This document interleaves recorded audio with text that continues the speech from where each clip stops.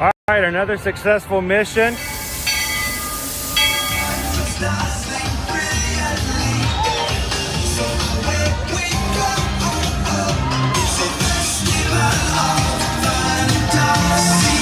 It just looks strangely uncomfortable. Can you ask the raptor for motivation, please? Okay. She's very photogenic. Nothing can stop us now. Oh my gosh, I'm so excited. It's Chip and Dale. How are you guys doing?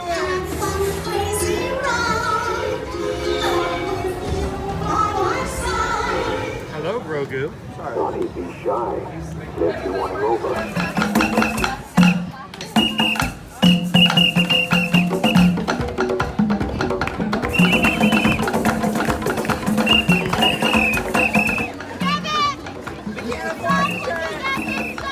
Universal Orlando Resort, Earl the Squirrel needs his own Christmas tree over here for the meet and greet. I think so. I think we're gonna make that happen. We'll put that. 4 of you have tried to kill me in the past. 1 of you succeeded.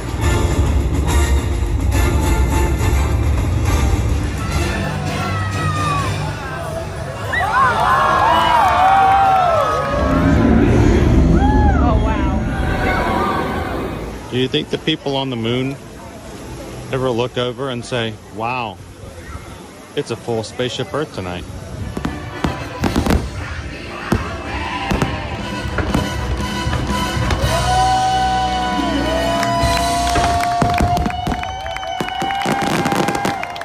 But welcome back to the sign welcoming you to Universal Orlando Resort.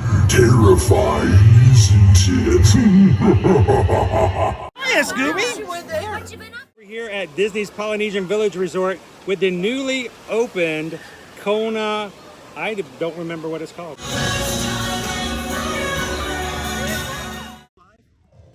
Oh, correct. Hi, gang. Morning, everybody. Hi, welcome to the Art of Animation, where we're totally not talking about Star Wars stormtroopers that might have met an untimely demise.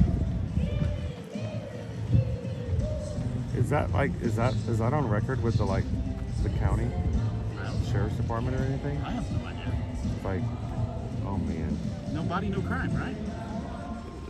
It's still there's a person inside there.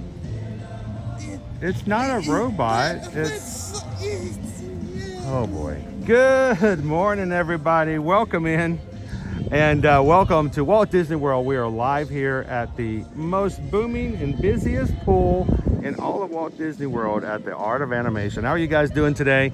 Welcome in. If you guys are wondering where all the swimmers are, how cold is it in Walt Disney World? It's so cold that they're telling people not to bother to show up until noon. They don't even want you to try staying warm in the pool today until noon. So welcome in. Glad you guys could join us. If this is the first time you've ever joined us here, either live or in replay on an ear-to-ear magic live stream. My name's Chris. I'm your Disney travel agent in the parks, your camera operator, and apparently the target of the stormtroopers today at Disney's Studios. No, Target is well, actually, being a stormtrooper Target's not a bad thing. Well, they don't hit you. I'd rather be like a Walmart. Yeah. Then I can just, come as I am. But look here, due to cooler temperatures, I love that, cooler temperatures, all Art of Animation pools will operate on adjusted hours from 12 p.m. to 6 p.m. They're not only going to make you wait till noon, but as soon as the sun goes down, you got to get out of the water. Somebody was asking, are the pools heated? They are, but not for this. Yeah, not to make it like a jacuzzi. They are heated just enough to keep the chill off on a cool day. So it's a little bit different. So,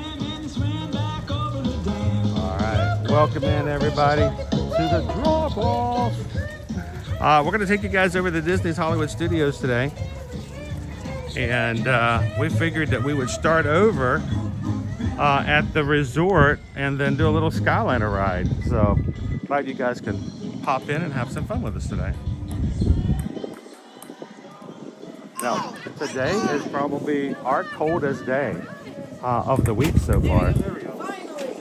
It will warm up a little bit tomorrow and over the weekend.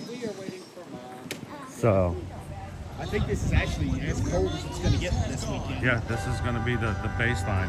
So, all of you 5K runners this morning, good on you. hope it went well. I hope you stayed warm. Dopey runner, cake toast, well done. And all you perfects out there, all those dopies getting their first race in for the weekend.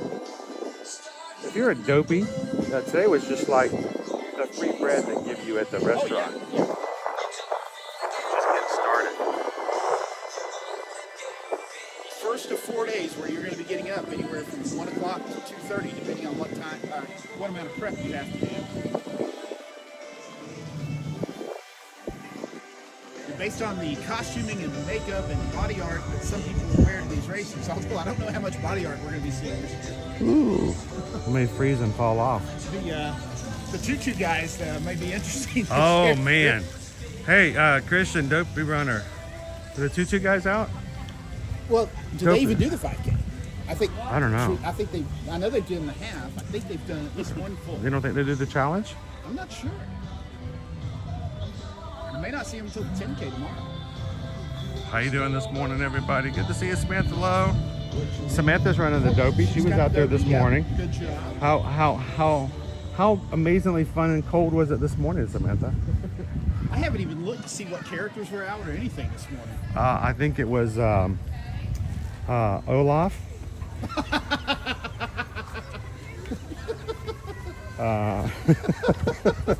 There's just some irony there. They had Snowgies. They did. Oh yeah, and Anna or Elsa? and they probably had what's the name of the big crystal dude? I forgot. Marshmallow? No. Yeah, it's like marshmallow or something. Yeah, it's like some ironic name. You know, he's all sharpened. They brought the Yeti back out of the Everest. Yeah. Had him on the side. Yeti.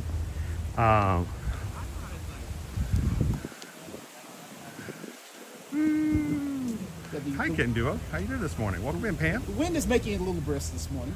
It's cold. Cindy Charming got some sleep last night after we kept her and everybody else up late, so late last night. I think till past 2 a.m. last night. I could not, as much as I tried, convince Calvin to do a White Castle run. Apparently the term White Castle runs has a negative connotation. And I don't know why. I don't know. Everybody's like freaking out. Unsubscribe.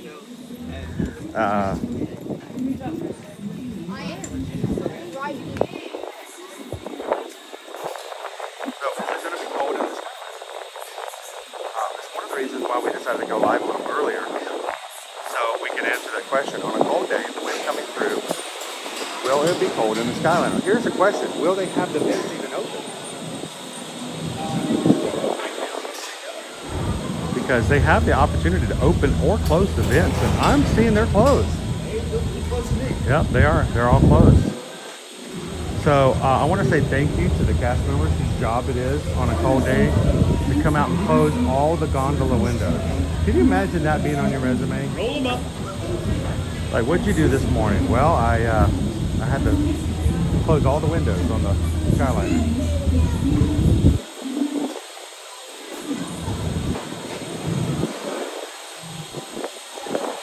How you doing, Sebastian? Good morning. Good to see you, Leo.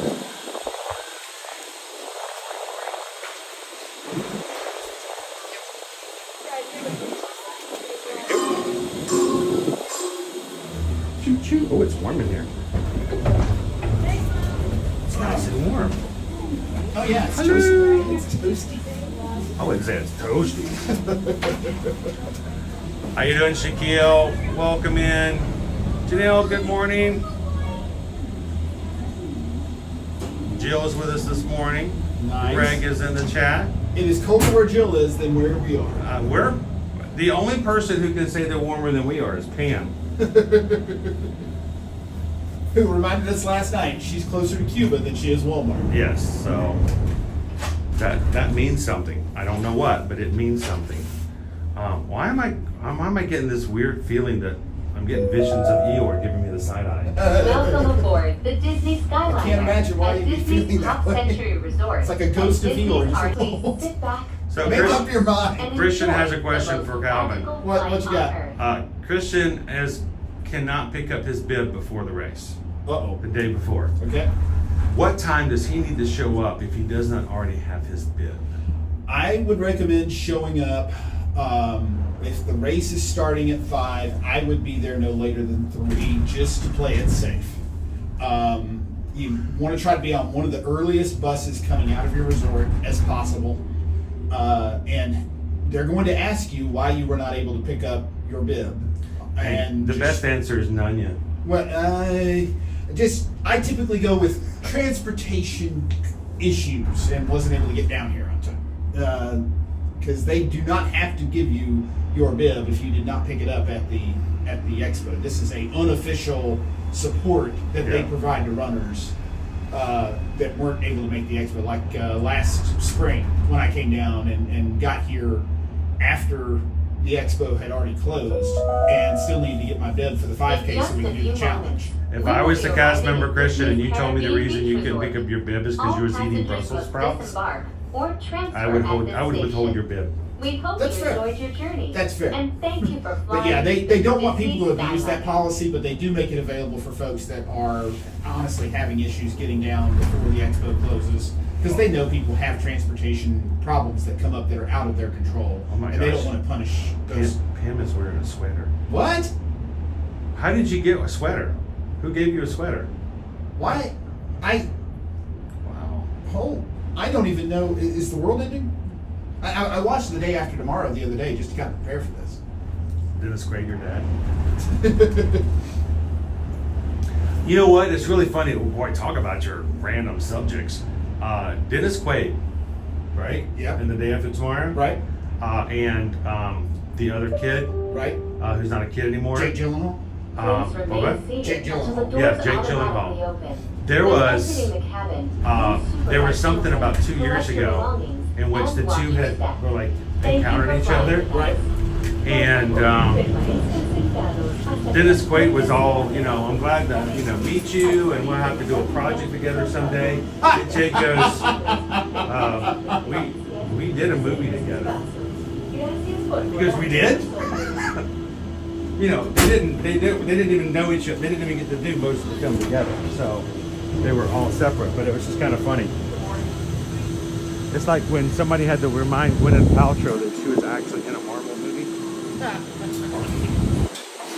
And, just in the off chance, Jake Gyllenhaal, if you're watching the stream, give Taylor her scarf back. Wow. Not letting that one go. That's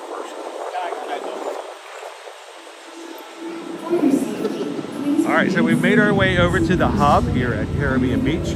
It wasn't too cold. No, it wasn't, and the windows were closed. It was actually kind of warm inside. This line here will take you to Epcot. Take a quick left over. We're going to be making our way to Hollywood Studios. There may be some park hopping today, kids. So yeah, we this is going to be a really laid back stream today. And who knows where we might end up going.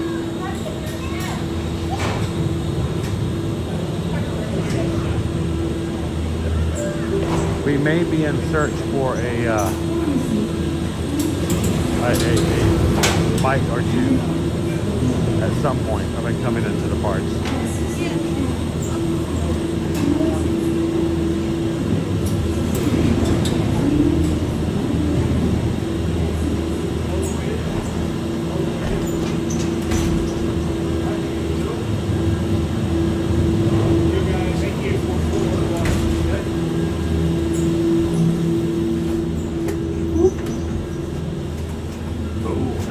Yeah, the windows are closed in the gondolas. So someone comes in, they take the bar, they pull it in, and they shove it, and that way you don't have the wind draft coming through here.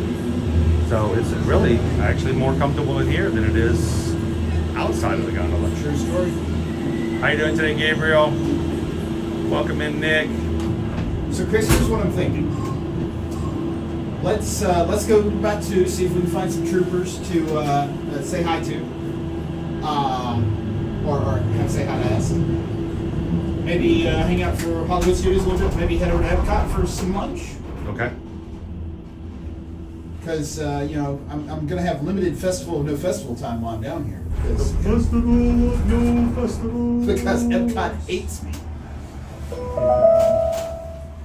Ladies, gentlemen, and islanders of all ages.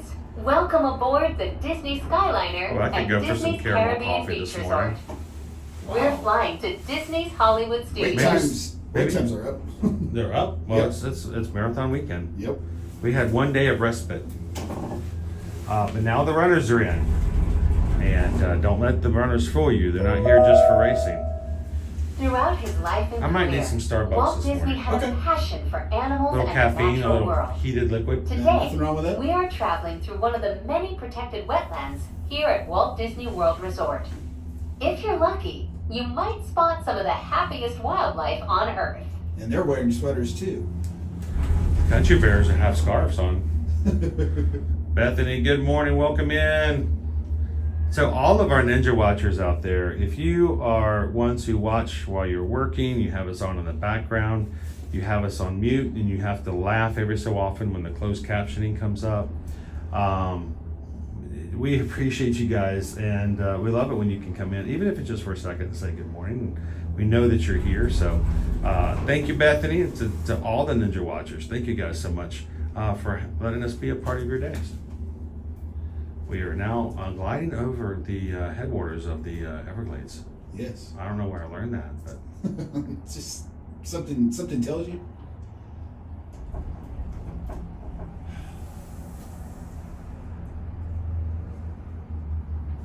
Kristen says thanks for the closed captioning today.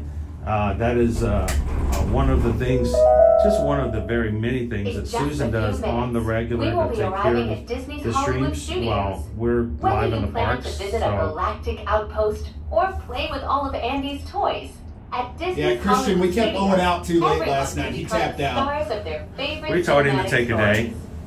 and we wore him out last night. So he is spending the day with Susan. Morning, Jessica. I do love how Disney does the go away blue, and there's that huge honking building just past the Tower of Terror right in front of us, and you can barely see it. What building? Before you walk the red carpet, Eyes remember worse to than I thought it double-check your was. star-studded itinerary using your My Disney Experience mobile app.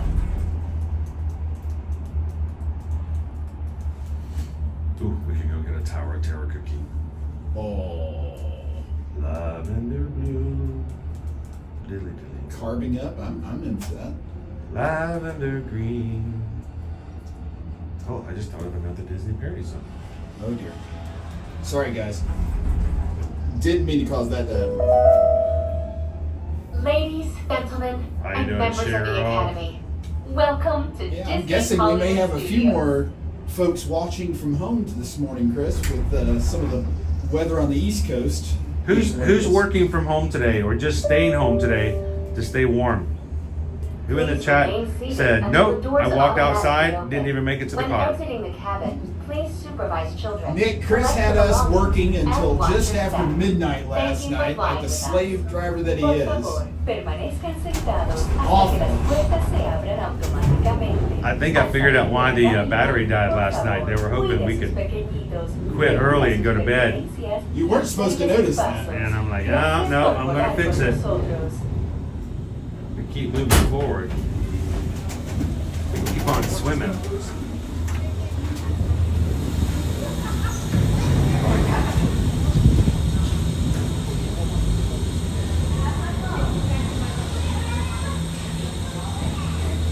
How you doing, Lexi Lou?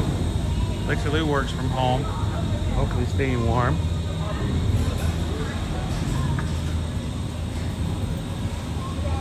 Rolfini was motivated to run this morning because of the marathon weekend, but the 10 inches of snow made a different story when you got into it. Yep.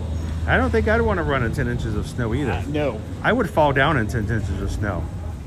I would become an American's Funniest Home Video blooper reel in 10 inches of snow. Well, Feeney, that takes some major dedication to do it in that type of weather. Here in the South, we get condensation on the windshield, and we're like, we're out.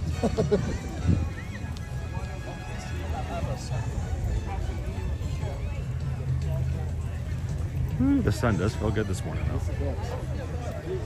A little less breeze over here away from Hourglass Lake.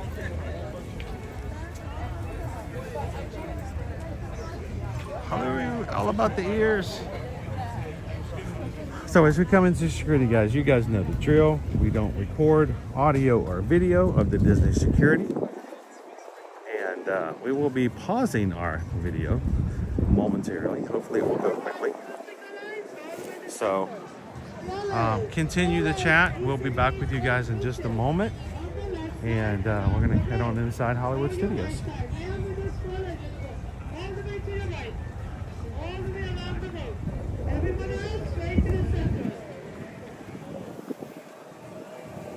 All right, we'll see you guys real soon.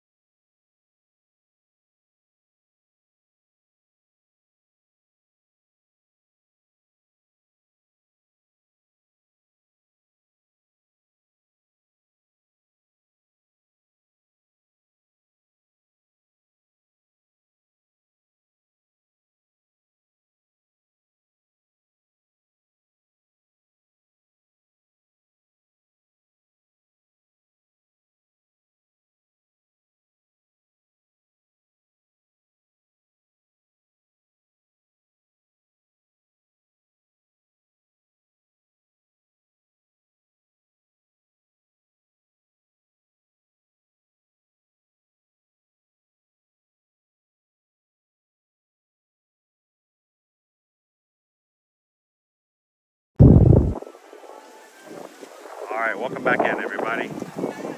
These troopers were aggressive. I'll tell you what, the ironic thing is I have nothing in my bag today. I mean, I can show you. The only thing I have in my bag are the charge cables that I have for the equipment. Funny. I have no water with me today. I have no harness. I have no extra anything. The main part of my backpack, which got stopped for getting checked, Right. is empty. When he opened it up, he looked inside and he's like, why are you even carrying a backpack? You know? So that makes the check a lot quicker. All right. Thanks for being patient, guys, as we go through. Our awesome security team here is making sure that you guys can feel comfortable and safe inside the parks. So it is sometimes an inconvenience when you're in your mindset of I'm ready to go ride rides, but it makes a big difference. So I was giving them a blow by blow. I did skip the part about the blow by blow. oh my gosh, that thing was cold. It looks cold based on your reaction. I don't think you've seen anybody jump that. Woo!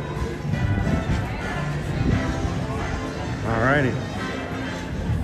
Good morning, good morning. Good morning. How are you? Yeah, thanks. How are you? Doing good.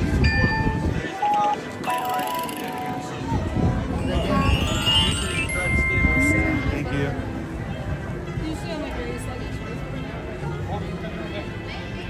All right, so the Rebel Alliance clearly got the mainframe hacked and got us in. I don't know how that happened.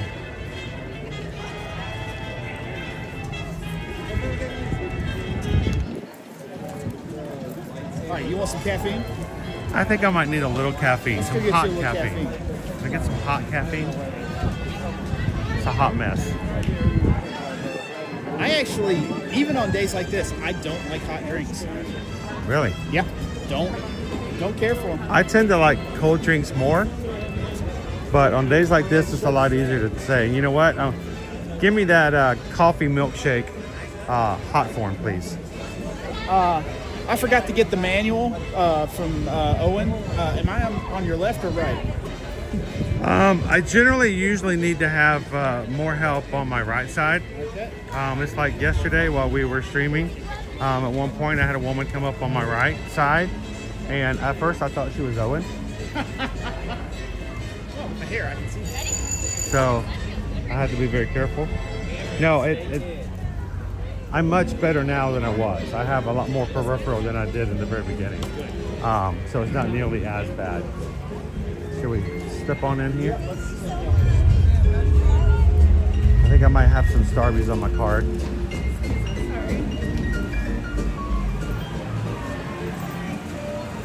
Good morning, good morning. Morning.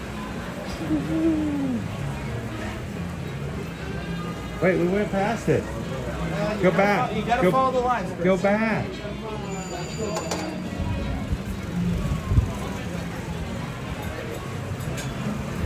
Let's see what we've got in the case.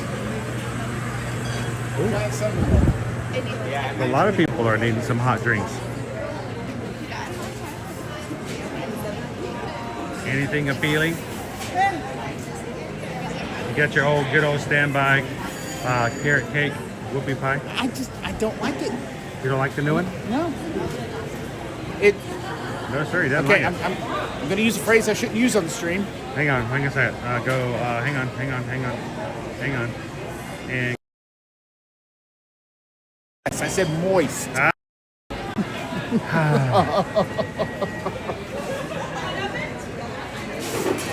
No, I just find it sticky. It's just it doesn't have a good consistency on the cake part to me. Although we do need to talk cheese Danish later. ooh, where can we get one of those? Apparently the Cab Farmers Market. I had one over the holidays. You do realize that's in another state, right? I'm just saying. Road trip. Yeah, Adam. I seriously, I don't tend to like say I'm not the kind of person who walks into the bar and goes, I got to get myself a Starbucks or I can't function. But no, on a day like today, it is kind of cold. So I am going to get myself a little something warm. Maybe a Valentine's Day tumbler. Are we still peppermint up on the big screen? The peppermint cocoa cravings there. What's our craft of the crave? What do we have? Pistachio? Cream cold brew, brown sugar, oat milk, something another, and iced matcha latte. And of course we've got ourselves our. You wanna model our new tumbler?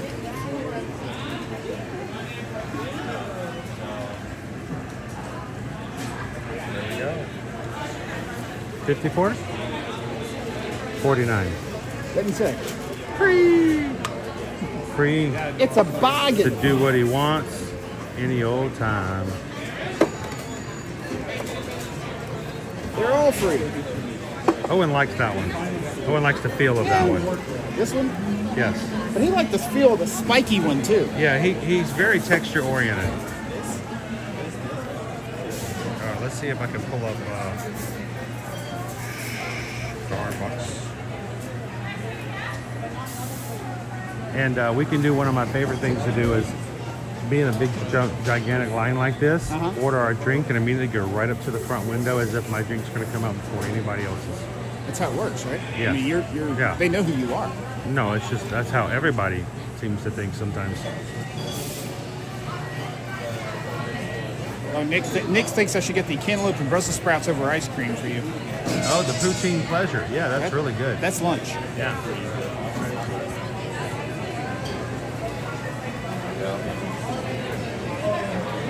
Oh, Pinocchio, 50s Primetime Cafe is not on the menu this time, but we did do that last spring.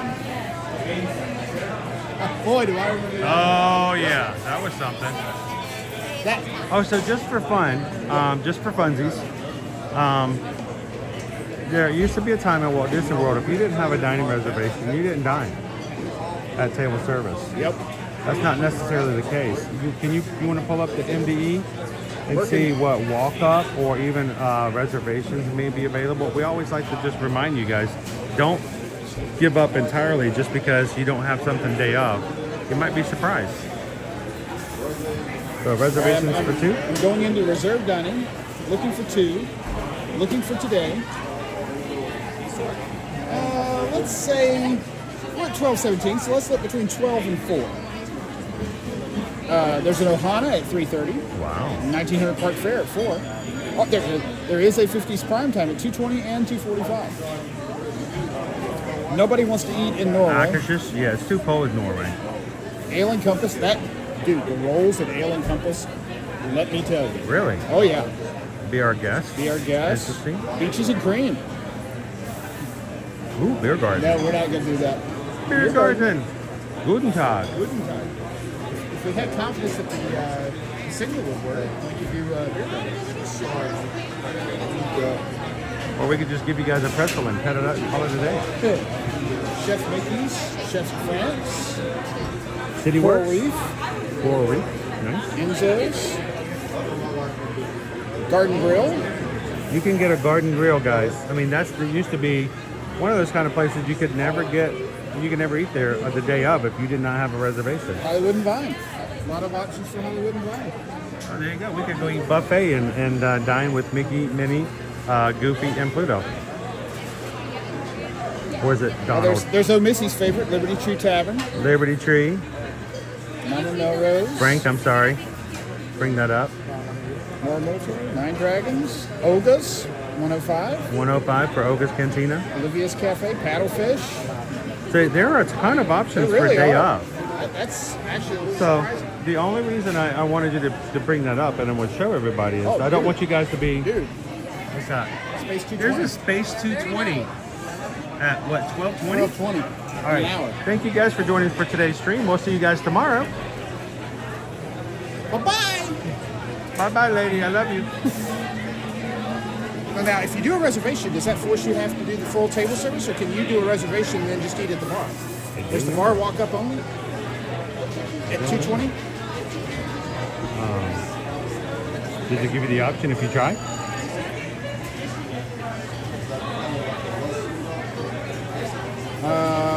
No. It does not. It probably is all sit down then. That's crazy. I know. A day of shit in Space 220 is pretty crazy. That is nuts. If that wasn't the long experience that it turns into for table service, I would say let's give that a shot. Well, it is an outer space. Here, let's show you guys what you can get here. What is? Oh. Looks a little shriveled. Oh yeah. It's cold out there. It's a Mickey-shaped chocolate chip cookie. Bagels. All right, look alive. We gotta make a decision. What you gonna get? I might actually just get a small hot chocolate. Small hot chocolate. You know you have to sing the song if you do that. I don't know if I know that song. Tom Hanks? Polar Express? Oh. I've only seen that movie once. Well, at least you've seen it. At least I've seen it. At least you've seen it. Folks, we'll discuss this later. Apparently, this is turning into Never Have I Ever. Has Kevin even seen a Disney movie? We'll find out. So I don't know if I'm going to get myself just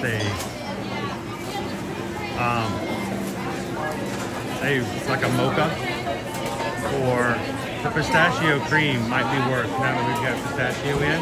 I remember having a pistachio before and it was pretty good.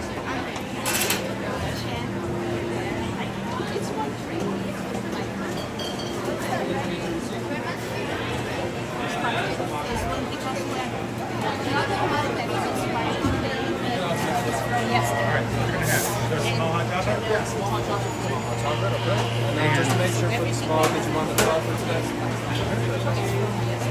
Alright, what else can I get for you guys? And if I can have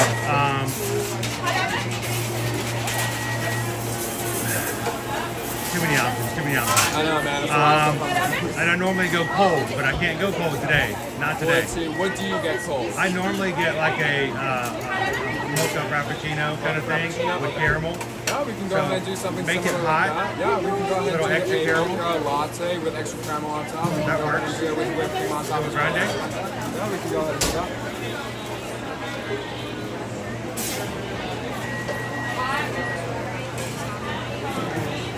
Okay, and then anything else for you guys? That's it. We'll start off with What's going that. to be a good name for you guys today? Chris. Alright, we're just missing $1 and 4 cents.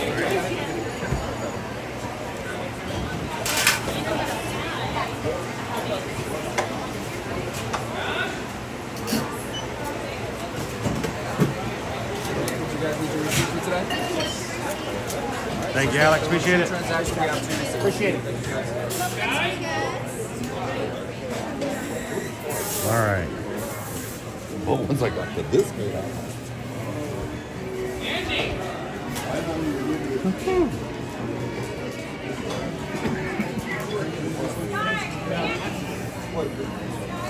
Oh yeah. The sleeve. The sleeve. Do it in. So yeah, so for anybody that wasn't on the stream last night, we learned the stream learned some shocking facts. Calvin hasn't done things. I've never been to Wawa. I have never been to a actual White Castle. Crystal, That was shocking, too. Crystal counts. No, it's not quite the same. Oh, come on. I believe after the stream was over, I acknowledged the fact that I've never seen Coco. Although I'm drinking Coco this morning. It's very different. He has also never seen Lightyear.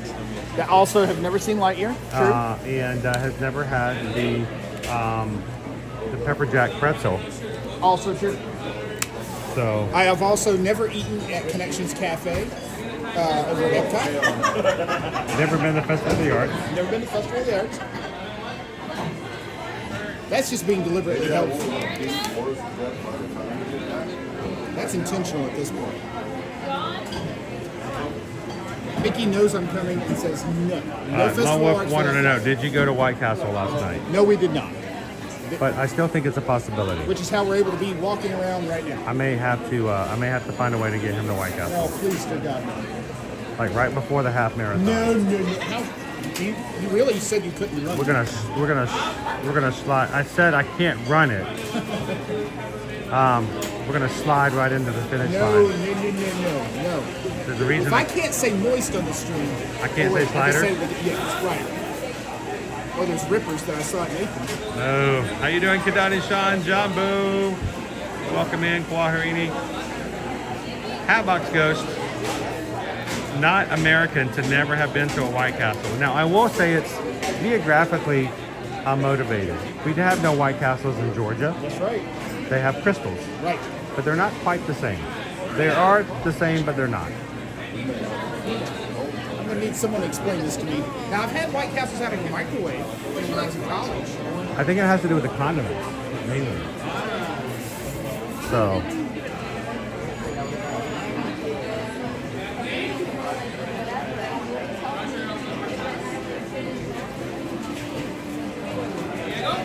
Amy, yes, Calvin will be walking with me on Saturday to make sure that I am maintaining a doctor-approved speed and pace. I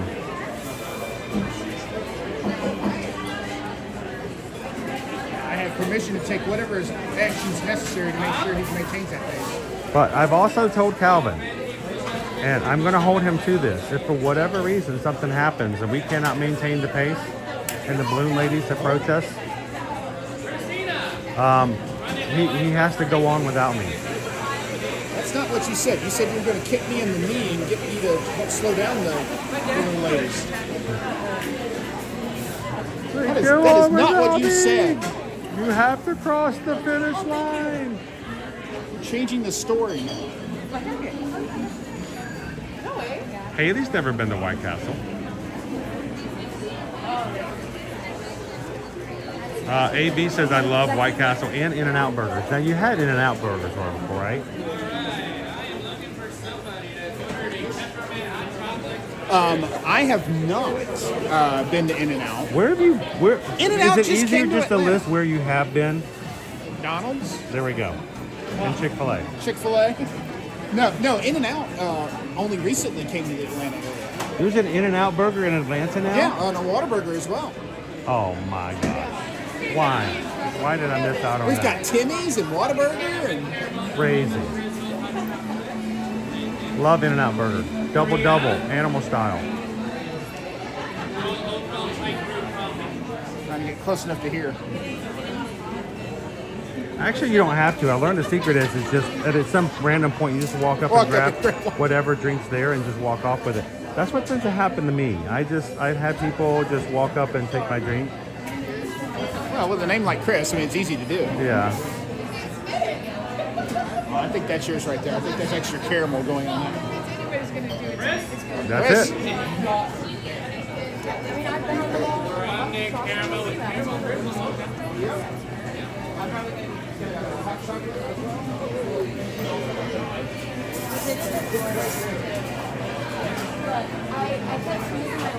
What do you have? What do you have?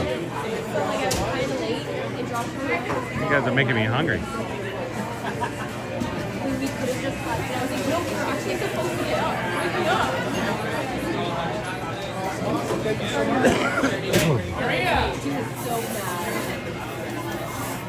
I will say this, Nick. The thing about In-N-Out Burger Got it? is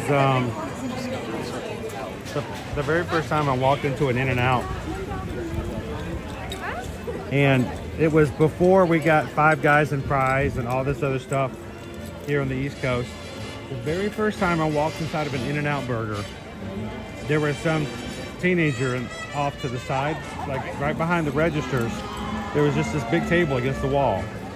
And there was this 18-year-old kid there, had a giant plastic tub of wet and washed potatoes, still full skin. And all he was doing, Nick, was just taking the potatoes, putting them into a device that would slice them into strips, and they were immediately going over me and dropped into the fryer. Oh, yeah. Now, that was a crazy thing for me to see back then, because, you know, we're talking about my entire life. I'd gone to fast food places, and they had pulled out those lovely little frozen fries out of this brown bag that who knows where it came from. And that was the very first time I ever walked into a place. I was in Santa Clarita, California, watching a guy cut up a potato and immediately throw it in the fryer. and go on somebody's plate. One of those things mounted on the wall. Mm-hmm. Big lever thing. Looks like a torture device from the Middle Ages. That you know, some kid at some point goes, I wonder what else could go in there. Oh, there's an entire OSHA manual about whatever that thing is. Yeah, I mean that's about the same level as the paper cutter we used to have back in elementary school. We had to have safety scissors, but we had a guillotine Yes, exactly. in the back corner that everybody could use. A couple little turns of a screw, you got a machete. Yeah, I mean I've seen that in zombie movies.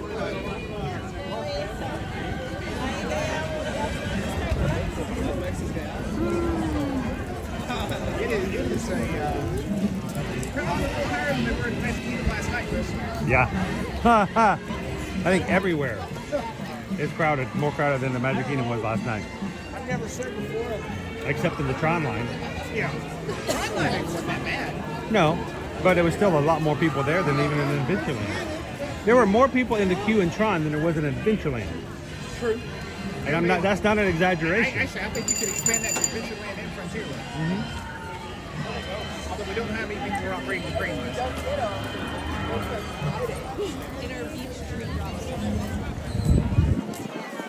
I know, choir raining out. This is my breakfast right here, and now we're talking about double animal style. Oh wait, I have been to an In-N-Out in California. Yes. Okay, now we have to call in the question everything.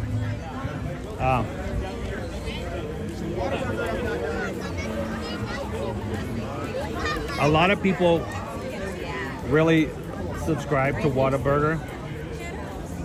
I've been twice. I went once in Phoenix, Arizona, once in Gainesville, Florida. Both I felt were underwhelming. And that's a Texas thing, isn't it? It's like Buc-ee's. It started in Texas. Oh, everything started in Texas. Not everything. Yeah, the Constitution was written in Texas. The varsity didn't start in Texas. Coca-Cola didn't. But That's a 70-minute wait for Tower of Terror. is that what it says? I think so. It's out the door down here. So I think that's about the amount of time. Oh, wait, no, sorry. That wasn't the amount of time Owen was stuck on it. Owen was only stuck on there for about 5 minutes. yeah. JP, Five Guys is pretty pricey, but I will say I do appreciate the fact that you're eating something that just is about as fresh as it can be. Yeah, Five Guys is good eats. You're not having to concern yourself about whether or not if the burger were to fall underneath your seat in your car and you find it 5 years later, it looks the same exactly as it was right before you ate it.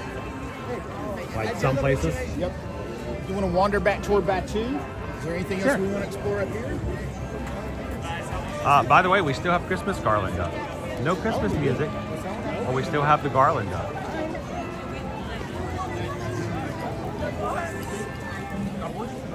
Let's see if we can harass some troopers.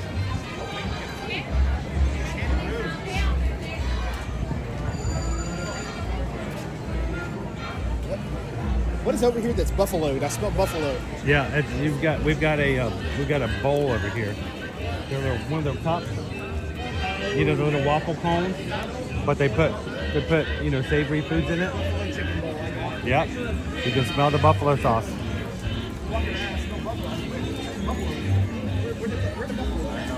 Not on the stage. Starbucks, I gotta give you credit. That's a decent hot chocolate. It's Not cool bad. enough that I can actually drink it. And here's the thing: if you they can put peppermint in it if you want it to be a little something.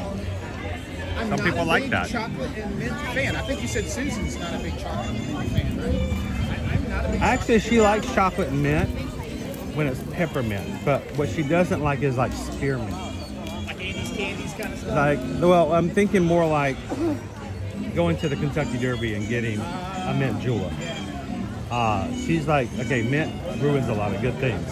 So, thank you so much, FM Ever After. What number is that? Is that 23? It's a little bright on my side with that lovely Florida sun.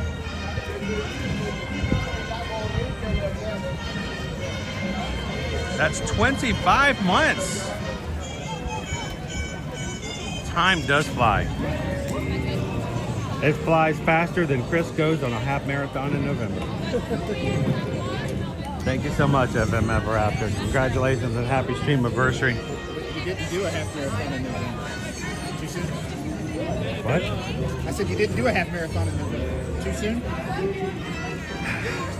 Yeah. 2023, when I had like the best bodyguard detail. That was awesome. You know, what was awesome was the fact that there was a point where you had somebody heckling you from the car on the other side of the course, just beyond Coronado Springs.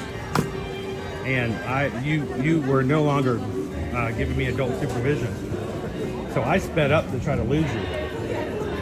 Just ever so slightly. And when you turned back around, I was gone.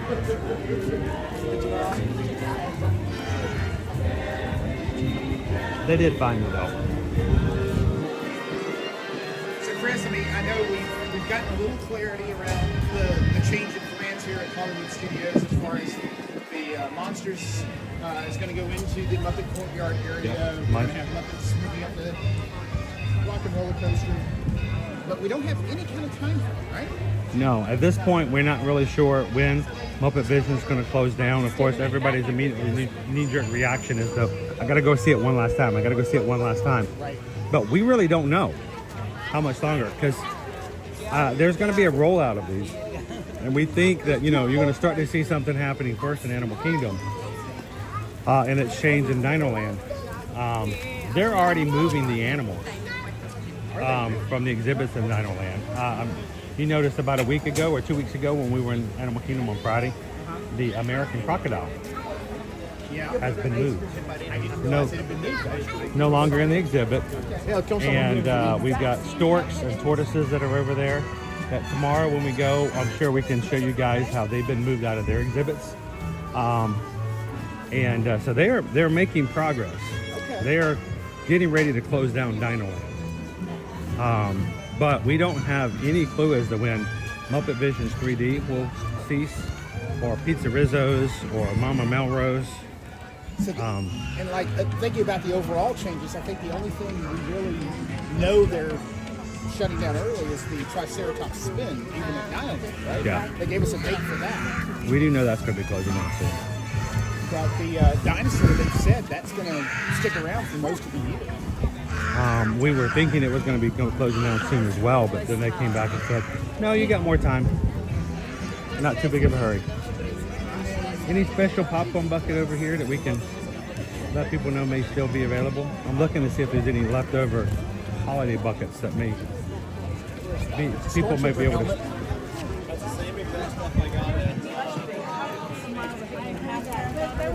Wow, they still have those? They do. I'm going to get me one of those and just tuck it under my arm and walk around by two. That attract attention? Like, that's rude. Absolutely. Right? What's the worst that can happen? Somebody's brother? No, then you can be proud of actually. Yeah, exactly. Yeah. I don't know. From what I heard, they're all related. Should we, let's make our way through to Batu from Toy Story Land. Sounds like a plan.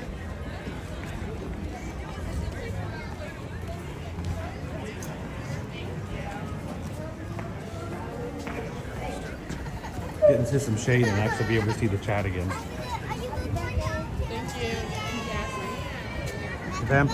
Vampirina is out.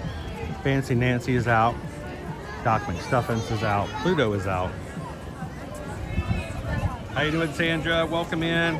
Dance party in London.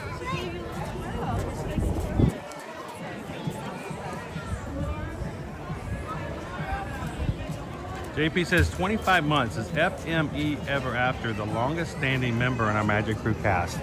We actually have a handful that all joined the very first day. We started it on Thanksgiving weekend in 2022.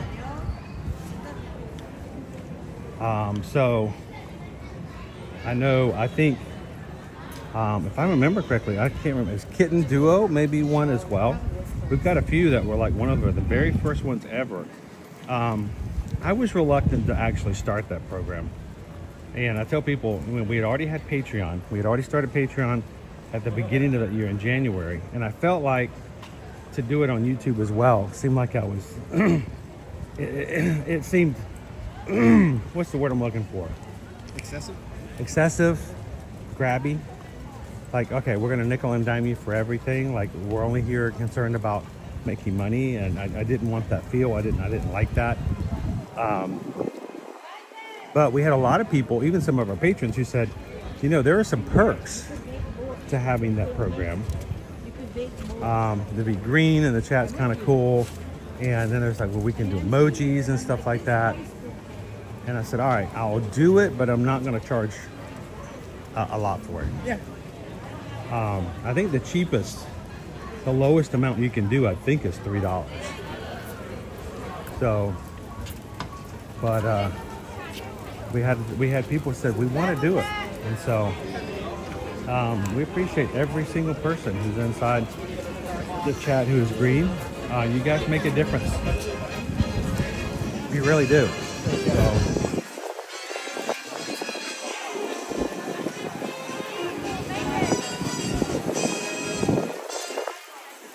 that whole thing? Mine is smaller than yours, and I'm still little warmness. Oh, I forgot to get the extra shot of espresso. Owen did not appreciate that. The day I did that to him a year ago, when it was hot or cold, and I got him a frappuccino or something, and I got an extra shot of espresso added. Oh, I remember that. Dude, I think we were in Epcot, guys. Anybody remember that stream?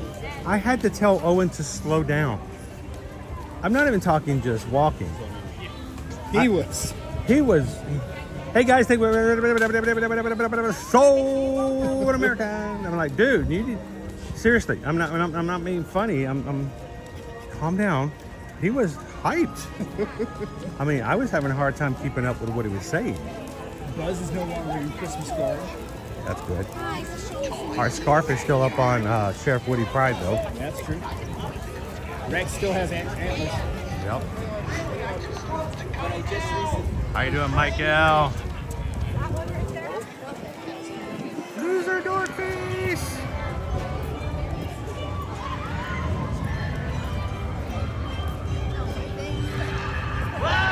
So all of our friends who are on the West Coast in the California area. Hey, howdy, hey. You think playing with toys is fun? Darn tootin', it's the best.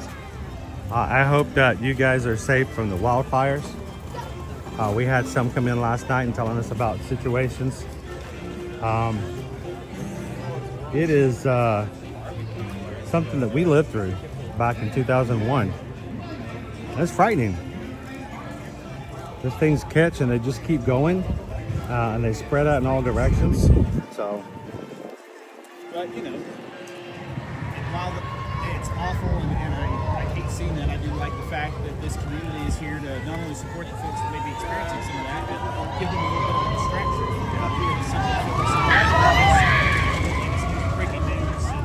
Sometimes there's nothing you can do about a situation. It is what it is, and nothing can change on it, and you just need a break from it mentally. I know that's happened to me before. I got some really bad news a week ago Saturday, and I was floored, and I didn't know what to do. There's nothing I could do to change it or fix it at the moment. And so what did I do? I called up a buddy on the phone and just chatted to see how he was doing. And it got my mind off of things. So it's good to be able to do that. Woo-hoo!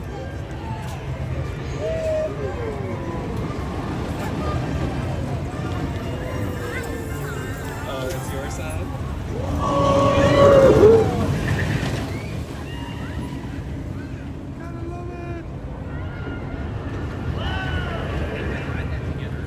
Wait, FMF Raptor says onion wrapped Flying Dutchman with animal fries is what I ordered last week in a vanilla shake.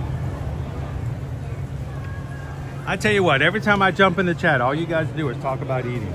Hashtag always eating. Yeah, this is nice. You think we're enablers? Is that what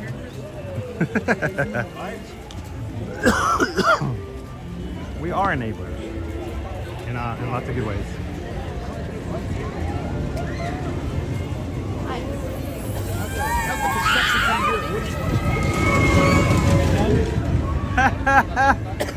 Oh my gosh. Kitten says she got up this morning at 6 a.m. to be ready for the start of the stream, and I was late. I'm sorry, Kitten Duo. So normally we would have started, or at least attempted to start right there at the opening of the park today at 9 o'clock. But when at 2 o'clock in the morning, I told Susan, I said, I am going to elect to sleep in a little bit. Be honest, I begged. There were tears. He didn't have to beg. I already told him we were going to do it. I'm like, don't you dare even get up. I am going to need a little extra sleep. Not even extra. To sleep in meant that was what we needed to do just to get 5 hours. That was what we needed to get 5 hours. That's it. That's not even the minimal amount. So. I mean, Joey Runner and Cake Toast already had us beat because they were getting on buses to go to the race while we were getting in bed. We actually considered, like, you know what, if we wanted to, we could just go to Epcot right now instead of going to bed. We could just go to Epcot and watch them do the race. And then we realized, no, that was cold. I'm old and I can't do that anymore. So we elected to go and into places where heater was on. JP, member for 22 months.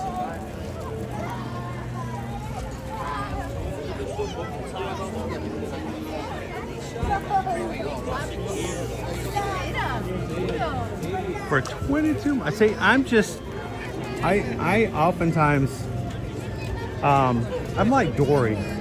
I forget things, and I'm constantly reminded that we have had people who have watched with us, lived with us here in the parks for a long time.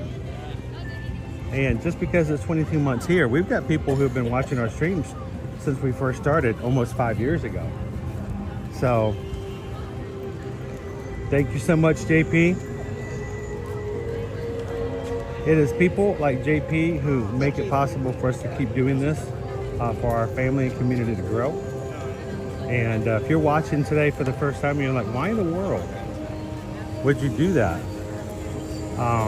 The benefits of just surrounding your people in a positive atmosphere is amazing. It doesn't mean that your life doesn't have challenges. It just means it makes those challenges easier to get through. So, thank you so much, JP. All right, here's the danger zone, walking into Batu with Calvin. Whereas I try to avoid Kylo Ren and his troopers. Wait, is Kylo back out? Yeah. Calvin got to get in their face.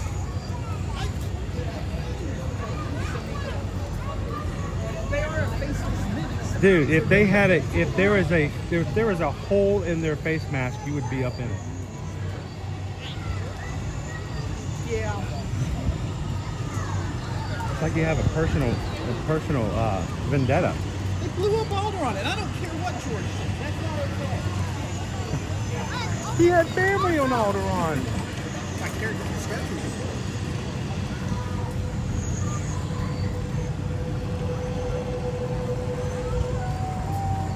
At least I'm not wearing my Rebel Alliance jacket.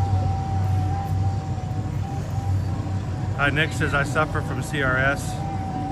You are over 50 now, Chris. It happens when we remember song lyrics from a song we hear today that we have not heard for 20 years. Oh, yeah. Well, I hopefully remember it correctly because we've all had that experience back in the day before internet where we all knew the lyrics to a song until we got in the car with our friend that one time. And, you know, we talk about, you know, we're going to do this or do that. And our friend looks at us and goes, that's not what the song says. I want information. Do not fail, Lieutenant. Are we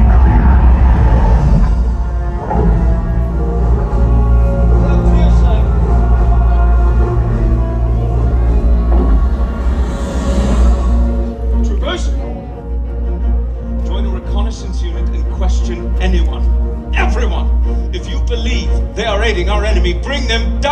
belonging to me. I look forward to dealing with them personally. Understood? Good. Move out! To interrupt your pitiful excuse for a holiday until I found the spot.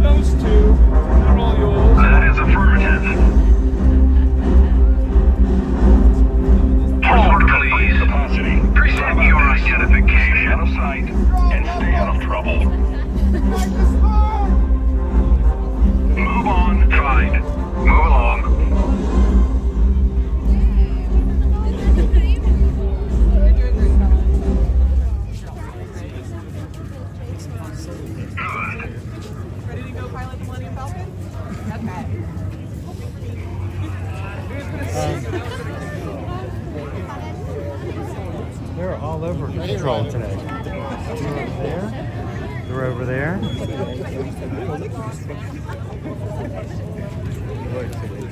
Oh man. So the kids that were just in front of us that were being interrogated, I do not believe they sound as if they are international. Can you imagine being interrogated by a guy in a giant white suit?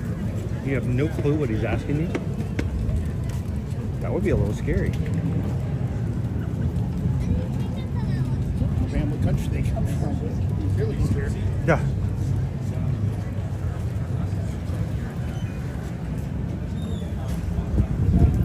Calvin, tell him he's a weenie. Oh boy. That's... He ran away when we got here.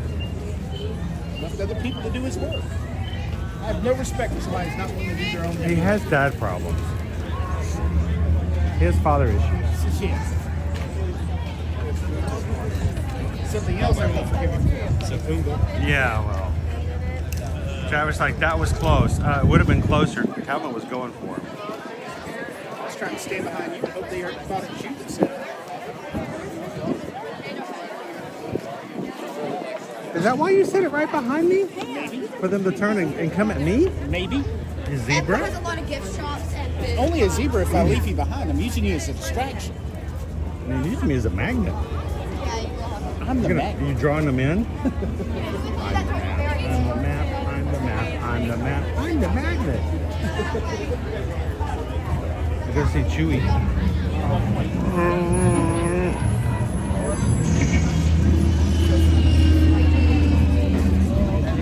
Oh, man, that sunshine feels good today, guys.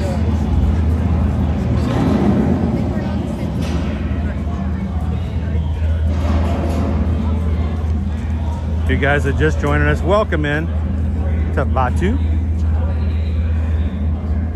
here at Disney's Hollywood Studios. Beautiful ship here.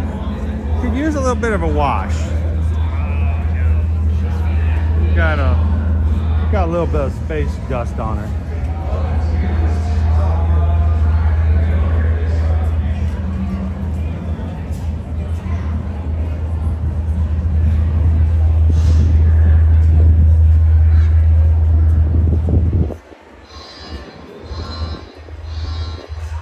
Now, for those of you who are our northern friends who are dealing with the white stuff, your Millennium Falcon is a really good source, being the fact that there is a snow plow right there on top. We need some snow pushed around. Yep, there's your snow plow. Hi, Mr. Plow.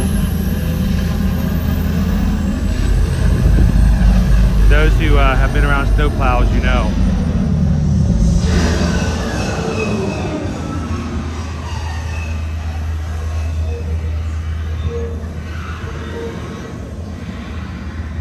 you doing, Mrs. Red?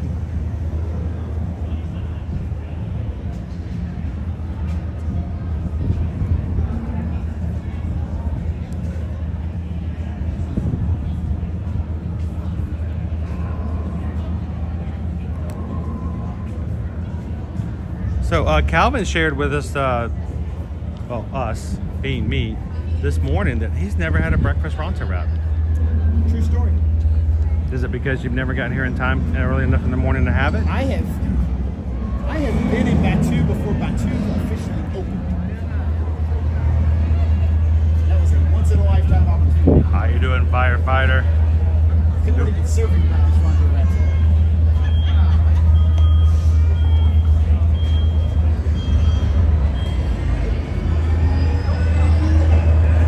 Nick wants to know, why is the planet called Hoth? Shouldn't it have been Colt? I think Colt's a different planet. It's similar to Bermuda.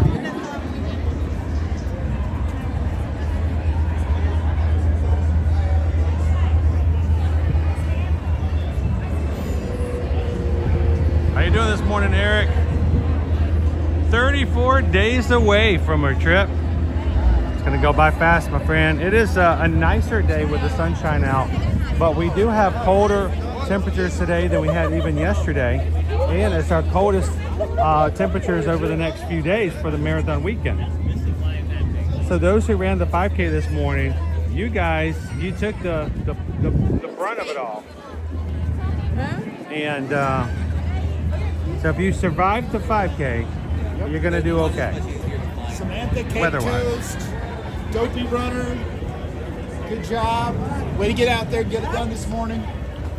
We are fully into and have seen the completion of our first of 4 races here for the marathon weekend. 10K will be tomorrow. Calvin, myself, and several others from the Magic crew will be running and doing the half marathon on Saturday. And then we're going to go out and cheer for and do some cheering on down Main Street on Sunday morning. I am sincerely and honestly hyped about that. It'll be fun to watch it from the course. But also, don't forget, if you're in the area or running or just here, we'd love for you guys to come over for our meetup on Saturday. Very formal, informal meetup. Anybody wants to come over and hang out over at Trader Sam's Grotto from 2 to 4 p.m. So come on over and have some fun with us.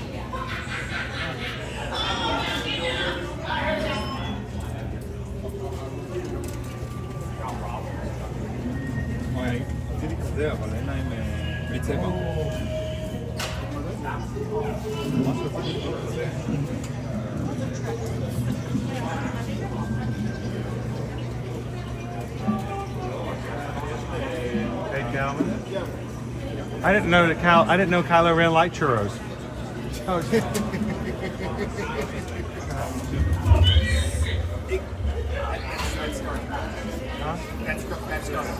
you sure? They look like Darth Maul. Let me get real close. I can't. He's way up there. Darth Maul likes churros? Apparently, yes.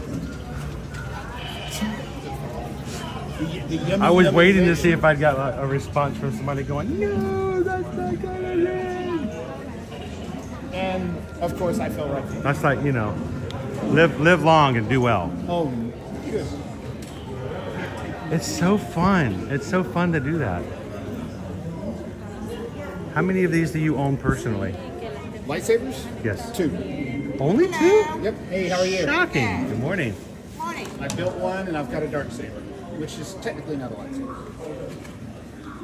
It's a sword. May the sword be with you.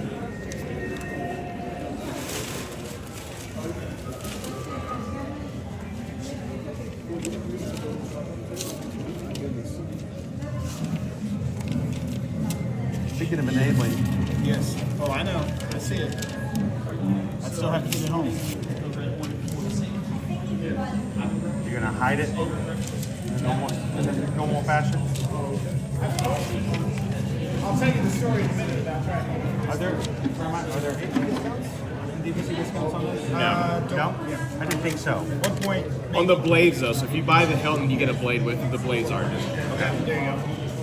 So you can get yourself one for $99 on sale for $159. I think I want to build myself a blade one of these days. I have not done so yet. So I got to hang out with Tony and his boys when they built a blade. That was a lot of fun.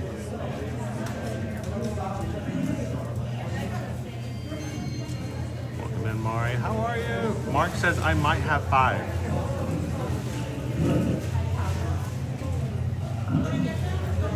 Nick says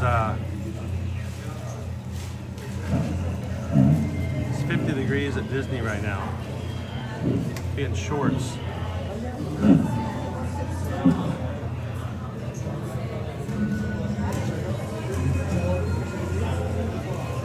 Nick says, take my money. I don't have raise yet.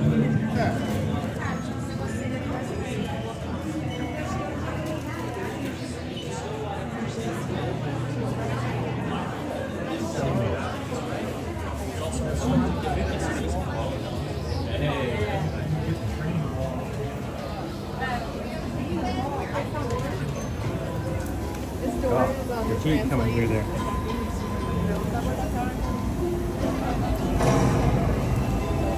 Now, I do find that shocking. The incident, the situation that just passed us by. Yeah, I noticed that. Is there a lax on that enforcement? Well, this has always been the battle with Batu. It's not just about the troopers. So the purpose of Batu, and quite honestly, one of the reasons I love this area so much, is Batu was meant to be an opportunity to live your own Star Wars story. So you're not just on the periphery of you're not on the periphery and just visiting. You can be in it. You're in it. I mean, you have an opportunity to be your character, your story. I know folks are probably tired of hearing about it, but the opportunity I had to be on the Star Cruiser, the fact that we got to create a character, it all depends on how much you wanted to do, but we wanted to go that far, so we actually created personas and stories that we were trying to kind of portray and live out as part of that experience. And Batu kind of encourages that as well. So that's why Disney's always been on the fence line about how much somebody can quote unquote bound. So as a the reason I bring this up is a gentleman who was walking past us as we came out of the last location. He was fully dressed up as a Jedi. Full Jedi, yep. I mean, full Jedi. And when the land first opened, that was not only frowned upon, but it was like a rule that you could buy the items that would allow you to do that inside the marketplace, but they did not want you to put them on. Right. Now, why is that? Because there is some confusion. If you have a family coming in, they do not know what the rules are, and they don't know who is who and who is what, and they see someone dressed as a Jedi, they may make the assumption that he is a real Jedi as part of the park. And that comes with assumptions as well. They walk up to a complete stranger, they assume they're a cast member. They are not. The gentleman who is a guest does not give them the respect or time of day, and all of a sudden they feel as though they got snubbed by someone who's working here. So it just makes a delineation between guests and cast members. And the Star Cruiser took that up to another level, because you had people walking through Batu. Yes, they were without helmets, but they were in full armor. They made their own, They might say no, but armor, and wearing, was able to wear armor minus the helmet.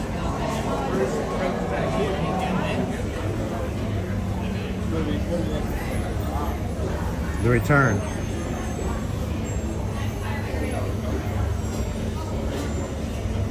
There it is.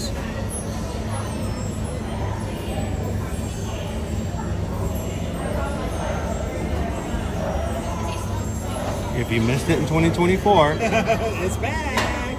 it's back in stock. But I mean, that is. I mean, and the other thing that's interesting about Batu is, I was actually listening to a podcast this week. There was a very deliberate effort by LucasArts, to incorporate Batu and its stories into the canon of the broader Star Wars universe. So, for example, there is a VR game that you can play, I believe it's on PlayStation, and you are walking around not just Black Spire Outpost, but the area of Batu overall, doing missions and doing things in a virtual world. And it links back into things and stories that are going on here. There's references even in that, because at the time it's released, it's still a thing. There's references in it to the Star Cruiser and the music of the Star Cruiser. Oh, cool.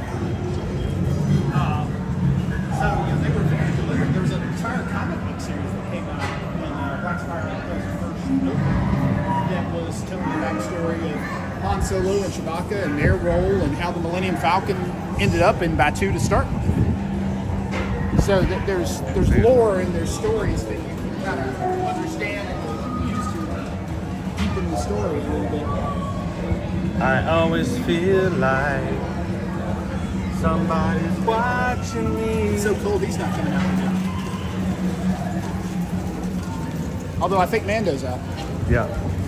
He's up here and to the right. Yep. He and Grogu.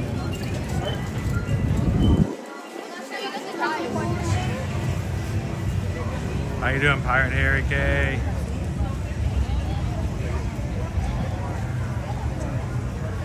Cindy Charming, that VR headset, I think is, if I understood it right, I'll have to go back and look. I think it was a PlayStation 5 extension, so you get like the VR headset that goes with the PlayStation 5.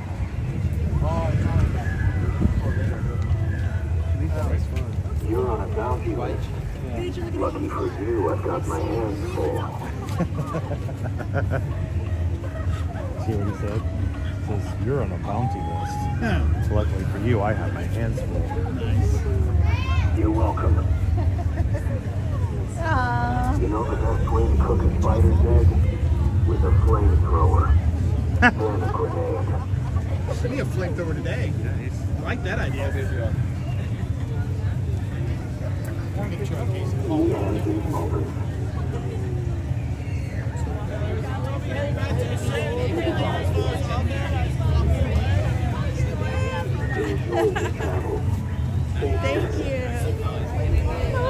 out. And I'm out. Mando and Grogu coming to theaters. This year. Next year.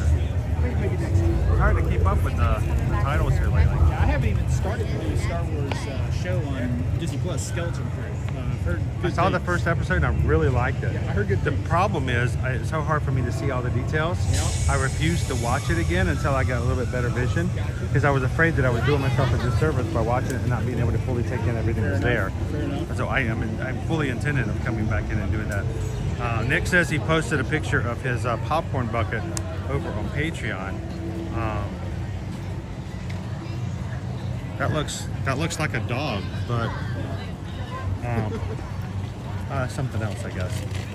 Oh, Opie Mama, can you imagine if they made that large enough for Nova? It's a dog onesie. Oh. Stitch. Nova would love me and hate me at the same time.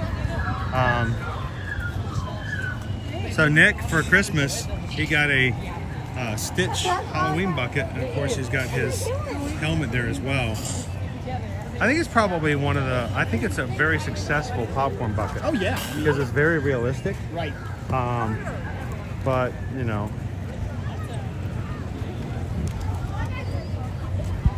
I've got one of the original Star Wars buckets they had on a shelf in my office. It's the TIE Fighter. So they had a TIE Fighter popcorn bucket. Derek's has been dying to see this place in person. It's impressive. I've been here enough now that it doesn't hit me the way it did the first time, but coming around that corner and seeing the Millennium Falcon, That first time is it kind of catches you off guard. it does. And I got to see it with my brother for the first time together out in California, and that was a moment. Yeah, that's something we played with as kids growing up, and here it is in real life. What's our wait time? I'm looking or anything over in the marketplace. Is it down? It's down. It's down. It's the lowering of the resistance. I was gonna put you on there, single rider, and just go take everybody else somewhere else while you rode. But we'll have to put you on there later. What is single rider when I was here in the room? what are your feelings on single rider when they put you through? Because when I did single rider before, they put you in the very first pre-show. As of late, they've been putting you guys directly onto the ship, and you skip the pre-show and the simulation of flying off planet. How do you feel about that? I feel like the simulation does take you out of the emotion of the story. Yeah. Because it doesn't explain how you got there. You're not really there because you weren't taken there. Right. It's like just throwing you in the Space 220. Right. If you don't take the space elevator, the story is broken. Never have I ever been to space station. That's the struggle I have. Is that there's a lot of the storytelling that happens on that shuttle ride that you miss, and then you do miss that fundamental transition. There is nothing like those doors opening up. You are looking out into a hangar on a Star Destroyer that you've just been being into. Yes. And that same door, just moments before, we're on a planet. Exactly. Goofy and Maxie are meeting over here to the left.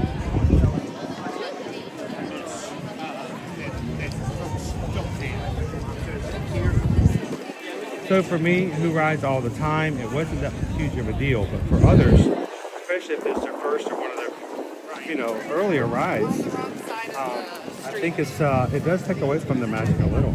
Well, and honestly, that's another one of those rides where Donald and Daisy meeting up here to our right. It's their new space. find them on after the half marathon. Yep. They are going to be at the half marathon. They're our hosts. Yeah. Always for the marathon weekend. So that's one of those rides where I wonder how much a single rider save you. I know you guys have had a little bit of experience with it going, being able to get on the last few weeks. But on an average day, let's say not a holiday day, Yeah. but on an average day, If standby is 35 minutes, I don't see the point in doing single rider. because the attraction vehicles are what, 4 across? Yeah. So because it's not an odd number, it's harder to slide in a single unless you've got a group of 3 out. Yep. Or a group of 5. And now you're the 6th going into their vehicle. And that, to me, that allows the standby line to be potentially even longer. Yeah. Because you're not taking 2 groups of 6 and splitting them into one vehicle. Right. Now that 2 groups of 6, that second group has to wait for the next ride because you filled in the space with single riders. There's a lot of operations management and theories that go along into that. The ride I can't start with. Nick says, imagine if they could have an AT-AT walking around or an AT-AT, depending on which camp you go in. That's a lot of vehicles to be moving around in a theme park. I like this one when during the summertime it fires water blasters at people. The ones that are shooting at us right now are actually armed with water and you can get hit by it. That's not even full size. That's probably what, third size? Probably. Yeah, Luke Skywalker wouldn't have to swing from that hardly at all. No, that's what I was thinking. The snow speeder he uses to take one down. I mean, that's a sizable vehicle that would be half as tall as that thing is. So let's see, what do we got? Where are we? Welcome in, Anthony. How's recovery going, my friend? Anthony just recently had surgery. Still in a lot of pain, but managing the best I can. Happy to catch a little Disney magic. Now, Anthony, if you're going to come in with painkillers, remember, you got to have enough for everybody. And the mouse is not just talking to you. I'm glad to hear that you're doing well. Pain management is a difficult part of the recovery, I know.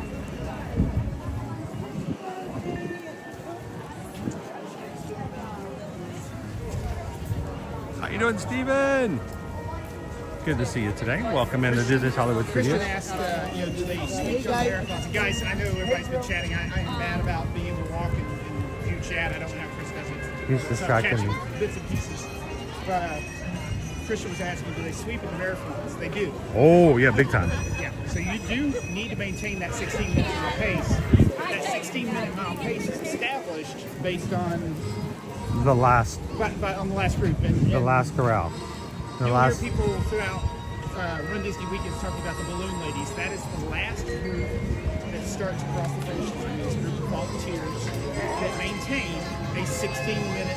They don't go any faster. They don't go any slower. Right. So they maintain a 16-minute mile walking pace. As long as you are ahead of them, you are Fine. good. If you fall behind them and you get to a cut point, Disney has the option of cutting you from the race at that point, transporting you to The finish line. You will get your medal for that race, but if you're doing a challenge run, you don't get the challenge medal. So if you get swept from the half marathon, and that's the second or the fourth, If you're doing a dopey and you get swept on the half, you don't get your dopey. you get your half marathon medal, but I think the issue is you would not get if you get swept on the full, you would not get the dopey or the goofy. So you get the marathon medal, but you wouldn't get the dopey or the goofy because the challenge medals there are awarded after the marathon. I don't know if they have a way of knowing you didn't, that you got swept. Hey, everything okay down there? You good? Hello. Oh well. I'll make sure he's good. Guess they're fine. All right. If you need anything, just Let us know. holler.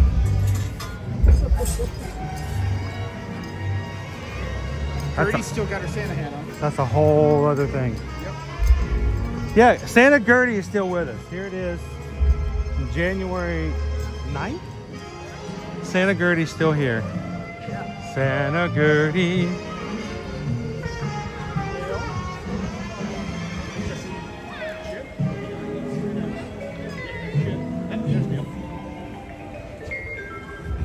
They're not biologically allowed to be separate from one another. Whoa, helicopter, helicopter, helicopter. Whoa. He's out of control. Spiraling. I should have made the helicopter noises.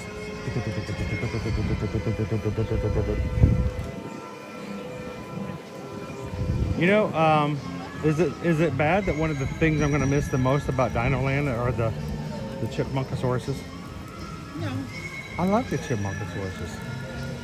I think a lot of folks didn't understand what they were trying to do with Dino Land overall, with the carnival type atmosphere and everything. I swear it was going to be just a summertime thing. Yeah. Like they did the Incredible Summer that one year. You know, it doesn't fit, I would say, the natural type of storytelling that they're trying to do with Animal Kingdom, which I do love. I feel like that's actually the most immersive part, not land, part in the land.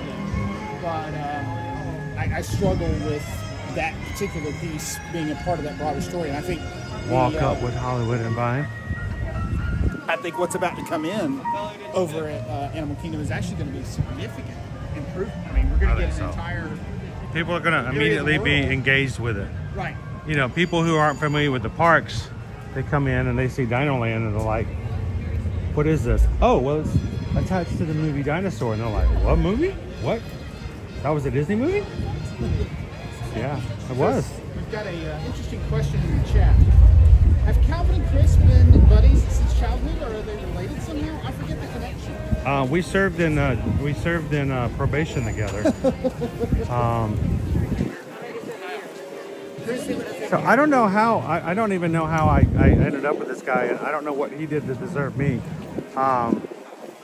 punishment wise. But let's go into the Five and Dime and check out, see if there's anything new and cool, and we'll go for a bit. Do you want to tell them? I can tell a little bit of the story. So Chris was friends with my wife because they went through a high school academic program for a summer. I ever met her. So his wife, God bless her, is you feel for her every time. No, his wife is one of those people that you can't help but just be naturally drawn to. It's just always a fun, comedic, smiling kind of scenario. Even when things don't seem like it's a time period to be smiling.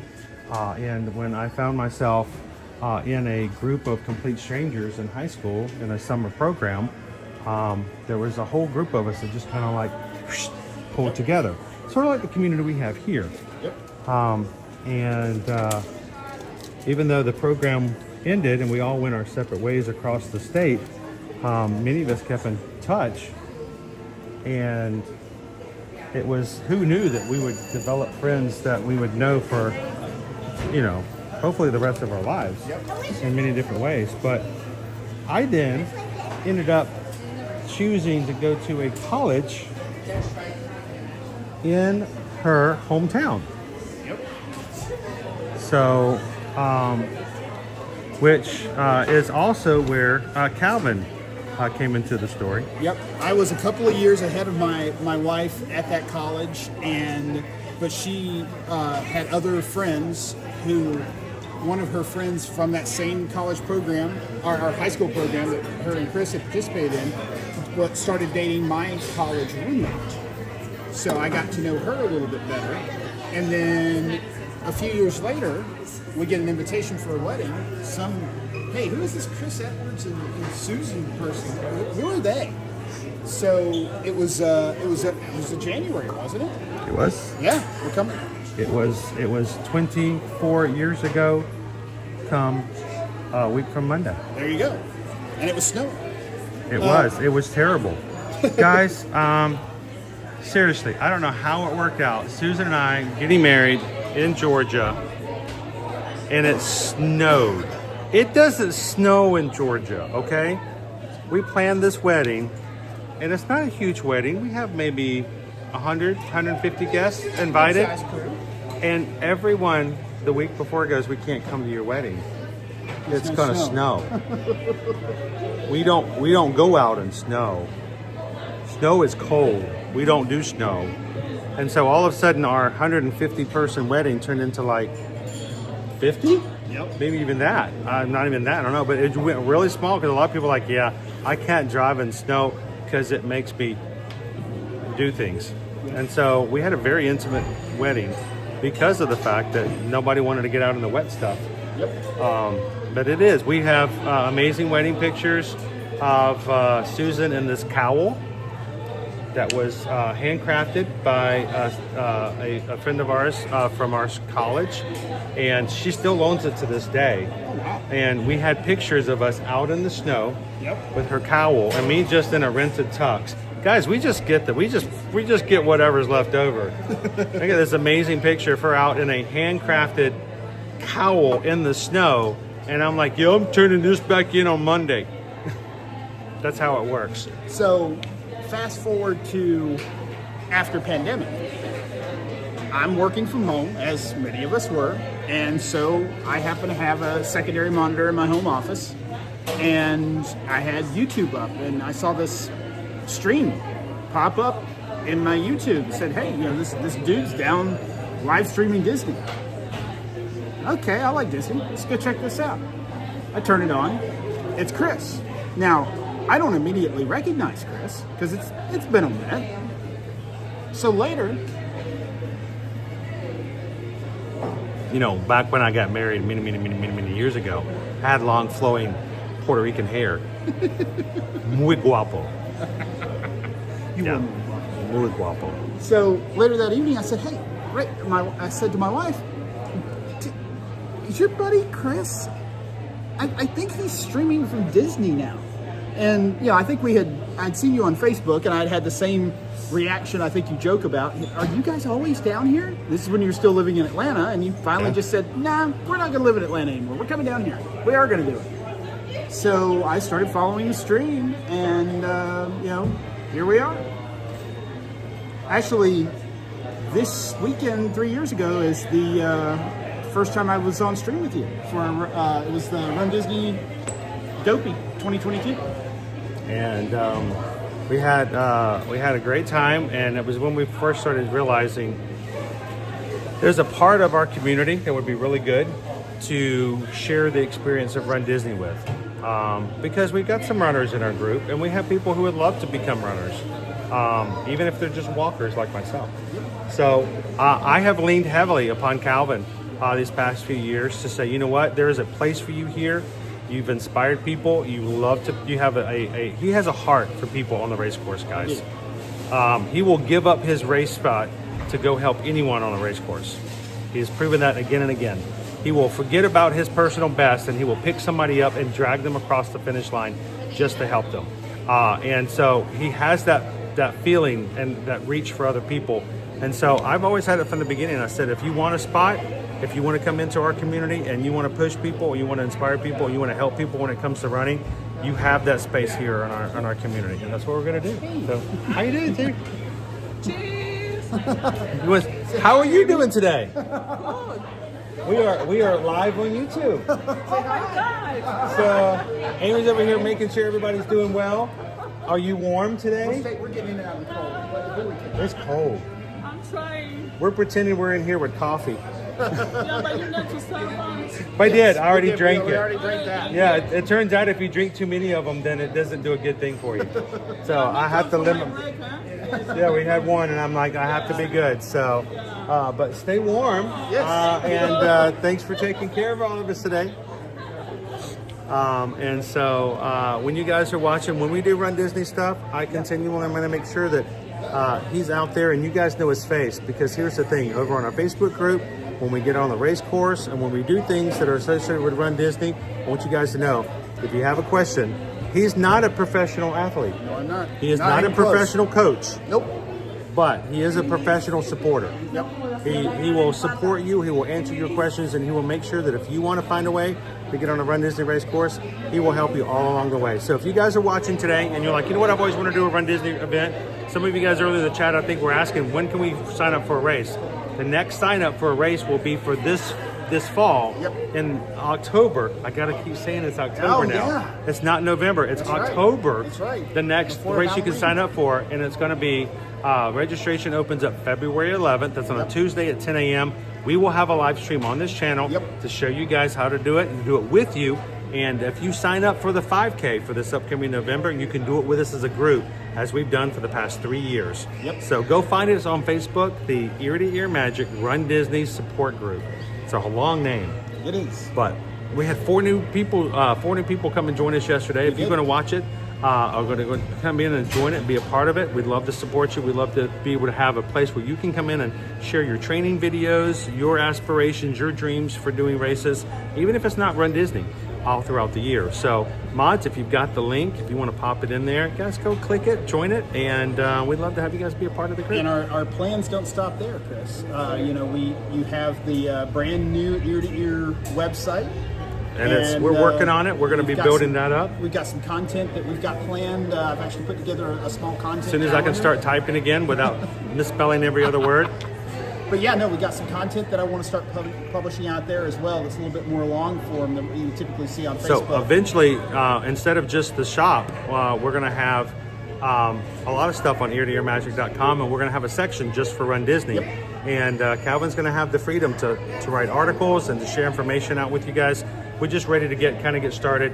My eye has really kind of set us back on it, but it is in our goal at the 2025. We're going to have that fully up and operational. Yep, we've already got a kind of an introductory article ready to go. We'll have a registration article hopefully up before February, before the registration starts, and we'll get people what they need to know to be able to register. And as we get into the season, we'll make sure people know what they need to be doing when to be ready for these races. So All About the Ear says I may not be there this weekend because we do have a meetup for this Saturday, the 11th. But I want you guys to know any of the races that are in-person races in 2025, yep, we will have a time period set aside where you guys can come and do a meetup with us. Yep. And that's when I say us, I'm not talking me.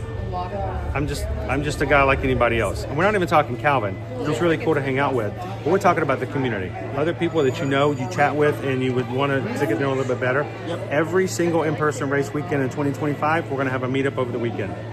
So if you guys enjoy it, even if you're not running races, take a chance and come over. We're going to be doing this Saturday from 2 to 4 over at the Polynesian. And we already know the next two we're also going to do on Saturday as well. So yes, the one for Princess Weekend and the one for Springtime Surprise. We will be doing those on Saturdays. The meetup for Wine and Dine in October. Usually is on a Friday. Usually on a Friday after the 5. Well, we may have to take a look at it and see. Maybe, we may make a change if things go well with doing Saturdays.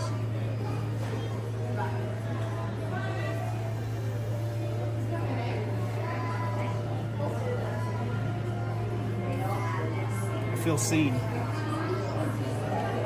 Winging it. I feel seen. There are days that is who I am. Yep. Fake it till you make it.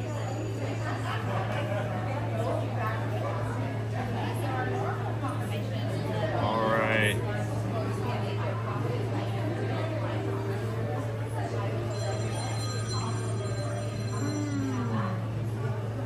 Well, let's head on back out into the chill. And what do you say we head over toward Epcot so we can find some lunch? Yeah, Calvin has some ideas of where he might like to grab some food, and he's jonesing for some Epcot. So you guys want to do another Skyliner ride with us? Yeah.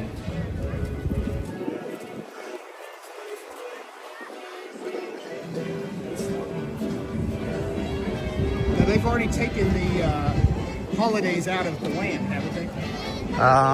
No. Really? Not the last time we rode it. Huh. The holiday lights were still up on the entrance and the exits of the greenhouses. Okay. But it may be different now because we're getting closer to the Festival of the Arts, which starts a week from tomorrow. Matter of fact, while we were at the ESPN Wild World of Sports yesterday, they had the audacity to release the menus finally when I was at a spot where I could not share them with you and go through them. So we're going to be looking over the menus for the next week. And we, of course, will be there the opening day of the 2025 Epcot International Festival of the Arts. I was really surprised how excited Owen was about the bone marrow last night. He actually likes the bone marrow. Oh. He's had the bone marrow thanks to Michelle L. and her encouragement to try it. He liked it. He actually had a bone marrow dish on the Scarlet Lady on Virgin Voyages voluntarily. Wait, he legit likes it? He legit ordered it for an entree. I thought this was a for bit. Dinner. No. What do you mean? We don't do bits. Oh, come on. Bits. I do bits all the time. Yeah, kibbles and bits. But no, he ordered it for a meal. Oh my God. We're not live streaming. This is not a bit. This is a lifestyle.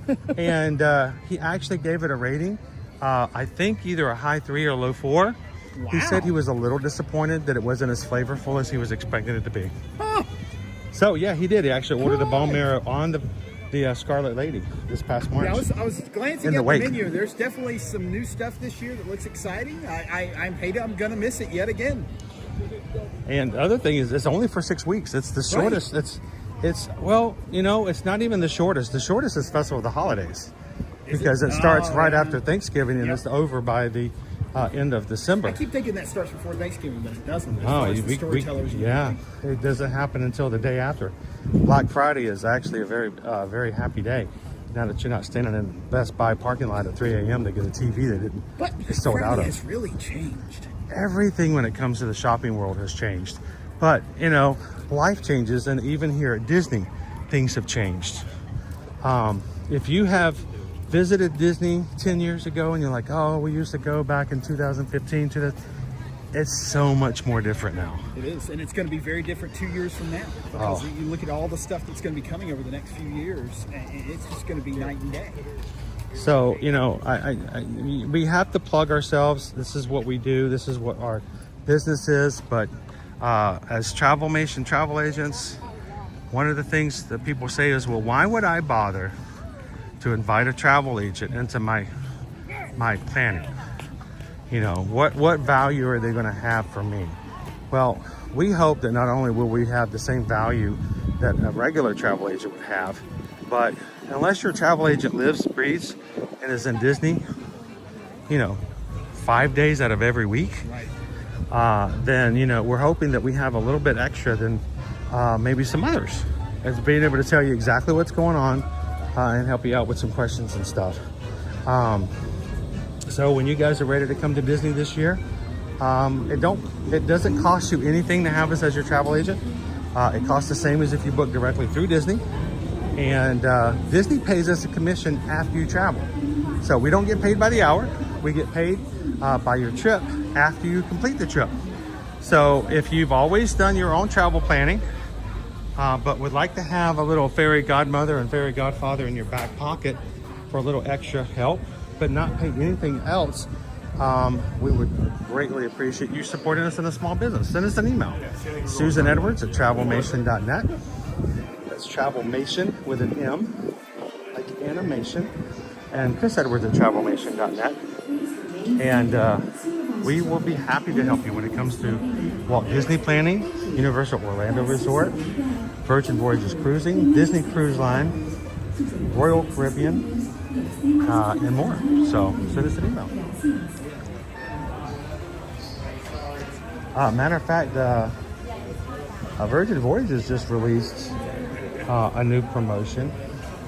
If you are a Florida resident and you take either a weekend itinerary or an extended Caribbean 6 or 7 day, if you're a Florida resident, you can get up to an additional 15% off just for being a Florida resident. Oh, wow. Some cruises are 5, some are 10, some are 15. But in addition to all the other deals, that is in addition to the buy one sailor, get the second one for 80% off. Oh, wow. And up to $300 in free bar tab. So Florida residents, if you've always wanted to check out Virgin, or if you're just ready for your next Virgin cruise, reach out to us, and we will get you the best promotion as possible, because I'll tell you, that sailor loot makes a big difference. That little extra little stuff, oh my gosh.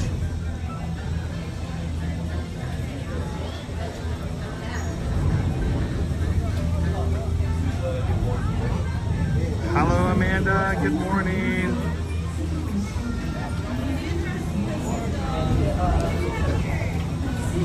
I got portable chargers on the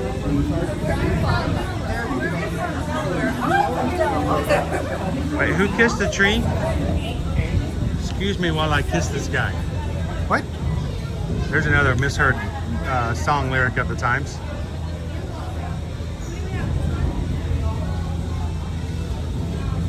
Looks like Dopey Runner missed a Christmas tree. Oh, missing a tree. That's the big difference between kissing a tree.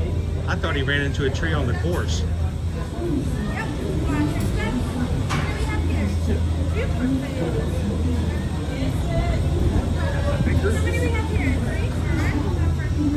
I'm trying to. I'm a little selfish, Disney Lisa.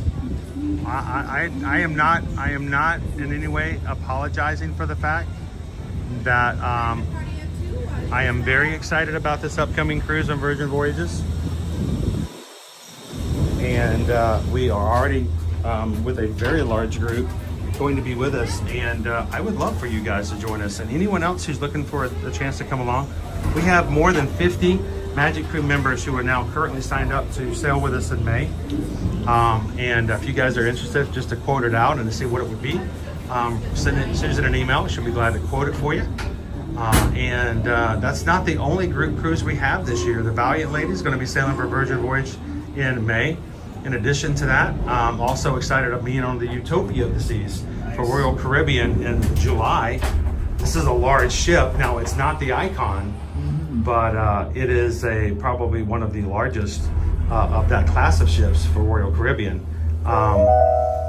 That is coming up July 14th through the 18th. Welcome aboard the Disney Skyliner. Pam was at asking Disney's if Hollywood I was Studios. going to get a chance to go on the We are Virgin on our Voyages. way to Disney's Caribbean Mine are not a Beach Resort, seafaring with people. connecting flights to Epcot International Gateway. We did a cruise a Disney's number of years ago Complimentary on the Resort, Disney and Disney's Dream, Art of and it was Animation great. Resort. Had a good time. Just was not. It didn't vibe. We hope Yes, you we're enjoyed just your not. visit I don't to think we're cruise Hollywood people. today. Now wave So goodbye you know, to I your think there's some story things fans that might below. get us on a cruise. Bye. You know, Alaska, we're looking at you, but I think just by and large, we're more looking to be out and exploring different national parks and stuff like that. Walking, a scene, adventure, Yep. as opposed to the same decks.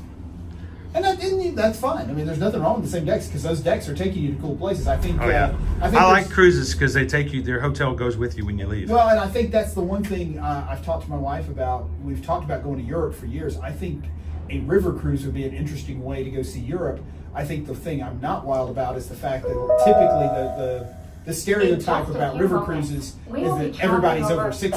And I'd like to be around other people my age, my interest, and even though I am getting closer to 60. Hey, I saw that. You're not gonna let me say it. saw You're that. not gonna let me say it, are you? Cut you off right there. I saw where that was going. But yeah, no, I mean, river cruises to me sound like a great way to go see some parts of Europe that you might not otherwise see. So there is a cruise line called Azamura. Mm-hmm. They sail in the ocean, but they are much smaller ships. Mm-hmm. So they pick ports that allow them to go into river ports and stuff like that. Yep. And they are typically known for staying longer in a port. Whereas like when you go in with Royal Caribbean or Disney, everybody's gonna be back on the ship by 5 o'clock. Right. Azamura has the highest percentage of elongated stays in ports than any other cruise line. So it's oftentimes they have nighttime. You get there in the morning and you don't board the ship again until 11 o'clock at night. I think the thing, and this is, to your point earlier, Chris, about travel agents being able to have insight, I think that's where the smaller ship issue would be a problem for my wife and I, because we, even on the Dream, as big of a ship as that is, and I realize the Wish and the Treasure are bigger than that, we still felt a little off, from the whole rocking of the boat and everything else. So, the smaller the ship, the more potential you have for that type of motion. So, you got to kind of know what it is that you're looking for and how you're comfortable traveling, and you kind of go from there. You got to be very careful that if you talk to somebody about travel, that they're not just going to tell you about what they know. Right. If you have someone who only ever goes to one restaurant at Disney Springs, and you ask for advice on where to go eat at Disney Springs, they're only going to tell you the one restaurant they know. The two correct answers are polite pig and Please remain boathouse. seated until the doors automatically open. So When it's good to know what your exiting options are and realize that not check-in, everybody likes the same collect your things. belongings, And then, and watch Adventures your by step. Disney, Thank you for not flying with to us. bring it back always to Por Disney, favor, but I mean, they do some interesting stuff too hasta que las with puertas se the abran automáticamente. more Al in-depth salir de la experiences they can cabina, provide with por things favor, like a cuide river sus cruise. pequeñitos. So they actually, a Reúna couple of sus years ago, pertenencias, had a observe National el Geographic espacio. photographer Gracias por volar on con nosotros. a river cruise as part of an Adventures by Disney thing. Well- and that photographer was taking you out into those cities. Well, you do realize that National Geographic has their own tours now. Right. They're geared toward, they're geared toward, they're part of the same company. And so now, if you like Adventures by Disney, but you're looking for something that's more geared towards photography, Right. we can actually book a National Geographic tour. They are geared more toward adults. They do not do activities for kids, and it's more about getting out there and taking, you're actually with a guide who knows photography. Right. And can teach you how to get to certain places and then do training the entire time. So We're going to go on a photo safari, and by the way, here's the guy that's going to teach you how to take pictures of lions. exactly, because he's been doing it for 15 years. Right. How you doing today, Prof? Jessica, we are heading on over. We're going to go to Epcot. We're going to go grab some lunch.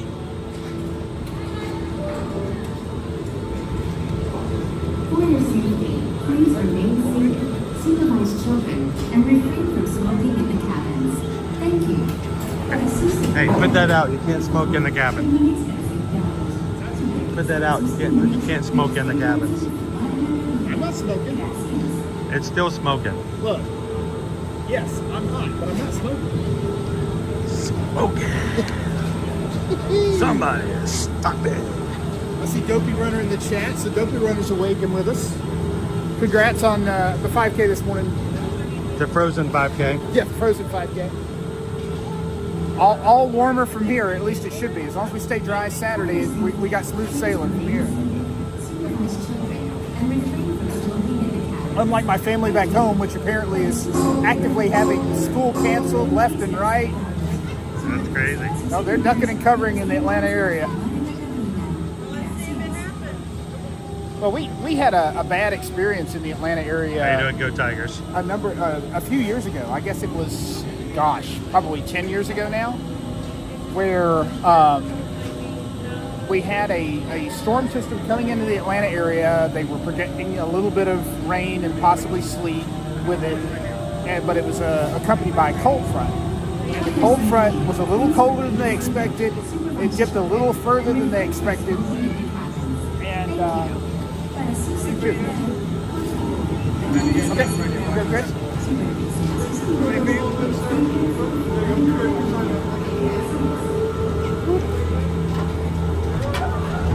So, Atlanta 10 years ago, a little colder than expected, a little bit more precipitation than they expected, and they were late letting the schools out. And they were late letting folks off of work. So you literally had people that were sleeping in strangers' homes because they couldn't get back to... Forget about that. There were people asleep in their cars on Interstate 20. Yeah. You guys were in Atlanta at that point. How big of a deal was it? They called it Snowmageddon. Snowmageddon, yep. And it became such a big thing that it showed up as a sketch on the SNL Yes, it did. News that week. Oh, yeah. And they mocked us big time. Oh, yeah. And, it's just... It was funny. Places like that just aren't ready for that. Yeah. And, we're not equipped. It's better just to get everybody off the road. Welcome aboard, Islanders. Don't You are have on a the need to be Disney out because we Skyliner don't at have Disney's plows. Caribbean We've Beach got salt Resort. trucks. We're flying to Sure, Disney's whatever. Riviera Resort with continuing flights to Epcot. If it's cold enough that the snow is just melting and then refreezing, the Hold salt's on not to your helping. straw hats. How you We are doing today, about to Farrah? enter the heart of the Caribbean. David D loves Disney. All right, so travel agent question. I have friends who like to travel, especially with some of the deals that Disney comes out with, things like that. We are now sailing We over have Disney's noticed Caribbean that Beach Caribbean Resort, Beach home to a collection a of lot of tropical times villages does not inspired by the colorful available architecture and deals. lifestyle They're all of the Caribbean gone. islands. I mean, as soon as the deal drops, Caribbean Beach is like one of the first ones to say, "Sorry, I'm out. I've given everything I've got." You want to know why? Because it's on the Skyliner and it's one of the more preferred resorts now. Because it's of all of the resorts that are on the Skyliner, it's the only one that's a We will moderate. be arriving at Disney's Riviera Resort. It's a the only Disney moderate vacation hotel club on that the Disney celebrates the Skyliner. relaxing seaports and romantic areas of Joe. Europe's Mediterranean coast. Whenever they do promotions like the 4 they released on January 2nd, Right. They only allow so many rooms per resort Right. to have those promotions. And once those promotions are taken, Right. even though there's rooms still available, you can't use the promotions Ciao, anymore. Exactly. bonjour, Yep. and Caribbean Beach has bienvenue. become a favorite of many because Hello, it's not a and welcome to deluxe. Disney's Right. Riviera It's Resort. not a If you are value, traveling to but it's Epcot, on the please Skyliner. remain on board. So if you got a moderate resort that's going to run out of the promotion before any of the others, it's going to be Caribbean Beach. And it's interesting because Caribbean Beach, before the Skyliner, had that history of, well, nobody wants to stay there because of the bus loop and how hard it takes to get around or how long it takes to get back and forth to places and things like that. And the Skyliner just fundamentally has shifted that entire line of thinking. It does. I mean, there were people who never stayed at Pop Century before or in a renovation, and they always were all-stars. And now they're like, no, I got to stay at Pop Century now. Yep. I'm one of those people. I'm hoping to see my my Run Disney cheerleader this afternoon, maybe. We may have to get off at Pop Century when we come back from getting our bibs, just so I can see her. Please remain seated until the doors automatically open. When exiting the cabin, please supervise children, collect your belongings, and watch your step. Thank you for flying with us. Por favor, permanezcan sentados hasta que las puertas se abran automáticamente. Al salir de la cabina, por favor, cuide a sus pequeñitos, reúna sus pertenencias y observe sus pasos. Gracias por volar con nosotros. You are locked in. Right.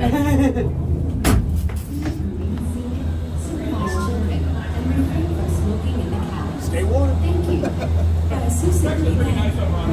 There you go. Oh, there you go. That's important.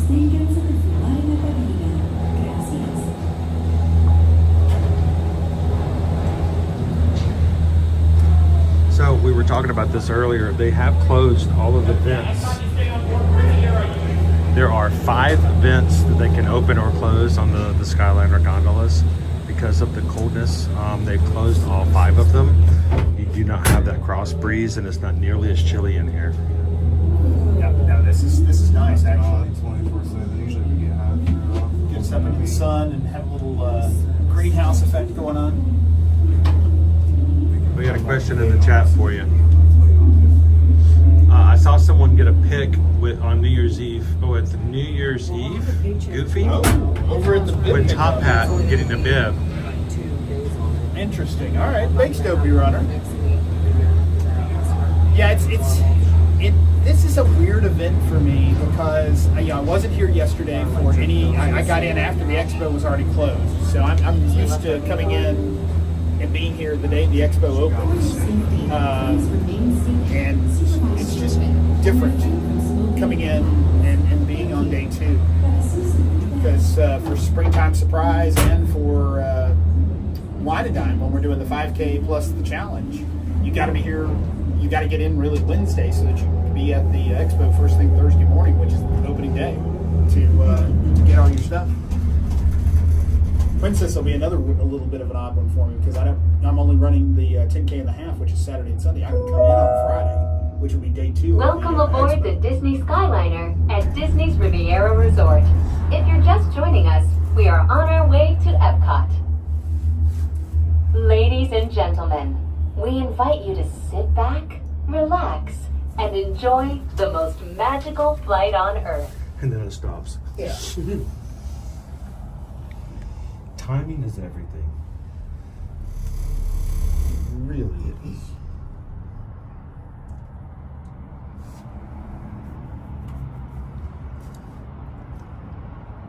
So, crew, you may have noticed that we're not doing we've not done a food poll today. That's okay. We're calling a bit of an audible. It's called the running joke at this point is Never Have I Ever, Calvin edition. So there's a few restaurants that I've never had a chance to try at Epcot. So I will throw it out to the chat. We've got Connections Cafe that I've not had a chance to try before. Is there a favorite? Is there something that, if you go to Connections Cafe at Epcot, that's your go-to, that's your must-get item off the menu? The French Bistro burger. Ooh, Chris votes for the French Bistro. No, I'm not giving it votes. I'm just giving some options. Flatbreads. The flatbreads, of course, you can watch them make the pizzas in the open kitchen. You can watch them make the dough. They've got that salad you guys like too, right? My favorite is the Asian chicken salad, the General Tso's, I believe it's called. Okay. That's always my go-to. I love that salad. And of course, We are you now can get the traveling leash along Buena Vista Drive. I've never had the This leash waffle. roadway and the city of Lake Buena Vista were established in 1969 when Walt Disney World Resort was first being developed. They are both named after Buena Vista Street in Burbank, California, where the Walt Disney Company headquarters are still located today. It's the only place I can do World Showcase I can get Coke Zero. I mean, Canada's got my back. I like that color red on that cooler.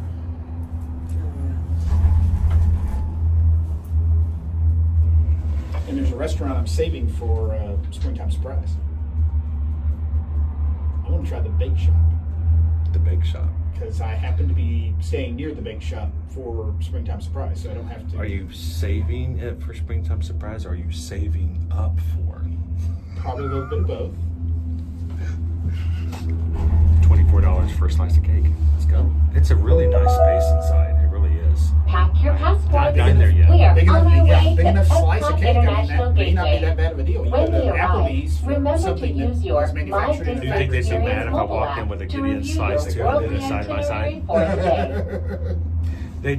day. They just announced there's a peanut butter chocolate cake that they have right now at Gideon's Bakehouse at Disney Springs. It is the January cake special. It looked really good, but it's a chocolate peanut butter. Oh, we've got a special guest coming into the chat, Chris. Marathon Jacks met on the boardwalk a year ago. You remember that? Oh, I remember that. Yeah. It was right there over by all of the. Absolutely, yeah. We were standing outside wondering when it was going to. When is this thing going to open? Yep, I remember that. How you doing, Marathon Jacks? I remember that. I had a good conversation with you afterwards as well. But yeah, no, I mean, that's the thing is, you know, we joke about, you know, always eating, but that's the funny thing about Disney. As far as the Ladies stuff and that changes gentlemen, most often, in just a few it's the moments, food. we will be I mean, taking they're not a opening an scenic attraction spin every around the week. They're not Skyliner turn having station. every season Please a remain different seated. This you know, station show was designed startup for or something like turning that for us only. to go see. It's really the food that distinguishes, you know, one trip from another for many people, because there's some things that aren't going to be here next time because of a particular festival or a particular season of year that you're traveling or whatever. Well, it's sort of like the merch yesterday that I told everybody to grab it when you get it, because it might not be there when you come back. Same thing with the food, especially the seasonal items. Yep. What season are we even in right now? Is there any seasonal stuff? Because I know we're in Festival of No Festivals at Epcot. Okay, well, keep in mind, we are getting ready to do Festival of the Arts a week from Friday. But this is the time of year where people go on diets, they get their exercise regime back up, they want to, you know, they have goals, health goals. Disney Springs is doing a month of healthy living. They're actually offering fitness classes. Really? For free at Disney Springs. Over the main stage? I think, oh no, in Coach. Okay. In Coach store. Okay. No, I'm just kidding.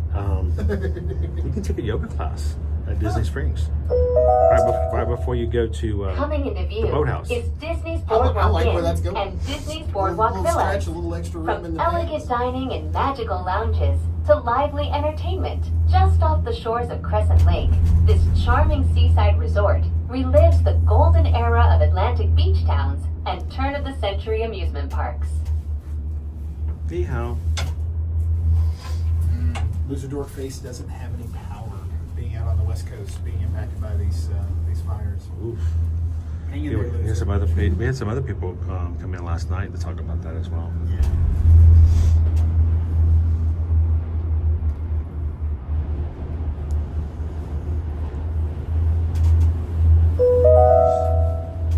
If you are planning to visit World Showcase today, now might be a good time to practice your holas, ni haos, and konnichiwas.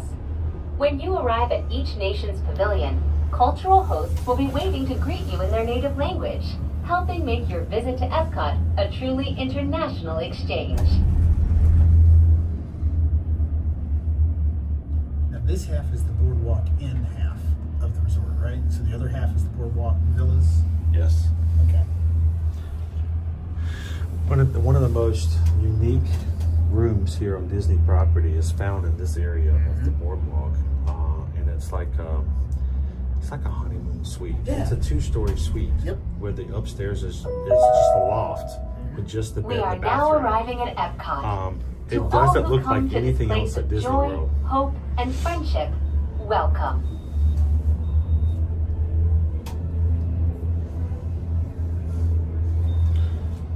Just through those trees. There's the big shop through those trees. I'm trying to think. We don't get to run by that on Please Saturday. remain seated until the doors They'll run by it in automatically the marathon on open. Sunday, but we When don't run by it exiting on the Saturday. cabin, They'll run by please it on supervise probably, I'm guessing, for children, the 10K collect your tomorrow. belongings, and watch your step. Thank you for flying with Piece us. of cake in the finish line. Por favor, Piece of cake. permanezcan sentados hasta que las puertas se abran automáticamente. Al Why did salir de la registration go cabina, up so por high for the favor, Run cuide Disney sus races? pequeñitos, reúna giving out sus slices of cake at the pertenencias finish y line. observe sus pasos. Gracias por volar con nosotros. Y'all have a good day. Enjoy. Thanks for all the info. Anytime.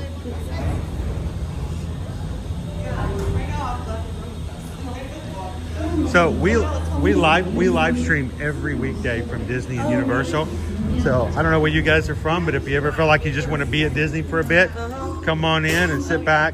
That's awesome. Always fun to do. So Yeah, this is our first time here. So. first time. Yep. Which on your big bucket list? What do you want to say Well, you this did? is our last day. We're doing Guardians of the Galaxy tonight. Oh, yeah. I'm nervous, but I'm excited. it's a great ride. Yeah. Don't be nervous. Yeah. It's a lot of fun. Right. Yeah, he got the lightsaber. Sweet. Nice. So great. Where are you guys visiting from? We're from Indianapolis. Indianapolis. We got some Indianapolis in our We chat. got the last flight. Thank you for getting back into another. Yeah. Oh boy. Yeah, they're on a weather advisory till Saturday. We're leaving Friday. Yeah, So- I'm out of Atlanta, so we're supposed to get it on Friday. I'm hoping it's clear by Monday. So if this is your first time to Disney, there's something you guys need to be aware of. It's called the PDD. Have you heard about it? It stands for Post-Disney Depression. Oh, yeah. So when you get back home and you're out of vacation mode and you're like, yeah, I'm not going to ride a roller coaster today. So, you know, we always tell people, we have a lot of people in our community that after they get home from Disney, they're like, I'm just going to watch the stream and ride Pirates. And we ride Guardians of the Galaxy on stream. And so people can go, I got that PDD, but it helps a little bit. So you guys have fun. Enjoy the ride tonight. You're going to love it. All right, so guys, we do not video and share security. So I'm going to put you guys on hold. And I will be with you guys as soon as we get to the other side. I'll see you on the other side.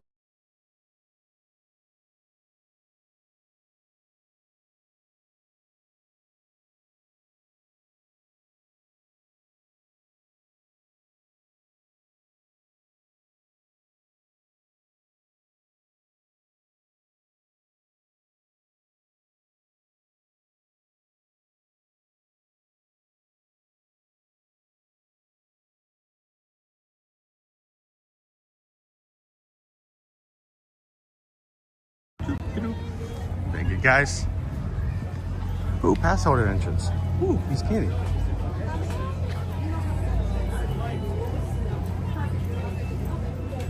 All set. Have a good day. Enjoy. Good. How about you?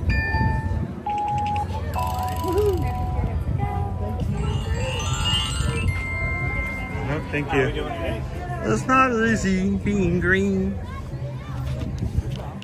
You have to pay your pass holder dues. Get your park reservations too. It's not easy being green.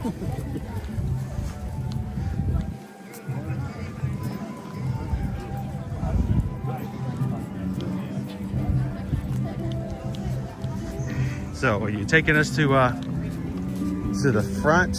Yeah, if that's We're going to the all right with cafe? everybody, I'd like to try Connections. You know, as many times I've been here since that opened, I've not been in. Let's go check it out. To the right, to the right, to the left, to the left. Now slide, slide. You can do the electric slide. We did the electric slide on the stream New Year's Eve. Oh, I missed that. It probably looked like from people who were watching the stream that I was having a seizure.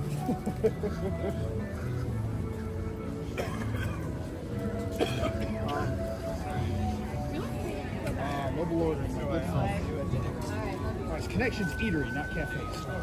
It is an eatery.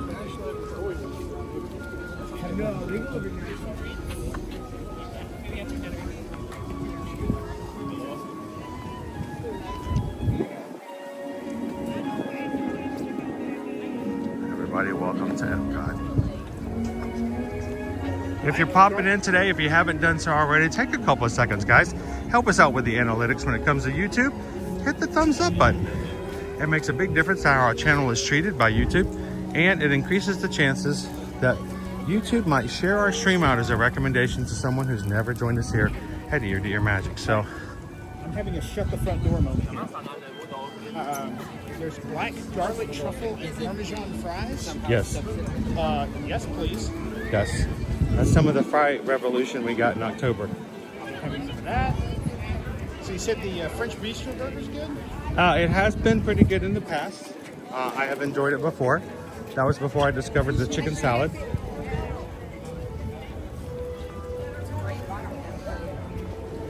The French Friso burger was actually the first thing I ever tried at the Connections Eatery. Yeah, do I want my liege waffle with my meal, or do I want to order that afterwards? That way it's fresh and I don't think there's ice cream and stuff on it. I'm not sure. Oh, like a whipped cream. It holds. Okay.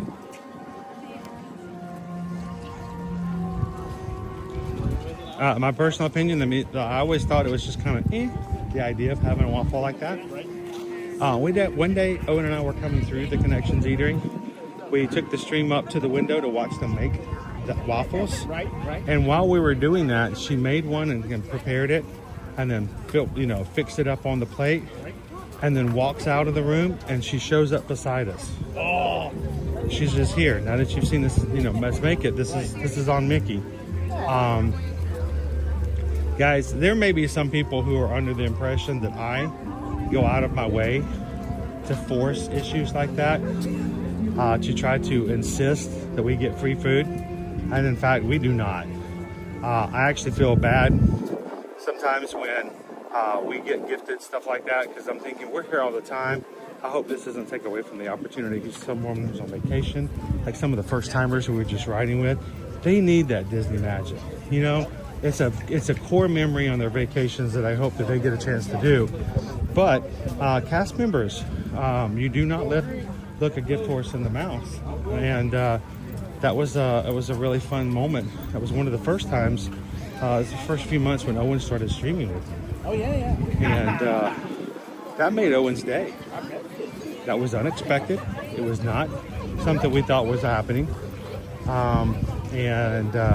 For us to be able to do a quick little video of this is how it's made, this is what it looks like, to actually getting a chance to review it, I think worked out really well. So would you want a General Sal's salad if we were going to Connections? I believe so. I'm very boring because I don't get a chance to choose what I eat a lot. Would you like your own liege waffle? No, I'm good. I'll watch you eat yours. I'll put you on camera. Nice. Need something drink? Yes, please. Give me that 75-ounce stout. No. Give me 2 sodas. Soda. Give me a soda. Speaking of sodas, yeah, look at our... I call it soda, not Coke. Sorry. Look at our booths for Festival of the Arts. Our art booths are already coming up. Like I said, a week from tomorrow, these booths will have plenty of art, Disney art commissioned. Inside, open up, we're gonna see some existing pieces. We're gonna see brand new pieces that were just commissioned by Disney, by these artists for the Festival of the Arts. The first time they'll ever be seen. It will be exciting. Yes, we'll see some food. Yes, we'll try some food. Yes, there'll be some shows. Yes, we will hopefully get to watch as our fun artists will create $3,000 pieces in about 12 minutes up on stage live. Wow. I wish I could do pieces of art that would bring in that much for only about 15 minutes. But that's what you get paid for when you get that skill. Yep. We'll be checking out all the art pieces in these booths all season long. That starts January 17th all the way through the 3rd Monday of February. So it's not a very long period.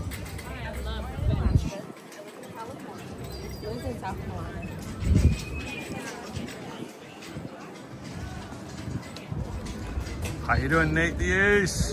It is different for me. I mean, even having not been down here for the actual festival. Good to see you. Having not been down here for the festival, I'm used to seeing these booths being set up for food. And for the food. Fact they're going to be all art. Art and things to see and experience is different. I love that. Amy says I will be on Epcot on the 24th. Hope Jealous to see you there. That is a Friday? It's actually...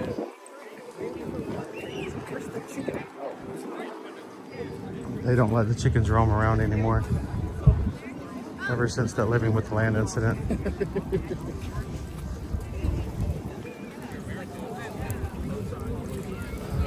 Of course, We've got so much else coming with Festival of the Arts.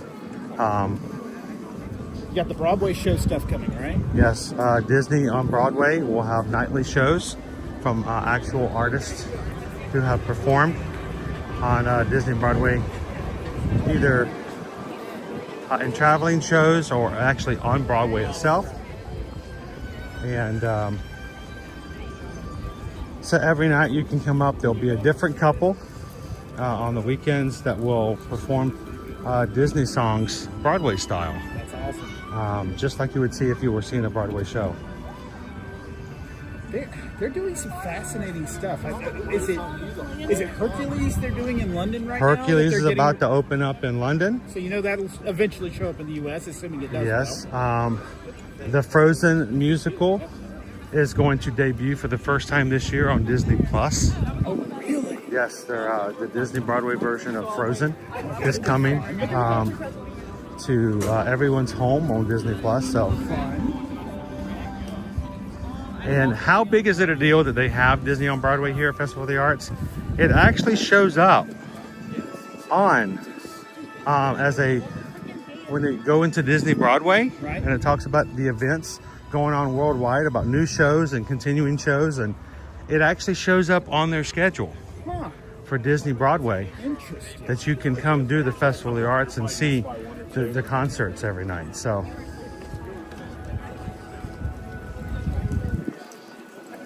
I mean, to me, that seems kind of big. Yeah. I'll go. All right, the order is in. This is happening. You process, I believe you process everything through my admin system, right? What is Creation Shop like without seasonal merchandise or festival merchandise? Well, it doesn't take much.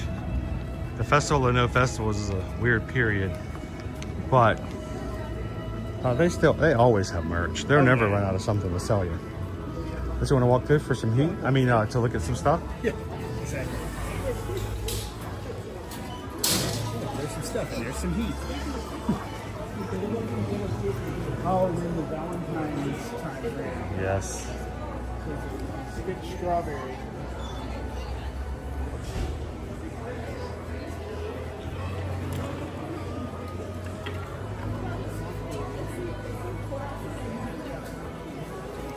We have some new t-shirts. Did you see them? We shared with lately. Let's walk over to the t-shirts. Some Valentine's Day shirts, as well as some general shirts for the Walt Disney World Resort. A couple of my favorite. We've got both the guys And the girls. and the ladies. I'm sorry, this is cruel. That is cruel and unusual right now. It's a little early. That is cruel and unusual right now. Hello, spring. But, we get spring in March, so we're only, about 7 weeks away. And you're in your... I like this one. I know it's Valentine's Day, but this can easily be worn year-round. Yes, it could. And would not be an issue at all for people. I mean, I think Leo would look really good in one of these. Probably, yeah. I think if Leo doesn't own one of these, it should change. Classic look on that one.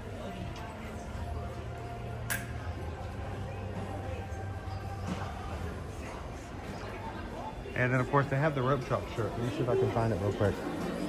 Lizzie McGuire. I just saw that, yeah. Here we go. Rope drop. Check that out. Never misses rope drop. Oh my goodness. It's got all 4 parts? Yep. I love it. That's fun. Owen says he likes it except for the Walt Disney World logo on it. I'm like, really, dude? Really? It's really small on the bottom. But Owen, he likes to be the rebel. Yeah. He likes to have the off market. That's actually one of the things I love about this particular weekend for Run Disney is this is traditionally been a weekend where, number one, we're getting long sleeve shirts. And there's only 2 weekends, orders ready. There's only 2 weekends where we get shirts, long sleeve, November and January. For some reason, February, they give us short sleeve. Because I still think that's on the borderline. Yeah. But because you can run through all 4 parks, traditionally they put a park logo on the sleeve for each of the parks that you run through in a particular race. Oh. So, for example, if you're doing the marathon, on the sleeve of the marathon shirt is called the symbol, the emblem of all 4 parks. Because you go and enter all 4 parks. Right. Traditionally, that's what they've done. Now, I have not seen this year's shirts yet, so I don't know if they're on this year's shirts or not. Well, we'll confirm it. A point of pride for me with shirts I've gotten in the past. The shirts that I miss are the finisher shirts you used to buy that were not running shirts. They were cotton t-shirts. Yep. And on the back was the race course. I Yes, really I know miss what you're that. talking about. I really miss that because the very first 10K I ever ran, I bought that shirt and I would look at the course every so often and go, I ran that. I did that. There's a similar version of that was sitting more on Coast to Coast. Let's see if we can find ourselves a table. I'm looking for.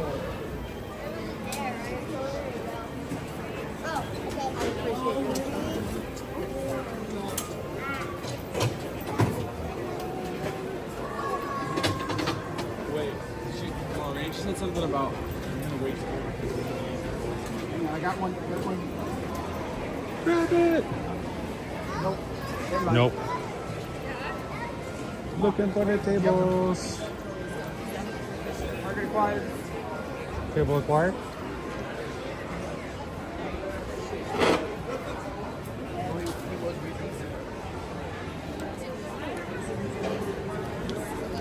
All right, if you hold the table, I'll go get the food. Can I just put my stuff on it? I mean, I don't really know this table that well. You know. Don't, I didn't say snuggle the table. I just said hold the table. What kind of person do you think I am? I don't know. Right back.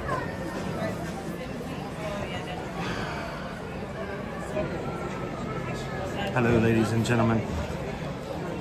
Look at me. I'm wearing long sleeves. I'm wearing pants. This is just not a life, is it? This is not what we do here. So.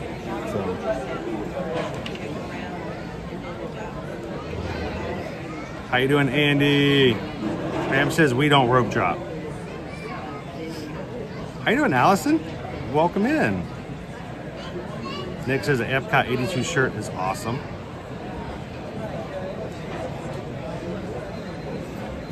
Give the table a hug. I mean, it's an attractive table. You should see its legs. Nice. All right, so today, it is a cold day. It really is. The people who ran the 5K this morning, you guys are troopers. So these are like real plates and stuff. Yes, and real silverware. I was about to say, are you going to tell me there's real silverware too? Yes, there is. Oh my goodness. You know how I know? I chipped my tooth on one last month. Oh. It was a small chip. Right, I don't understand, Mama. Well, it's because you're a real fort. It hurt. Says the General South. A lot of pressure. I think Owen. Calvin got the French bistro burger. And here is the Liege waffle.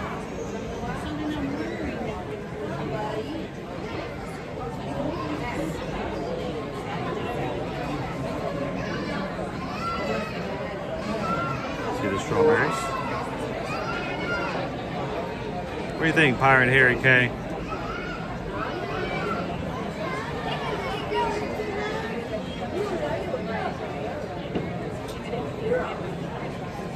Wisconsin's 15 degrees. Wow, you guys are survivors. That's awesome. Yeah, we can't complain about it being 40 degrees when you guys are surviving in 15.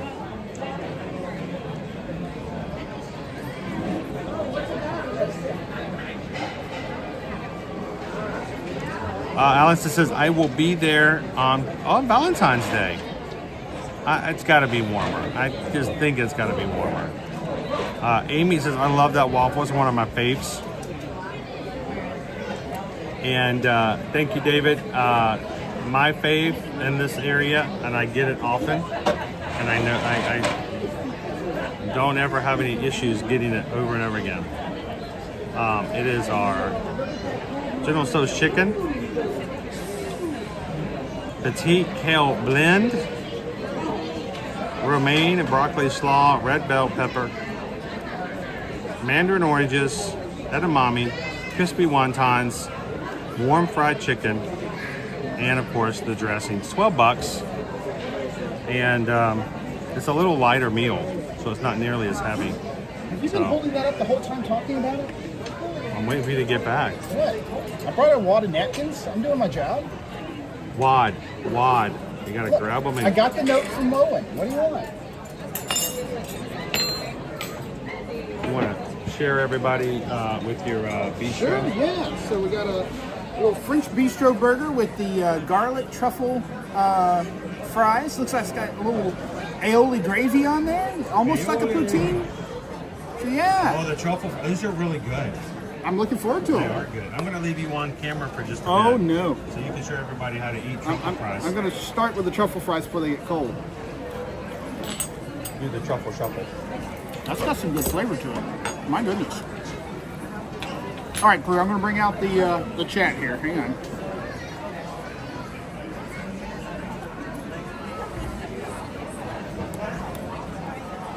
So while Chris isn't here, what do we want to talk about?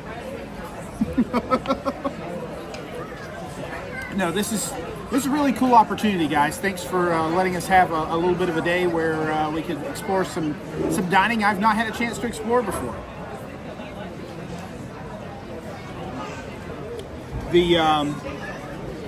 It's interesting coming down to these race weekends because I try to be very careful about what I'm eating the day before a race in particular, because I don't want my body to have a reaction to something the next day that I wasn't expecting. You know, Chris is having a lovely salad. I wouldn't recommend a salad the day before a big race. No. Body's processing that, lots of fiber, lots of stuff to deal with, and your body needs to get rid of that at some point, and you don't want that to be in the middle of the half marathon. So typically I'm not going to have a big salad or anything like that. I'm going to try to have some very basic dishes like a salmon or so no roughage, huh? Try not to, not the day before a race. Luckily we're not racing tomorrow. Exactly, that's what I was telling. Normally I don't get a chance to do a lot of dining experimentation while I'm down here for race weekends because every day I've got a different race going on. Welcome in, Purple Pet Paw. They both look yummy and full of gluten. It's all about the ears. Now, my friend, would you like to cut off a piece of chicken and just sample? I could try a piece of chicken. I like General Tso's chicken. I'm here. Travis wants to know how you're going to push me on Saturday. More than likely, he's going to pull me. I'm going to tell Chris that if he doesn't hurry up and get finished, that all the stuff for Guardians is going to be gone. Well, that doesn't really matter right now, does it? That's not much of a motivation. No, not my motivation at the moment. That's got some good flavor to it. That's very interesting.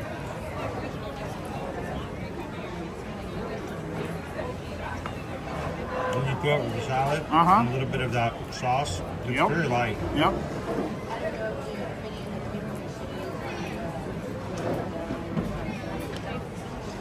Nick says I do the same thing, as well as when we travel on an airplane. No roughage on the night before. Yep. How did I not know this? I've been traveling wrong. I get extra roughage. Extra roughage makes it extra rough? No. So you're telling me instead of getting a salad, I should get White Castle? There is no processing of that. No. That is a very simple exchange. Going to Taco Bell.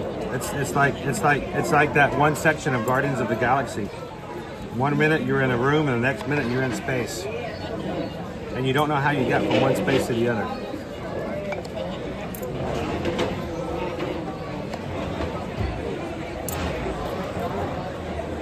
That's a tasty burger. That's good. Now, what's on your French bistro? Actually, hang on, let me look.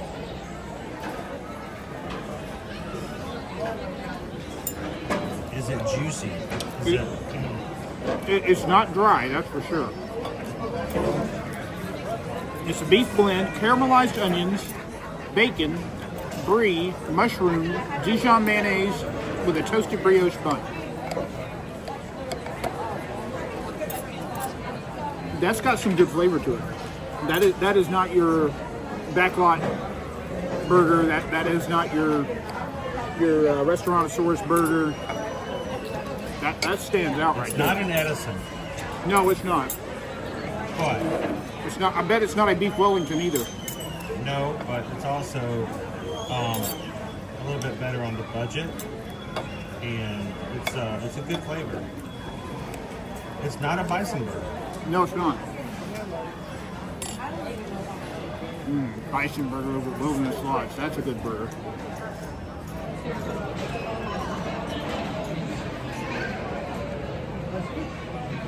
So, crew, Chris and I were talking last night. What would be the interest in some best of Disney items? So, Year to Year Magic Edition.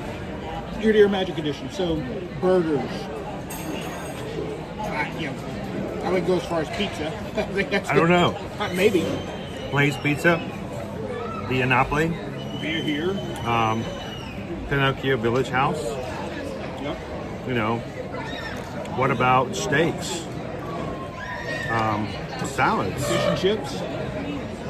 What's better? I mean, we can even extend it beyond Disney and go, which fish and chips are better? Epcot, Disney Springs, or Over at University. Fishkins. Yep. So So yeah, I love that idea. I mean, and Jessica, I'm doing well. Jessica, and the view was asking how I'm doing.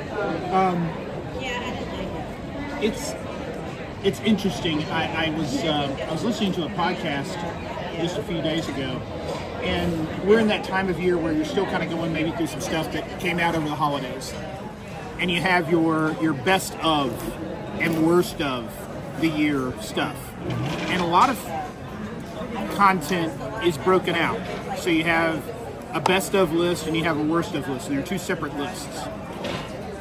And traditionally, even from the same content provider, from the same year, the worst of lists have higher views and higher interaction than the best of lists, just from a straight numbers standpoint.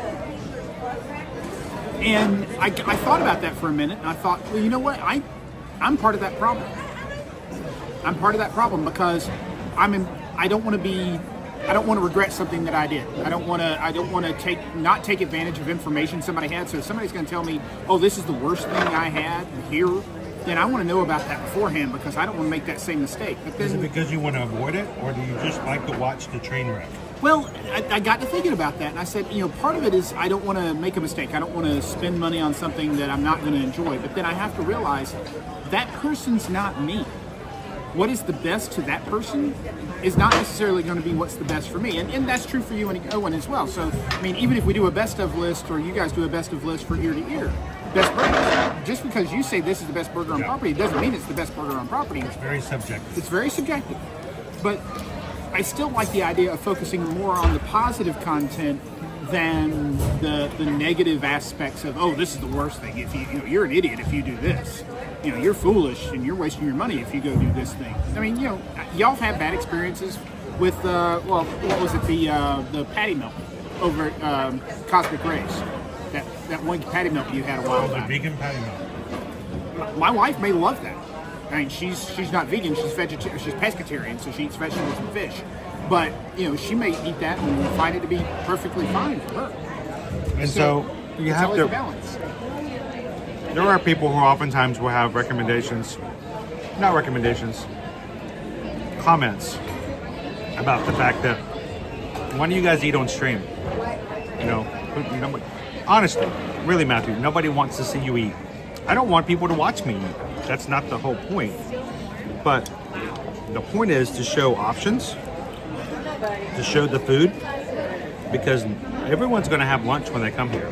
Unless you're bringing sandwiches in, you're going to find something to eat, and you're going to want to find something that you're going to like. And the worst thing is to come in and not know what your options are, and to get something that later on you may realize is subpar to what you could have enjoyed. So it's always an option to talk about that. And for people who say, well, I don't understand why food is such important on your live streams, because the food isn't a very important part of your destinations. When you talk about the hotels, when you choose which Disney World hotel you want to stay at, your amenities are very important, including the dining. When you stay at a value resort, you're only going to have quick service. If you're a person who enjoys table service and wants to sit down restaurant and have something like that, you're going to have to find either a moderate or a deluxe hotel, or be prepared to resort hop so you can take advantage of that. And so it's important to know what your options are, so that you don't find yourself at a hotel or at a park location that you realize that I did not know there were better options available. So in the chat, we'll often talk about, things like that, but I think we're going to need to, I want to see about this year, focusing on some more dining opportunities that are at the resorts that we don't think about all the time. So, for instance, I'm going to throw this question out there. What is your favorite resort restaurant? Cannot be Disney Springs. Cannot be in a park. What is your favorite Walt Disney World resort inside of a hotel restaurant, and why do you like it so much? You guys know my options and why I like them. I used to have a tie. It used to be Cape May Cafe in Boma. Cape May Cafe over at the Beach Club. Great buffet, seafood at dinner. Right. Breakfast was a little different. It was a character meal. Still is a character meal. And at nighttime, they had the best seafood buffet, which included steamed crab legs. Here's the problem after the pandemic. The steamed crab legs are no longer considered part of the buffet. Everything else is. You can still add on a limited amount of crab legs for a price, but nothing beat the old day of being able to have a place you could go and just say, you know what, I'm going to sit here like a glutton for the next hour and slowly consume freshly steamed crab legs and enjoy it. So Cape May Cafe has kind of come down my list for that reason.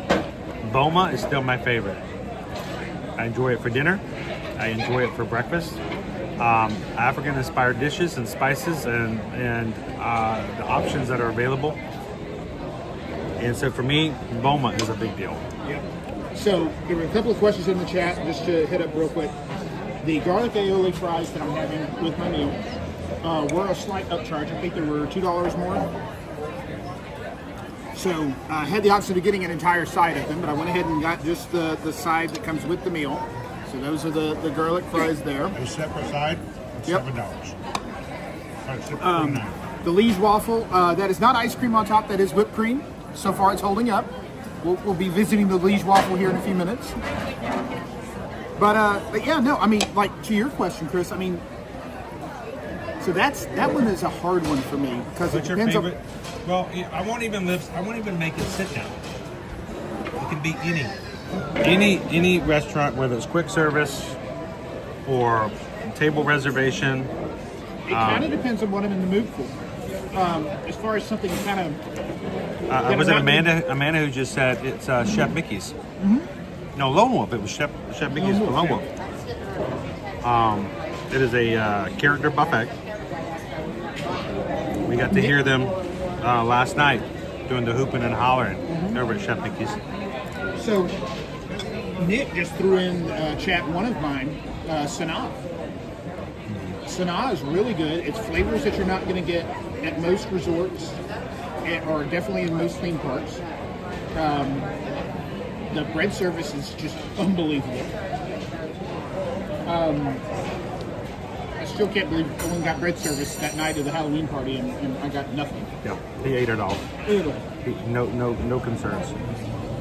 We do enjoy Sanaa as well. Yeah. The butter chicken and stuff like that. And some of that has to do with the environment too. I mean, I love Boma and Sanaa because of where they are. To me, Man thrown in Artist Point, a little more upscale.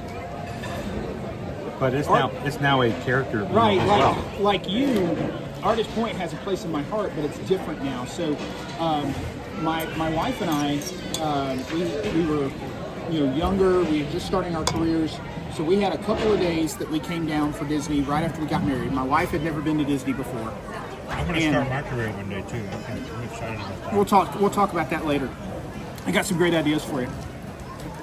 Foot modeling, but so. The Artist Point, we ended up staying at Wilderness Lodge for a couple of nights. We couldn't afford the entire trip, so we stayed at Port Orleans, I think 1 or 2 nights, and then we moved over to Wilderness Lodge for a couple of nights. And one of the nights, we got a chance to go down to Artist Point, which at that point was not a character meal. It was very much Pacific Northwest themed. My wife, who had not traveled to the Pacific Northwest at that point, although that is one of her favorite places in the world to go, was interested in the cuisine and what they had on the menu. So we went down there and tried it. And the portobello mushroom, or the mushroom bisque that they had, still remember that. That was the first place I ever had cedar plank salmon. That is now a mainstay at our home. Staple. Yep, we do that all the time. And the fact those things are gone, for me, from a heart standpoint, hurts a little bit. It's like I don't know if I want to go back and do it as a character meal, even though I'm sure it's a fine meal, because the memories I have there, the core memories I have of that particular location, because we went back a couple of times before it changed over, and we actually had the waiter that we had on our honeymoon serve us one of the other times that we went. We remembered it. But it's interesting when you're on trips like this, and I'm sure folks have things back home that are restaurants that are family favorites for some of those core memories as well. But when you're at Disney and you're already creating some of these core memories, sometimes just serendipity happens, and there's a core memory around a particular restaurant because of not just what you had, but who you were with and what was going on at the time. And it's hard to recreate that. We had some other comments in here. Amy mentioned the bread service, Sanaa, really good. All About the Ear says we love sprinkles. Lemon blueberry, which you can get gluten-free, over the red velvet, which is really still good on the gluten-free version. I like the gluten-free red velvet better than some non-gluten-free versions of it. We sent some Magic Crew to sprinkles last night. I had someone in the Magic Crew asked me, Chris, where can I get a good red velvet cake? You're in Disney Springs, go buy sprinkles. They sold out for the day. Oh no. It does happen. Anthony mentioned Ohana. That's actually one I've never been to. Never have I ever. It has changed a little bit. What the great thing is, the last time Susan and I went to Ohana, the only reason we had dinner there is because someone paid for us to go have dinner for our anniversary. Oh, nice. It was 2 years ago. And so we had an anniversary dinner 2 years ago this coming week. When we got done, we said this was fun, this was nice. The sad thing is that our favorite parts of it were the noodles and the wings that are really the appetizers of the meal and not the main entrees. Both of which can be ordered at the Tambu Lounge. And you don't have to have a reservation. True. Now, I have had the wings at the Tambu Lounge, so I guess maybe in a way I've had Ohana. Yeah, in a way you have. So we promote that, you don't have to worry about getting a reservation if you just want to try the noodles and the wings. Owen loves that. I took him and Caleb to Tambu Lounge last month. They worked really hard on a stream with me one day. They were really tired, and I took them over there and I said, let's sit down and just chill for a bit. And we got Owen's favorite bowl of noodles. I got Caleb's favorite coconut Thai meatballs. Nice. And it was just a great time to hang out with them. So stuff like that's fun. All About the Ear says, been traveling a lot. My husband has a new job out of town. I hope you're doing well. How you doing, Crown B? Anthony, before my surgery, we took my buddy Glenn to this Brazilian steakhouse to celebrate his 50th. It was amazing. Anyone know if Disney has a Brazilian steakhouse? There's an interesting question. They do not. Not when you've got something like that right off property. But I know which one you're talking about. There's a few of them here in Orlando.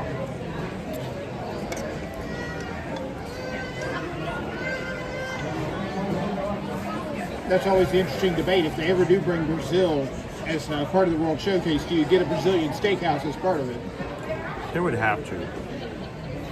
Well, is that Americanized Brazil, or is that an actual cultural representation of? Well, I will tell you this. We have in Brazil? Back in Atlanta, when Owen was first born, just turning 21, we made a decision that because of how I was doing things and what I was doing, I was working from home to stay at home. Susan went back to work, and I took care of Owen for the first few months of his life. I was the stay-at-home dad.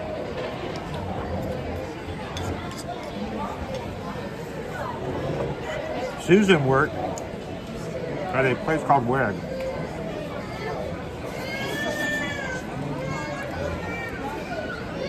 WEG. WEG is a Brazilian company, and they make motors, mainly for mining equipment and for mining materials. So they brought and opened a brand new office in Atlanta, and 8 out of 10 of the people who worked in that office were from the Brazilian office, and they came here in Atlanta to work and sell these gigantic motors. All they sell were these motors. And when the Brazilian workers would come in, they'd want to go to the Brazilian steakhouses. Would they really? Yeah, it was a big thing, and that's how Susan first found out about it. Because she worked for marketing, and they were in charge of setting up dinners and stuff like that for the staff, and they would all the time go to the Brazilian steakhouses, and that's how she found out about Fogo de Chao. They went to Fogo de Chao all the time at WEG. So is it an Americanized cultural representation? If it is, they didn't care. The Brazilian people didn't care a bit. That was their favorite place to go. That's interesting. I'm going to go get something to drink. Do you need anything? I do not have a big bag of money. Sorry. I'm good. Be right back.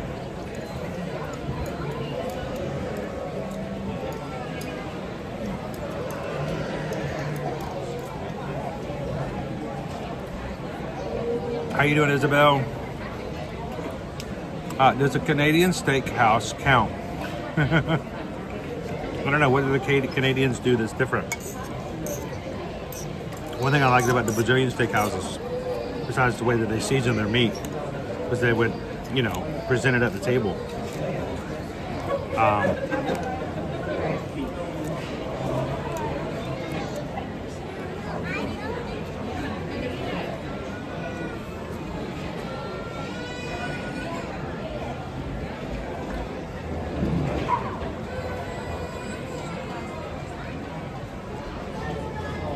Good afternoon, Teriyaki.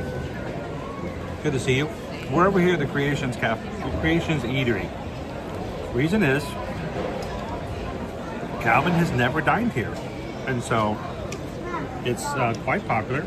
Matter of fact, on most busy days, they institute a rule that unless you have food, they have cast members standing at the entrances to the table area, and they won't let you come in here unless you have a meal. Okay. Because people will come in here and take the seats, right? And there won't be enough seating for people who actually have food. So that's how popular this place is that they have to work really hard to get tables set aside for people who are eating. So I like the view. We're on a side where we get to see the monorail kind of come through on occasion.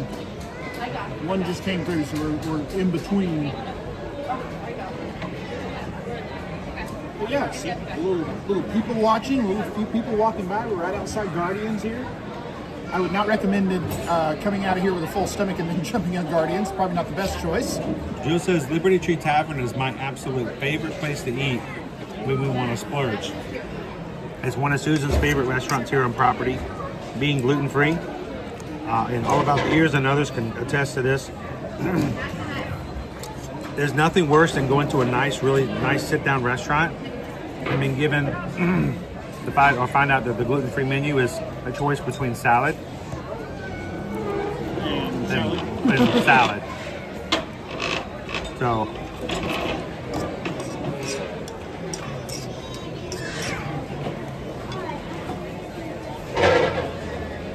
Liberty Tree Tavern, almost everything is gluten-free or has a gluten-free alternative.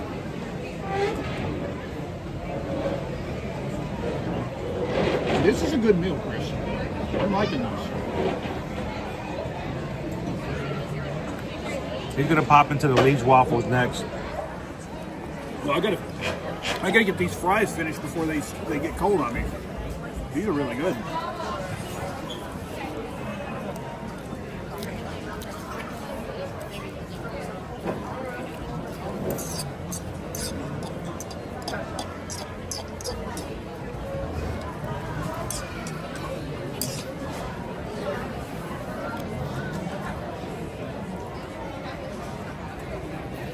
Oh no, Rob was eating here one day and they were toward the ends of their Guardians window and they had to rush out of here having eaten on the Guardians.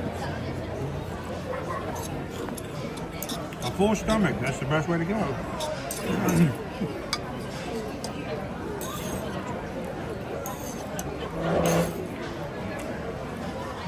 Well, I can't wait to see what the dining options are going to be at Epic Universe. It seems like there's some very interesting opportunities there, especially in Dark Universe where they're supposed to have like a pub. It sounds like monster hunters are going to come in and have interactions and have a lot of additional theming and atmosphere above and beyond just the food. We're going to have the Super Nintendo Cafe that they do in Hollywood across the seas. Where you can have soup that's served in a mushroom.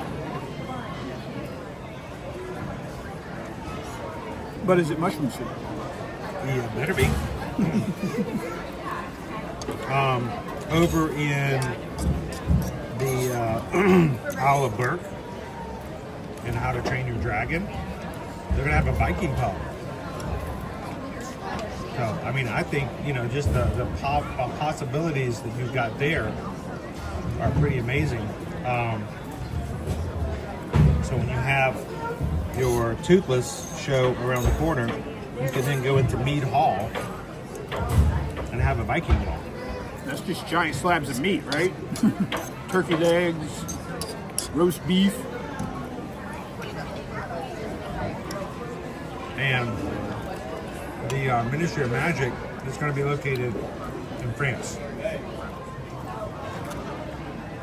So no mogul food there, but it also is going to give them the flexibility to bring in some Parisian fairs and cuisines. They've already got crepes.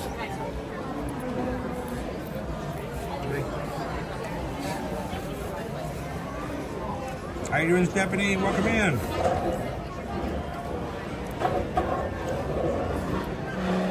Oh, what did you do? What? Puppy Runner says did that once on a water flume ride. Once. Oh, I don't know what that once was. That's scary. Oh, so Clean Plate Club. There we go. You want a sticker? No, but I do want a waffle. Oh, look, a waffle.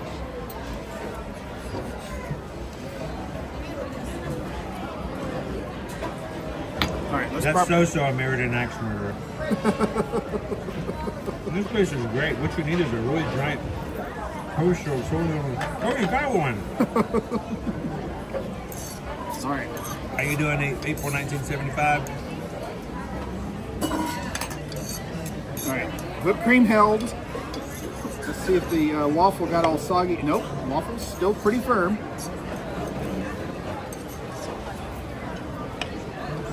Okay. Okay. I see what you're doing.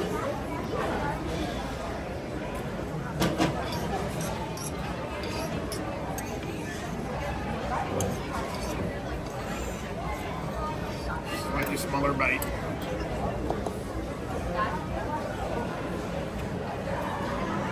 All right, I got some waffle, I got some whipped cream, I got some strawberry here, I got some chocolate.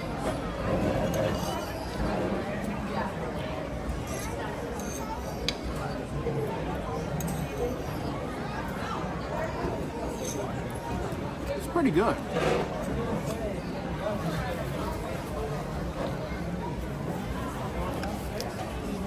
It's no bread pudding or gingerbread caramel cookie.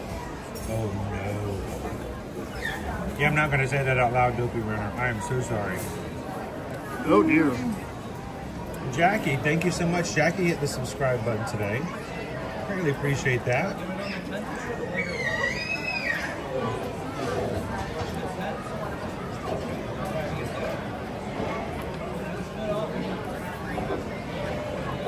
Yep, so here's a cross-section proof. You got a little waffle there. Oh, little chocolate coming off into the bowl there. Yeah, you got waffle, strawberry, whipped cream, chocolate. What's not to like? It's like Joey at Thanksgiving. Calvin, don't share food. I cut it in half. If you want half, you can have some. I am good, thank you. You can enjoy it, my liege.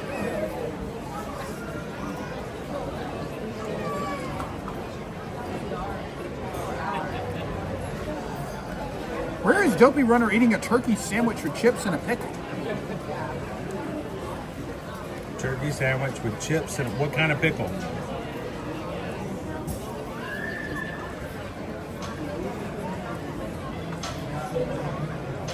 Nick says it needs bacon. That was on the burger. Ah, it's in there.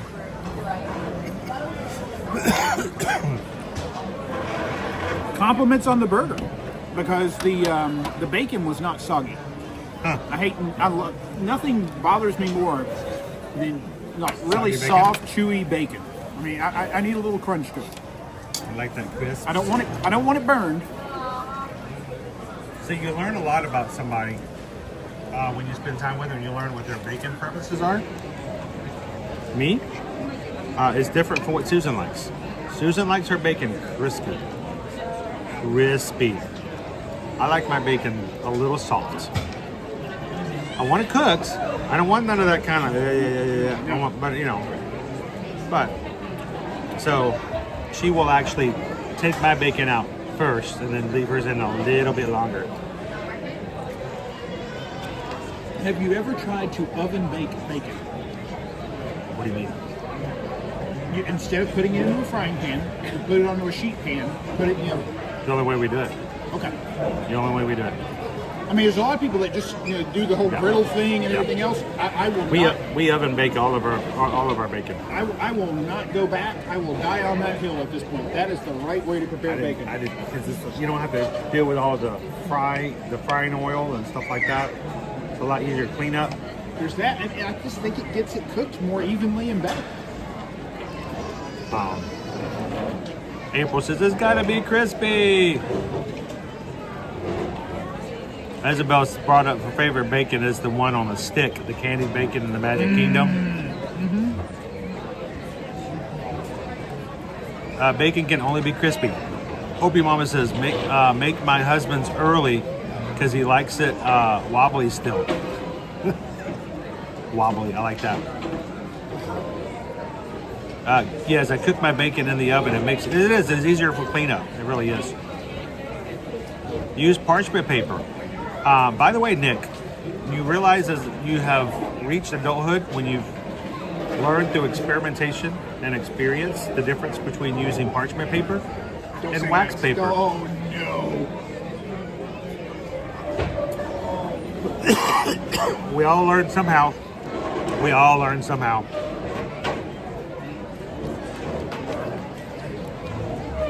Now, Dopey Runner says they're classic pickles. You know the best tasting pickles you've ever heard of. And it's in my room service.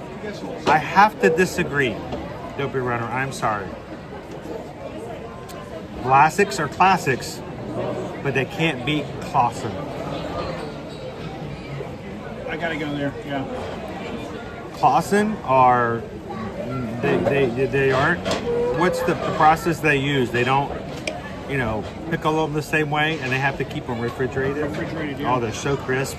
Oh, those are good. When we get Clausen's, we used to go to Costco. We haven't had a Costco membership since we moved here. But back in Atlanta, we used to get Costco, the big like $8 thing of Clausen's. How long do those survive with Not kids in the house? nearly long enough for an $8 thing of pickles. We put them in the fridge, and like 2 days later, we're like, where are the pickles? What pickles? They don't have any pickles. Oh, they ate them. That was their snacks. The kids would all go in and just get a pickle. What you eating? I eating a pickle. I'm like, all right, I guess that's better than eating candy bars. So, I do love the Clausen.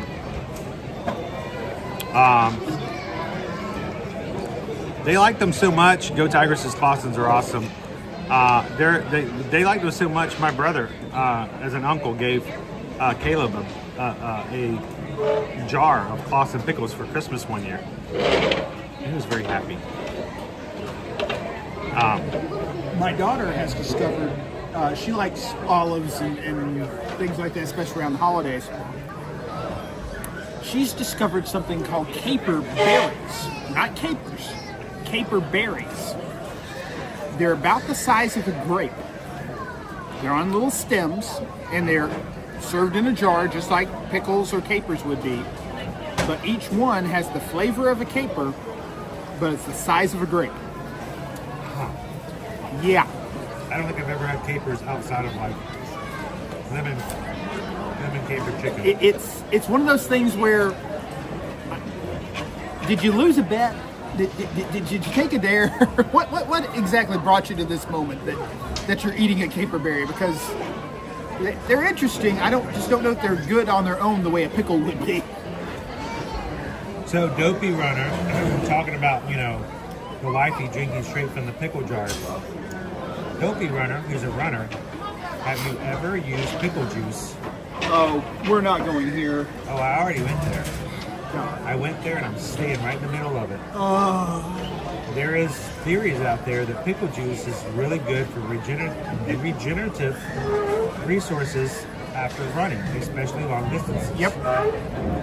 It's the sodium and everything else. 2 years ago, I actually took a picture of it, sent it to Calvin. I said, I found a place that has single serving pickle juice. Just juice. Just juice. For the sole purpose of recovering from running. And so I was wondering, Dopey Runner, have you ever done that?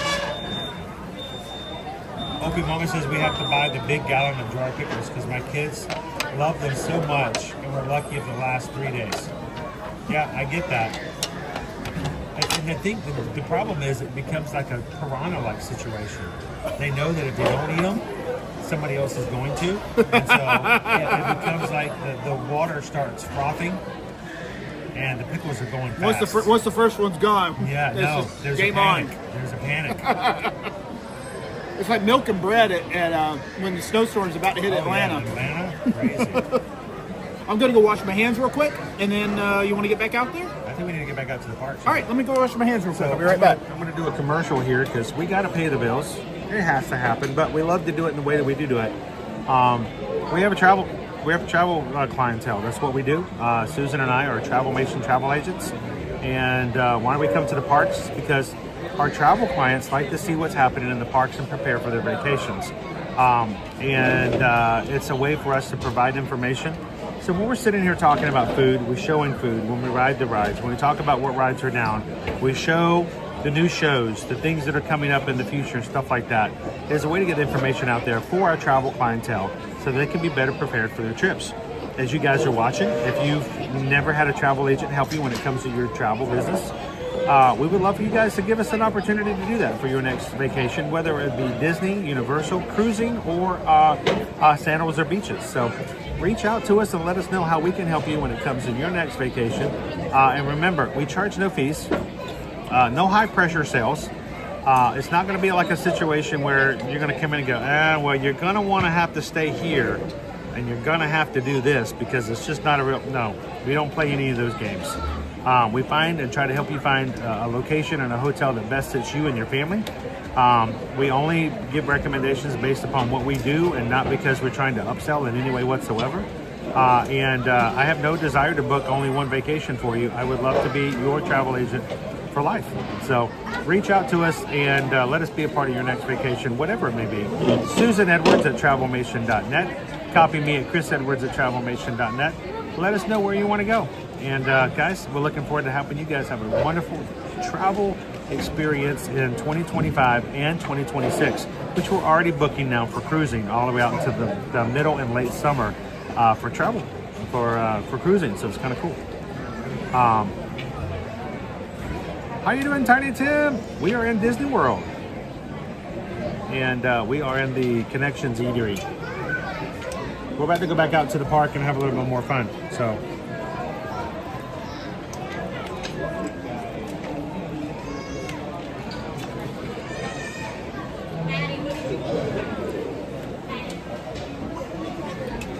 How you doing, Vicky?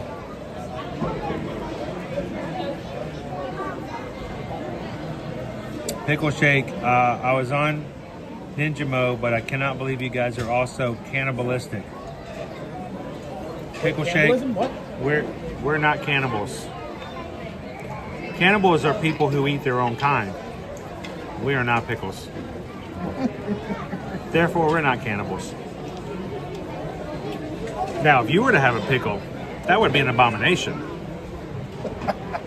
Is Pickle Shake concerned about pickles?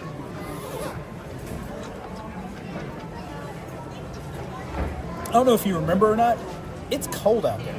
I forgot all about it. Hey, I'm gonna go take care of this. Okay. Can you have a seat and chat with everybody a bit? Absolutely. Please don't make too much fun of me. I'm very... Chris, I would never make fun of you. I'm slightly self-conscious. We're so sitting at yo-yo. There he goes, ladies and gentlemen.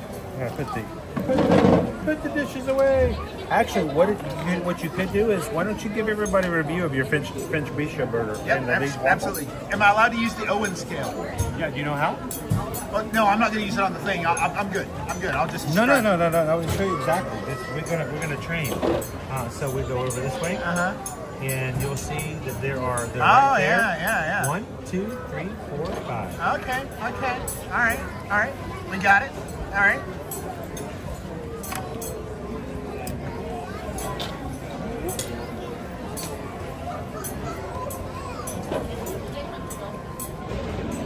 Okay, crew. So let's talk burger.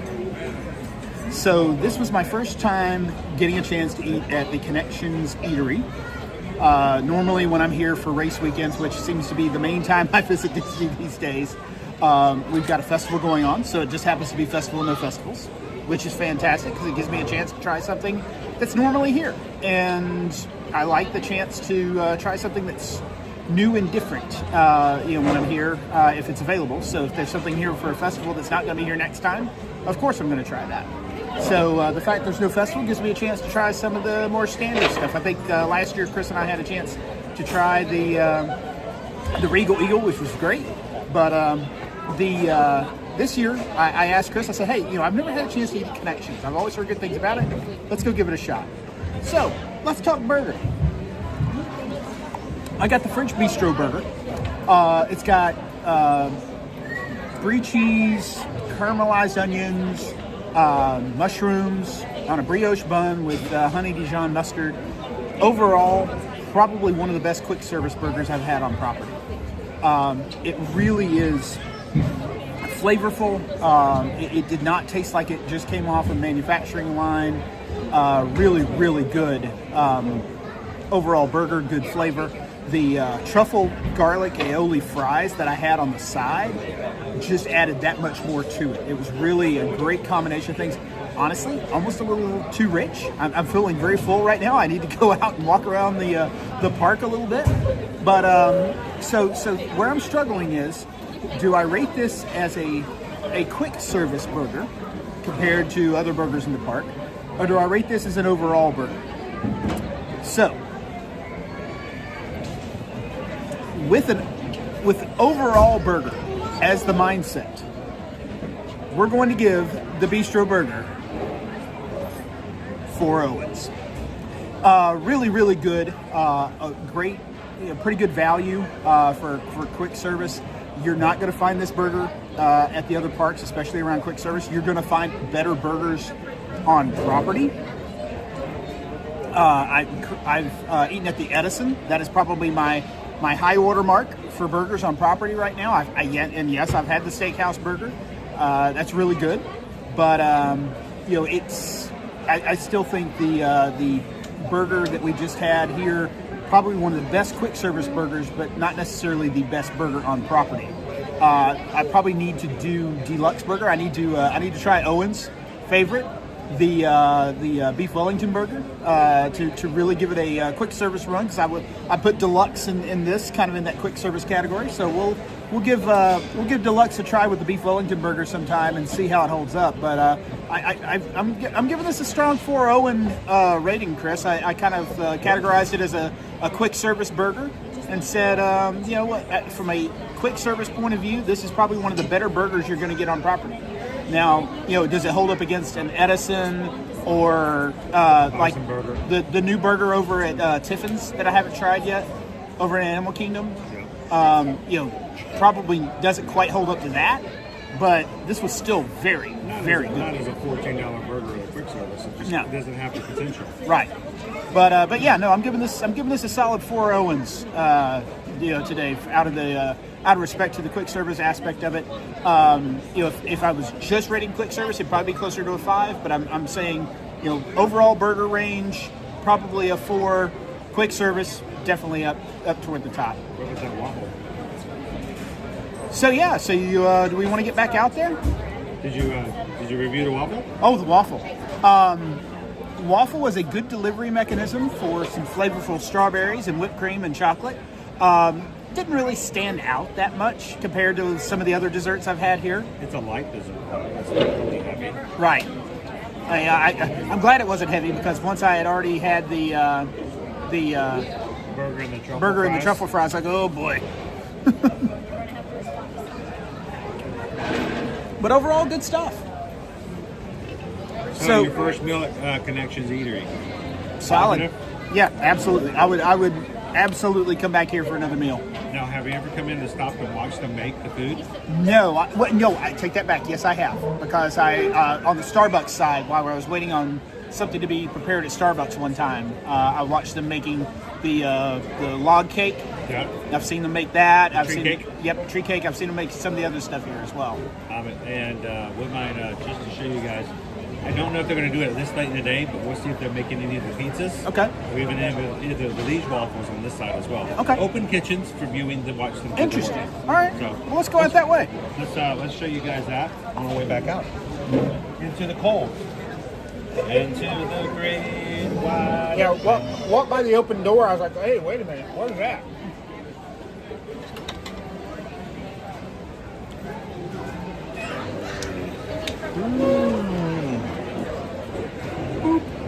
Thank you guys so much. And for everybody who pops in today, thank you guys for the thumbs up. We do appreciate what you do to support the channel and make it possible that others may be able to find us as well and hang out with us in the parks.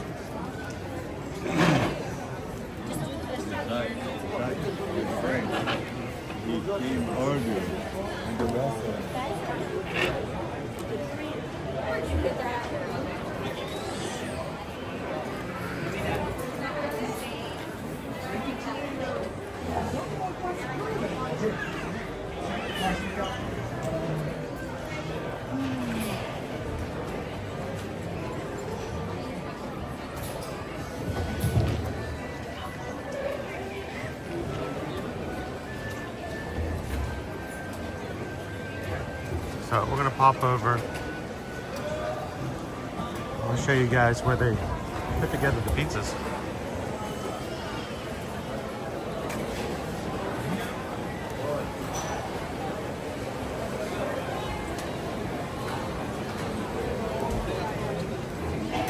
Hello. Oh, nice. Little simile of flour in there. Yeah.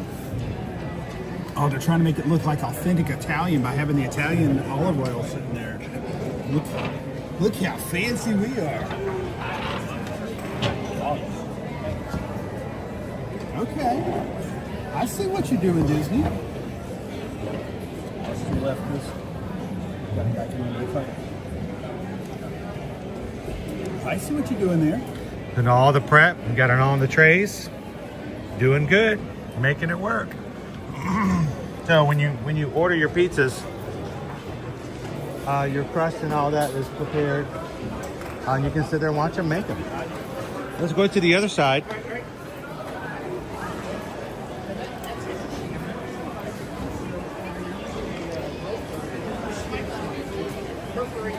Yeah, so that the sauce can get into it. So I think earlier, Tiny Tim, you were asking, when's the best time to go to Walt Disney World? I'm sorry if I didn't see it, your question earlier in the chat, but from that standpoint, that general question, we get that often asked. It's probably the most commonly asked question to us. And there used to be a time, Tiny Tim, where you could say, well, if you came this week, or this week, it's going to be great. Life has really changed. The schedules have really gone crazy over the past few years. This is what we try to tell you now. Pick the time of year you want to go. Follow up with us to let us know when that time period is, and we'll tell you which time periods within that time frame is to be avoided. And that's usually the best way to go. Yep. Like, for instance, if you were to tell me right now that you would really love to come the weekend of the 14th, the 15th, and 16th of February, this is what I would tell you as a travel agent. February 14th, that Thursday, it's going to be very popular because a lot of people want to come, spend Valentine's Day, and go out for nice dining. Getting a reservation at one of the nicer restaurants is going to be very difficult for Valentine's Day, of course. But what you got to keep in mind is the next Monday is President's Day. Oh yeah, so you got people out for long weekends. For long weekends. Now you've got a 4-day weekend. And that means Friday, Saturday, Sunday, and Monday are going to be very busy in the parks for reservations. Yep. And the following weekend, you've got the Run Disney Princess Half Marathon. Oh yeah. So it's all about not finding the best time, but making sure to avoid what we know out of all the uncertainties that comes with Disney and traveling to the parks, even with Universal, when to avoid areas that we know are going to be problematic if you're coming at the same time everybody else is. So this is where they're making their waffles. Yeah, they got a little dollop of chocolate on there to hold the waffle. Oh no, they're putting in the trees. A little dollop of chocolate to hold the trees together. We got waffles in the iron here. Very, very interesting.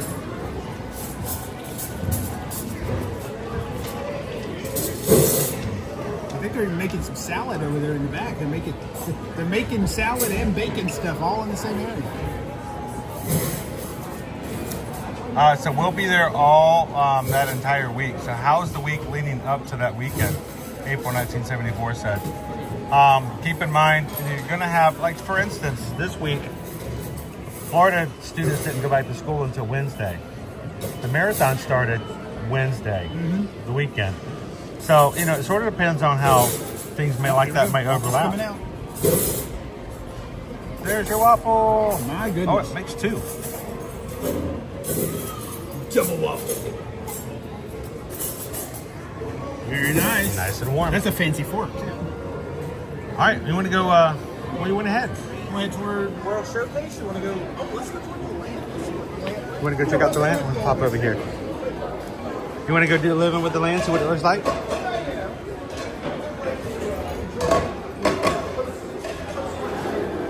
There we go, something calm.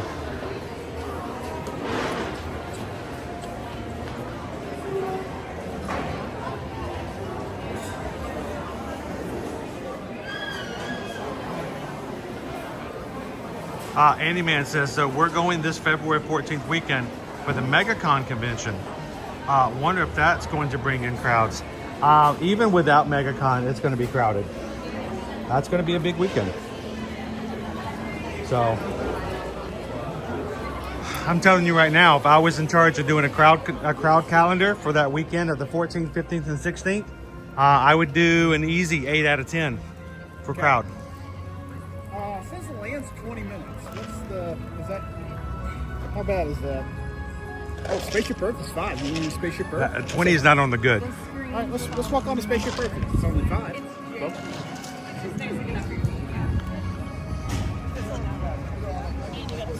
Yeah, I don't want to wear we don't have our language. What are we? Dutch? Jackie says, I believe I come down 2 to 3 times a year. I try to come during non-busy times, subject to change. I agree. I do not come during the Mother's Day. Oh, yes. Yeah. July, Christmas, Veterans Day, Thanksgiving, and keep in mind spring break. Spring break changes every year depending on the school schedules, and it's not just 1 week. Right. School systems across the nation are going to vary across of about 4 to 5 weeks. Yep.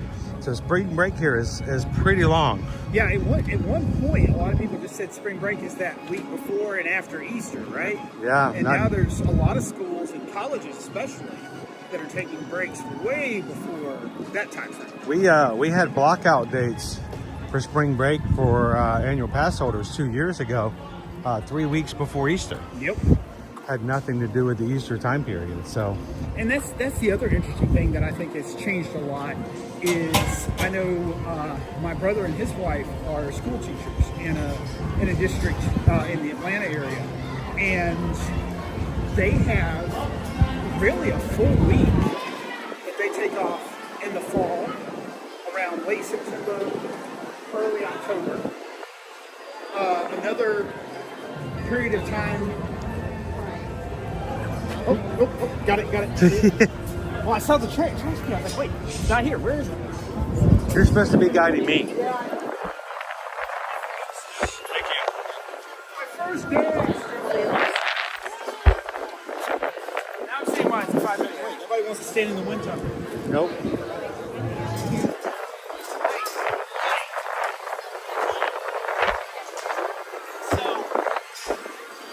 That school district in that area has a full week off in October and again in February, in addition to spring break.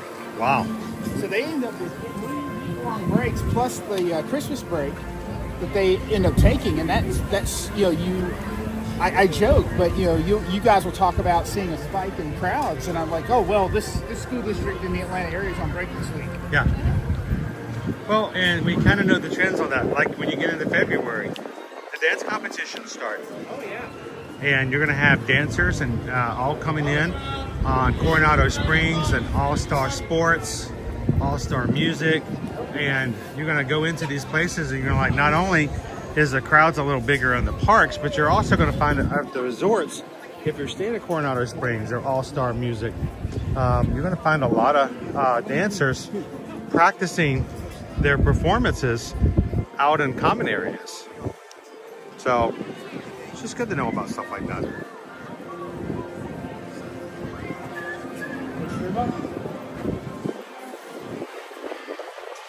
Yeah, I mean that really has changed travel for a lot of people. Because a lot of people talk about being tied to the school schedule, but not all the school schedules are the same anymore. Most of the schools are out by early June. I know there's some schools in the north and northeast that get out later than the schools in the south. In the south, we're normally out by Memorial Day, but schools in the north and northeast, they don't go back until after Labor Day. So they stay sometimes well into June. So we've got folks in the Atlanta area that will travel in early June, knowing that they're ahead of everybody being out, plus they're ahead of the July heat. Spring break can start as early as March 1st and go through the end of March, and sometimes easily into April, depending on where the Easter holiday falls as well. So all that to saying is, if you would like us to help you pinpoint, it's not to say you can't travel during those times, but if you don't set your expectations, the last thing you want to do is be caught off guard. Know what you're walking into and have a plan. I mean, you don't have to plan every minute of every day. Disney's, kind of changed things up lately with the way to schedule rides. If rides are important to you, and you can prioritize that, if that's a choice you want to make, do it. I mean, that's a way to manage some of your time.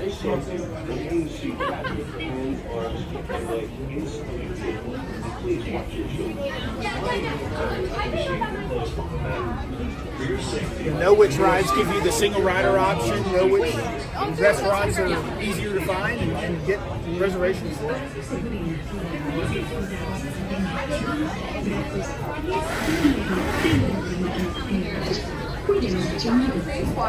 All the way down.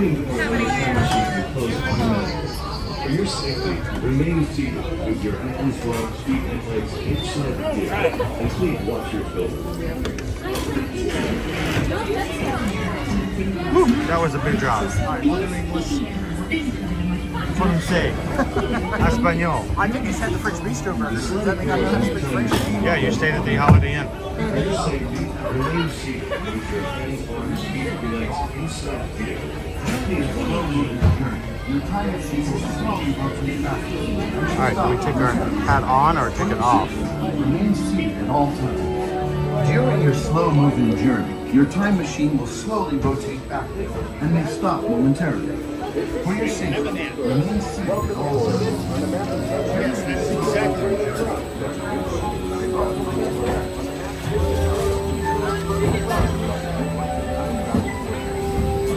Where are you from? Let's see. Where do I want to be from today?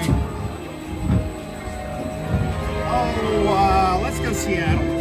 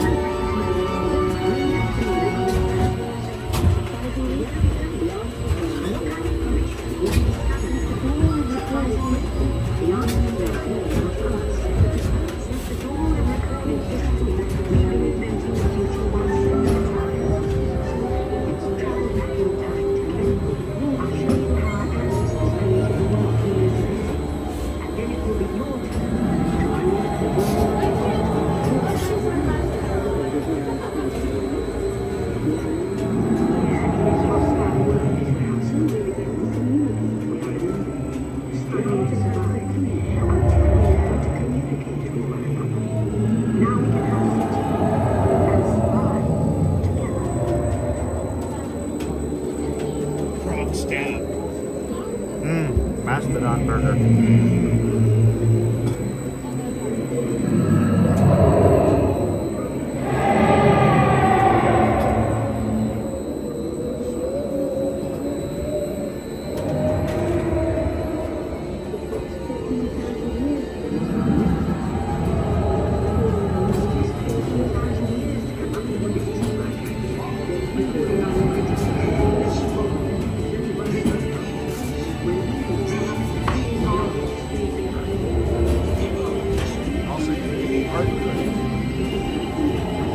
Call that a gazelle?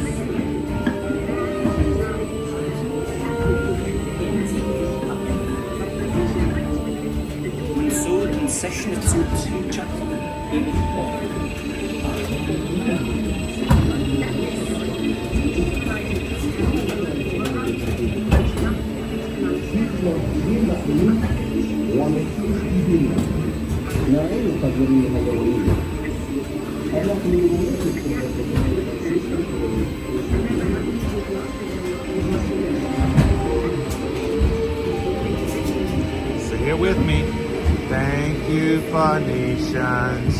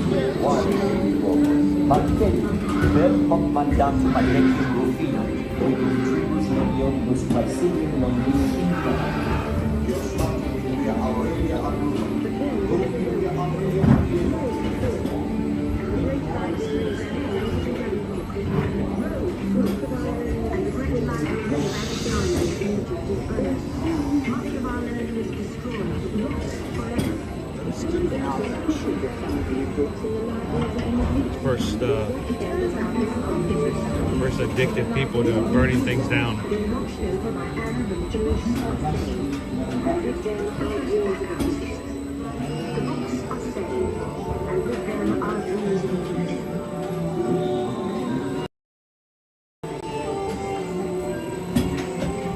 Always forget about this guy. Oh, yeah, he's sexy.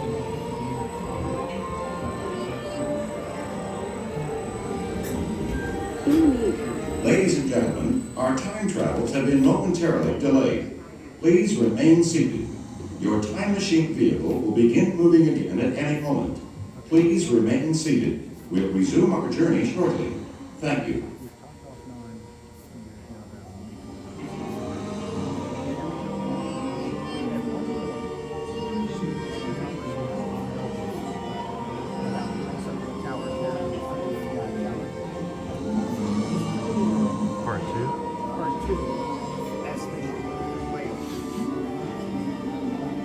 Please remain seated. Your vehicle will begin moving immediately. Remain seated, please. Our travels are resuming now. Cindy's like, dude, they're way back.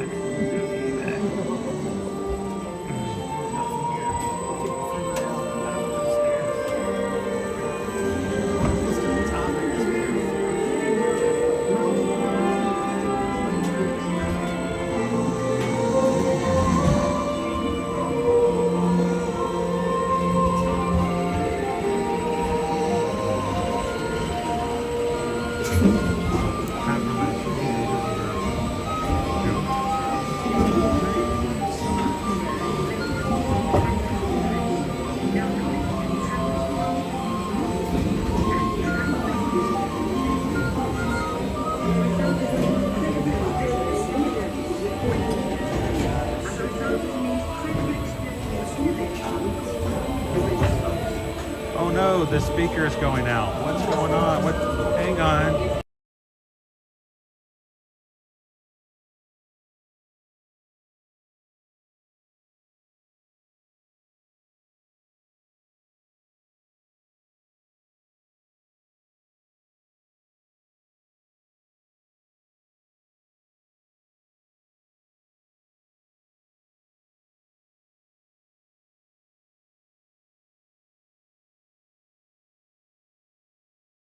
And that, Your Honor, is when the fight started.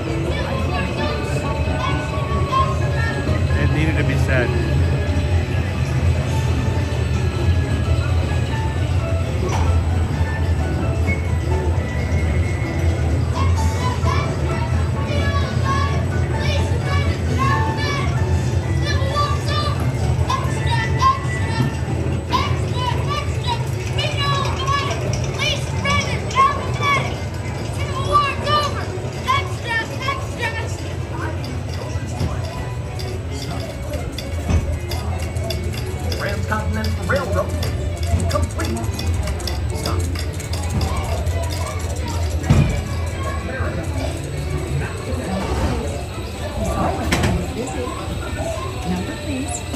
One moment.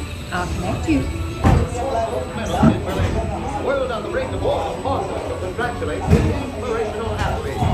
No other woman has gone before, and the memory of the daring deed will assure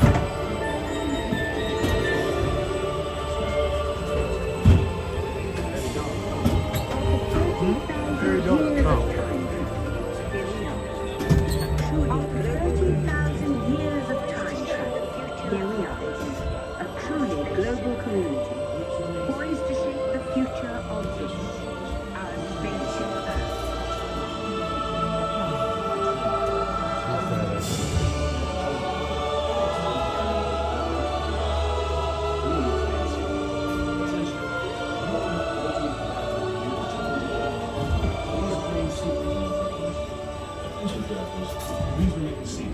Your time machine We did not take Portuguese today, Gabriel. Preparation for your return to Earth. Your time machine is now rotating backward. Please remain seated. Attention. You are now rotating backward for your return to Earth. Please remain seated, time travelers.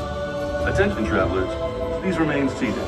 Your time machine is rotating backward for your return to Earth. I've been sitting down in this thing the entire time, and now I decided to stand up. Attention. You are now rotating backward for your return to Earth. Please remain seated.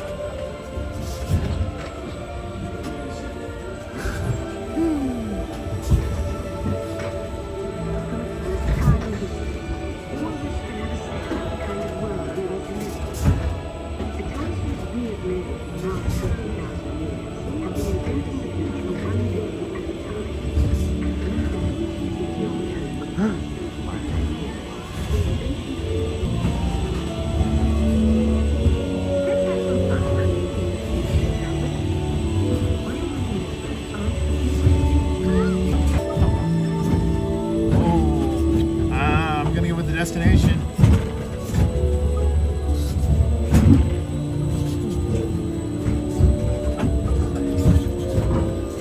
I gotta say it's the pet.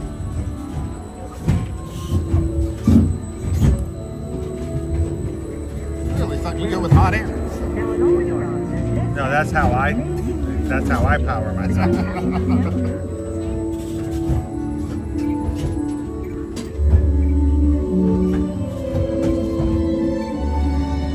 Crew, this is a future brought to you by both Chris and I.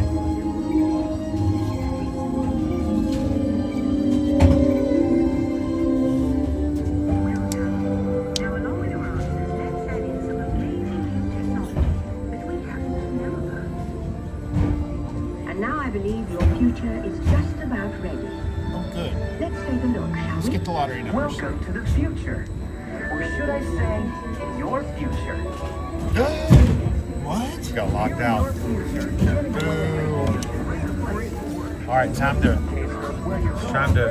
refurbish this thing. And with solar power from your home fueling station, you're off. You won't have to worry about your pets while you're gone, thanks to handy household robots.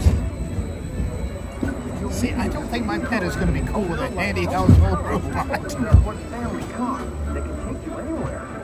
You've already planned a trip with virtual travel vendors, hotels, check. Restaurants, check. Guided tours, check. You'll never get bored of the journey because your car's holographic gaming technology keeps you connected with friends back home.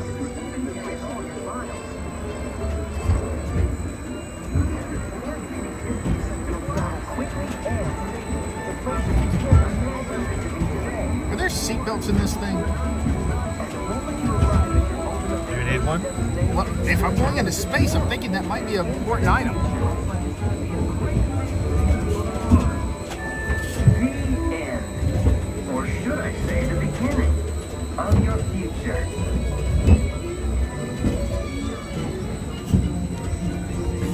So here's to the next 30,000 years on spaceship Earth.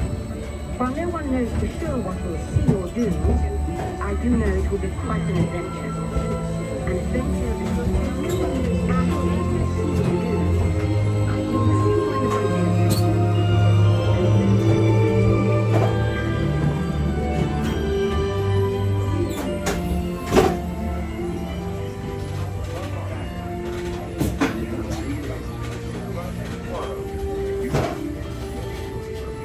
Welcome back, time travelers.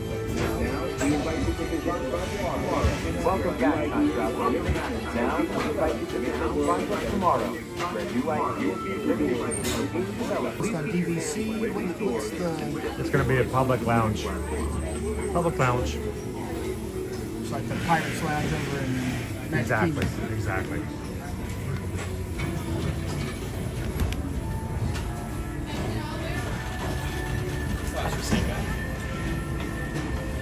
Watch your step.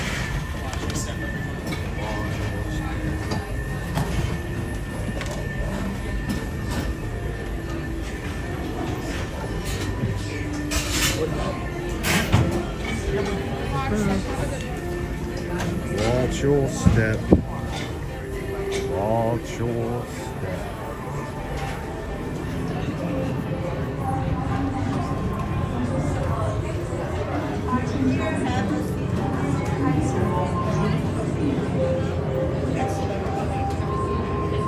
Yeah, I saw you and Owen walk by the other day and they shut off that one exit the over there. exit over here to the left is closed because they're working on the new public access area for the new lounge. That will be opening up here in 2025.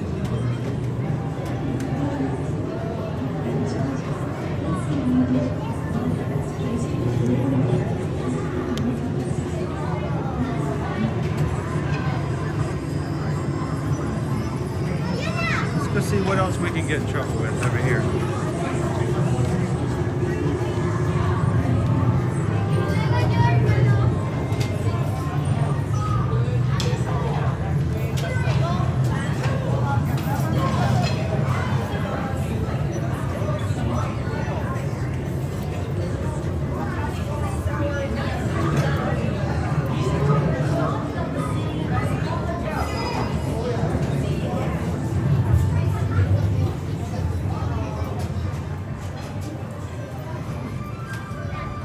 Yeah, Jackie, the Shades of Green is a very quiet resort. Of course, you know, it is limited to those who are active military or veteran with the U.S. militaries. It's a very nice resort. It's not as Disney as you would get other places because it's not owned and operated by Disney. Yeah, I've never even really looked into Shades of Green relative to Run Disney weekends and what the transportation options are there. I think you have to go back over to Polynesian or Grand Floridian to get the Run Disney. That would make it that would be kind of weird to have to do that extra step.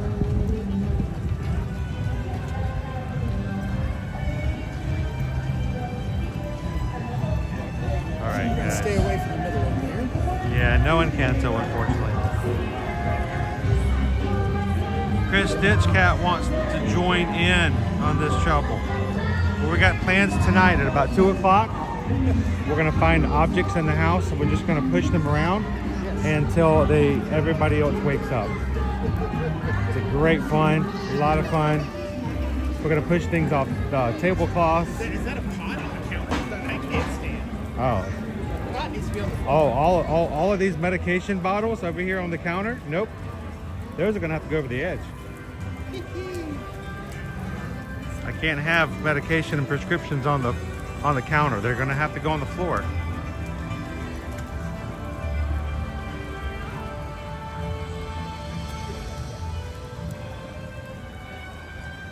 We got a 10-minute wait for Journey to Imagination. We got a 20-minute wait for Land.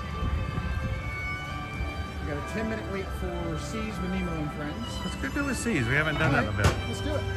See what else we have. Let's clamshell it up. I think it was just down, so I think it may not be too bad.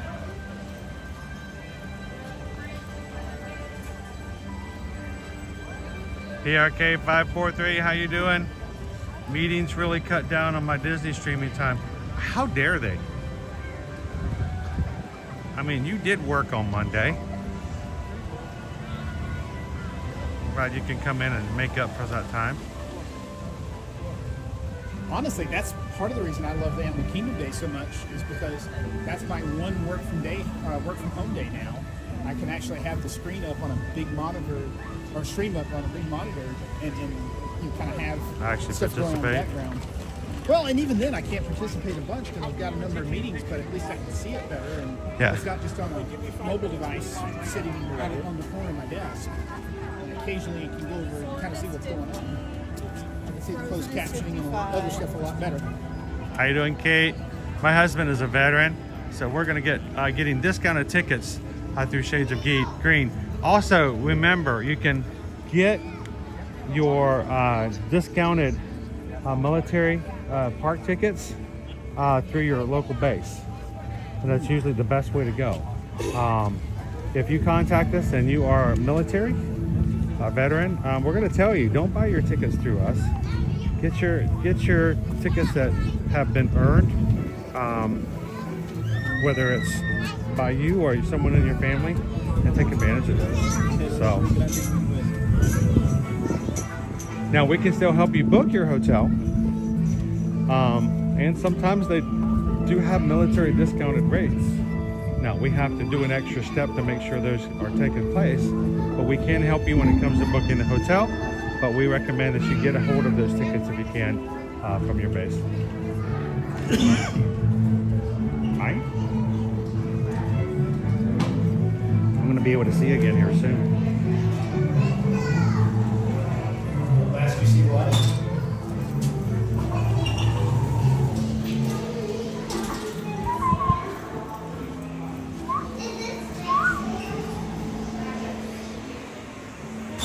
Life's a beach.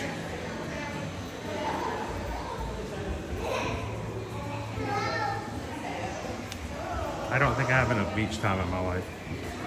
Somebody who's moved to Florida. It's amazing how far the beach is from some places. Yeah. Well, I think some people get the idea that just because you live in Florida, that just like 5 minutes to the beach.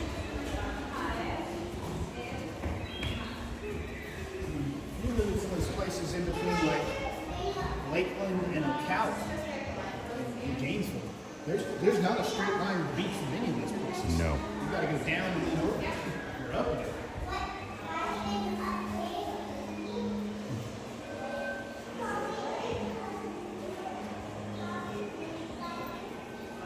Go Tigers has had today off. Always a pleasure to have you in. Looking forward to seeing you in about 125 days, my friend. Go Tigers. If not before. Can't believe we didn't cross paths a couple of weeks ago.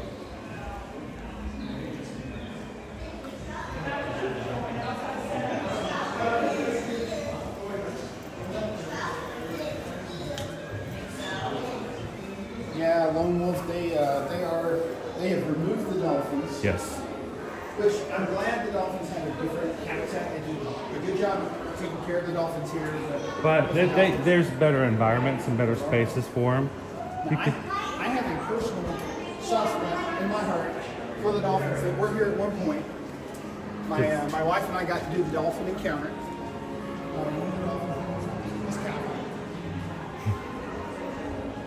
There's a friend of mine. Because he had a hole on top of his head? Good Dolphin. Got 3 ones on it.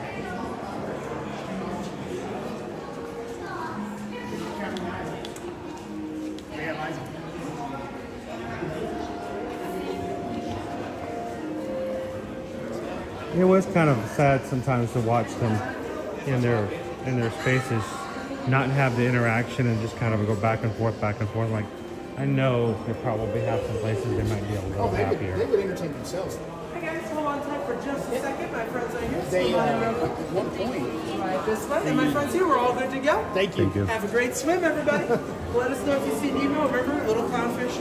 Keep on swimming. Keep on at one swimming. point, the Dolphins learned that some of the fish were kind of flat, and they could fold them up like tacos.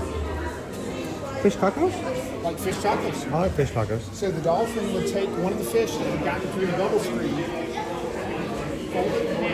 hold it in its mouth, take it up to the window, and release it. That fish had stories. I'm waiting for the punchline. I really am. No, there was no punchline. No joke. The dolphin would take the fish in its mouth, kind of fold it in half like a taco, and then take it up to the window and release it. The fish would swim away.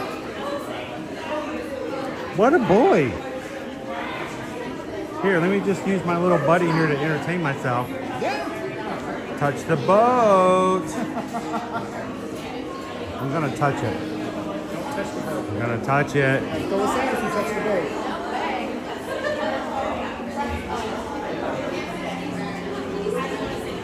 All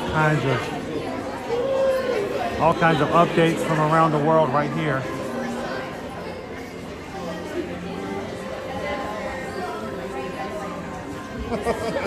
Surfbum wants to know if you brought your swimmies. Dopey Runner is calling HR on the dolphin. I gotta agree. I got my swimming surf bomb. Dopey Runner, I gotta agree that is a hostile work environment. I think that meets the definition. I will tell you that when Nova was younger, when we would cruise before, and she was a puppy, a much more of a puppy age. The staff at the boarding area loved her, thought she was a lot of fun. But the only problem is, Nova was always geared toward and hanging out with the smallest animal in the bunch. She always did that. When we took her to the dog park, she'd always find the Chihuahua. Yep. And hang out and play with the Chihuahua. Well, we would get, daily notes and emails from the boarding, Pet Paradise, and they would say, she loves the puppies. She always loves the youngest and the smallest in the group. But we're learning that you cannot make friends by picking the puppies up in your mouth. Oh no. And carrying them around like a purse. Oh no. And evidently there was another small puppy that was like 3 months old. And Nova had decided to adopt that puppy as her own. Picked it up by the scruff of the neck and just picked that puppy up and walked around with her in her mouth. Going, look what I got. I got a puppy. This is my puppy. I shall call him Puppy and he shall be my puppy. And the people at Pet Paradise were like, Nova, you can't, you have to put them down. You have to let them walk around on their own.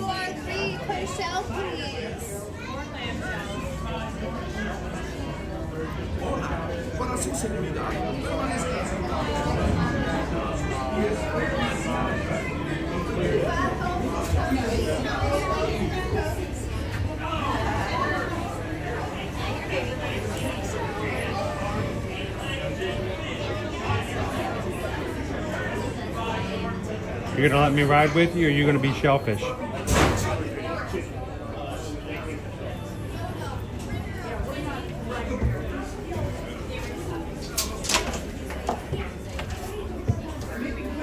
Okay, I feel self-conscious now.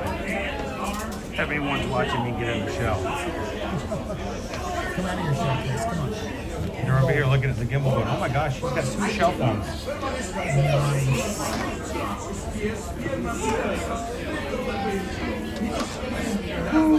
think the stream is starting to flounder. Oh my.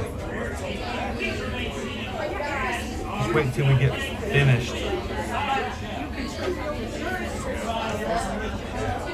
I'm just thankful that some of you guys have, loved our streams, hook, line, and sinker. Oh, this thing's just going to the bottom of the ocean at this point. Everything but the kitchen sink. Jokes like this are going to torpedo your career. You may think we're subpar.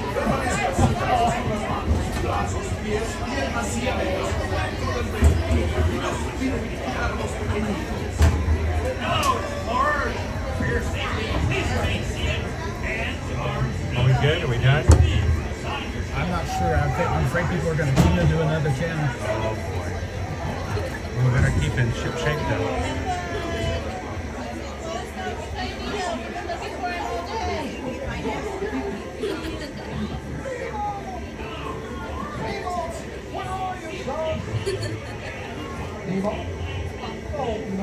At this point, we're just fishing for compliments. I don't know. I feel like we're a ray of light in a lot of people's eyes.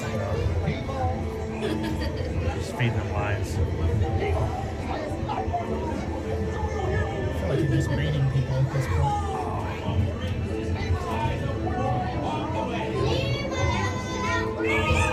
Let's go explore, explore, explore. Let's go explore the big blue world. Mr. Ray, we can't explore without Nemo. I'm sure we'll see him any minute now. Nemo!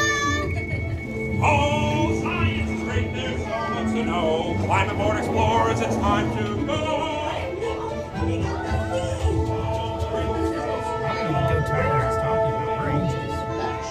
Trying to find who? Oh, Nemo! Where are you, Nemo? Who's Nemo? He's my son. You know that. I do. We went on a huge adventure together. Is he or what's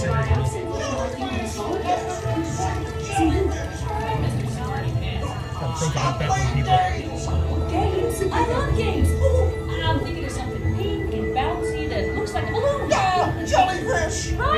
no sales. Now I'm afraid people are going to get a little jelly. Kind of blue. That's jellyfish! You're good.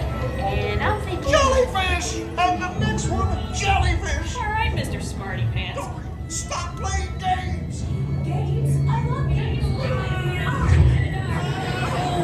Cool to check this out from a different angler.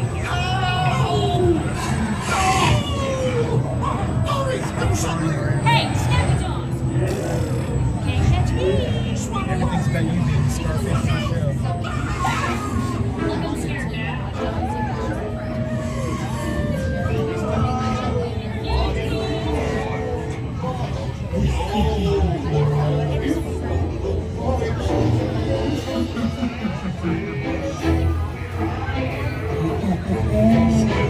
Say goodnight, your old pal Bruce.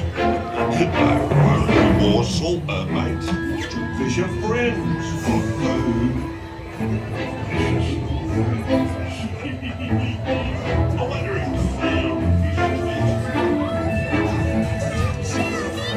It's the EXC! But I've never been in the EXC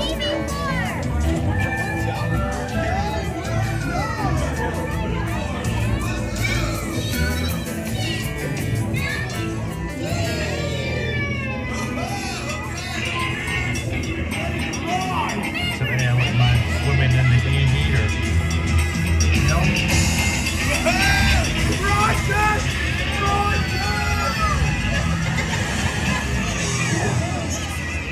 totally, but everybody's looking for you.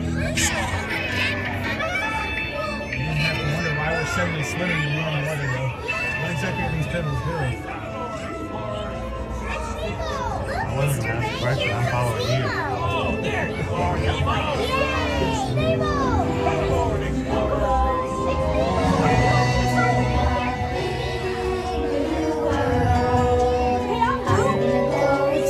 Not too far.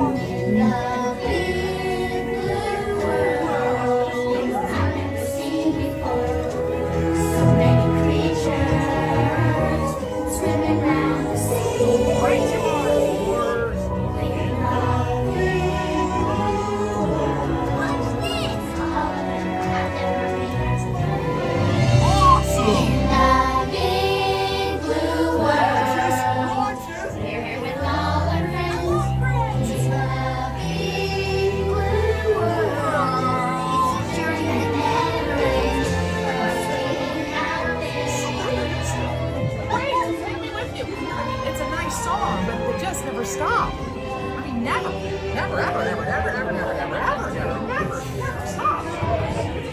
Take me with you. It's a nice song, but they never stop.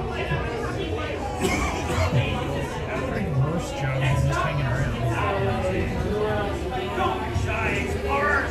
It's time to come out of your shell. Watch your steps, stay to the right. So long, explorers. Me? Watch your steps, stay to the right. Watch your step. Watch your step.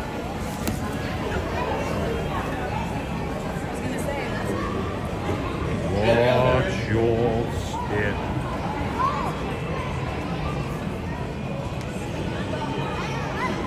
Ooh, I can feel the cold again. Barbara Manatee, you are the one for me. I bet the warm exhaust of the power plant area with the, what is it, Manatee Springs or whatever? Yeah. Over on the west coast of Florida, I bet that is just deep in manatees today. Imagine Pam's having to be careful. She may have iguanas falling on her. It's cold enough. Yeah, they were talking about that last night, about the fact that the iguanas do not get hurt. That happens, so it's not that big a deal. So they just kind of get back up and keep going.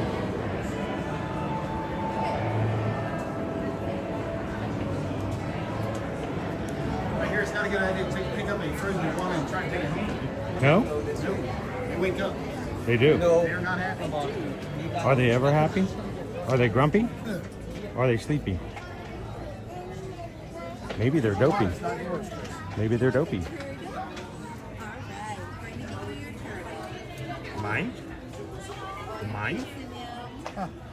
Mine? I'm sorry. This crab looks like something off SpongeBob.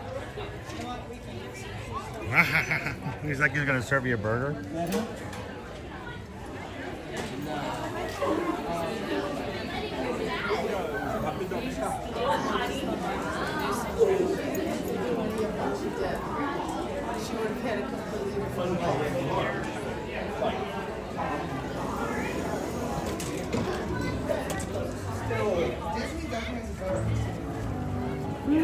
Welcome in, guys. We did a little bit of park hopping today, so we made our way over to Epcot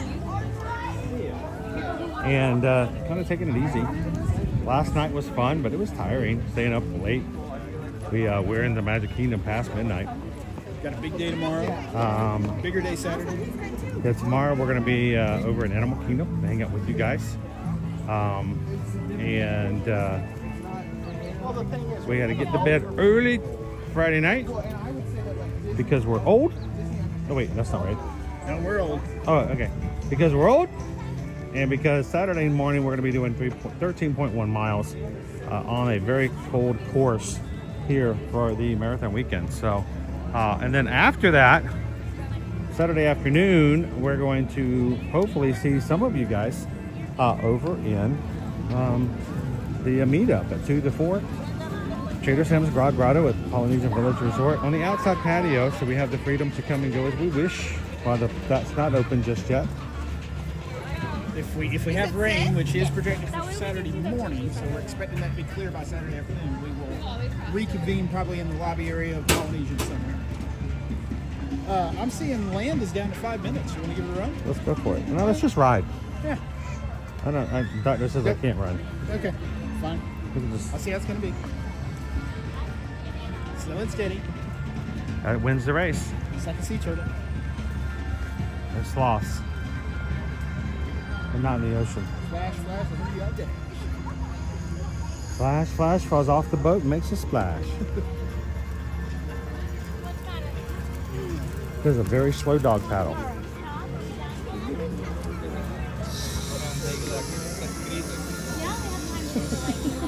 The rope.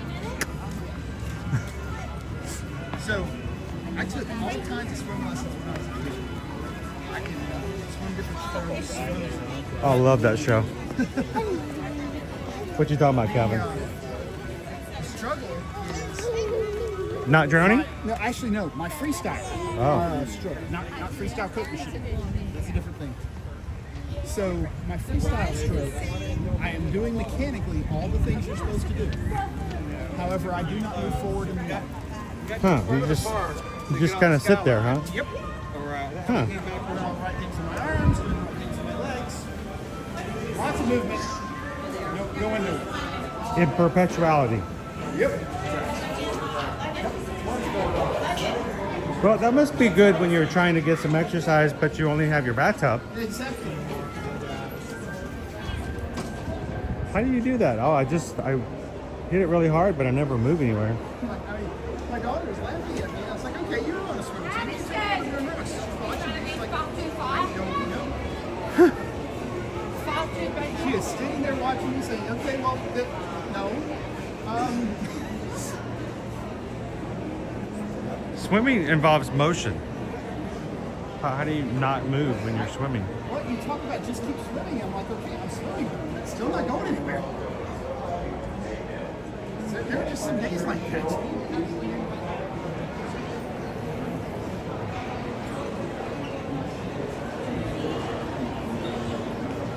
Oh, JP says, hope everyone has fun at the meetup. I'll just cry by myself and pretend I'm there in spirit. Well, one of these days we hope you can join us. We know that it's not always immediate, but you know this will be our 4th year doing it for Wine and Dine in November. So we hope at some point in the future you guys can do that.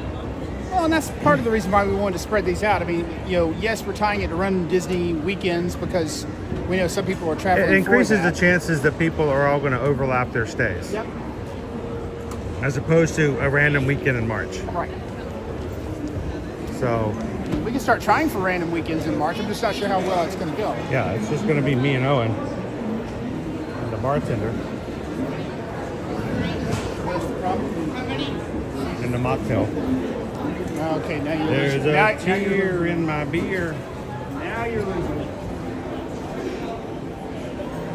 It's a no duels. My father.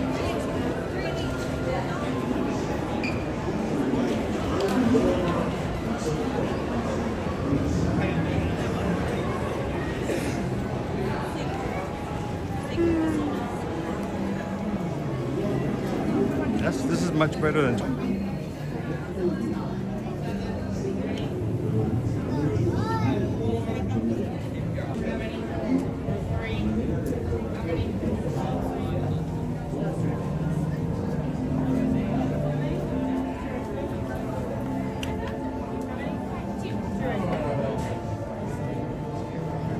How you doing? Why not 2662? Hey Jenny G, welcome in. So Annie the other night, and a cat was running through the park. Yeah, we're lagging with the land. It'll get better once we actually get onto the ride. That's okay. You don't want to see strangers on stream anyway. Next party way here, please. It'll get better once we get on the boat. This little area right here is really self-contained. You're in the heart of the building here. Yeah. There we go. We're starting to come out of it. Hi guys, I'll be with you. Okay?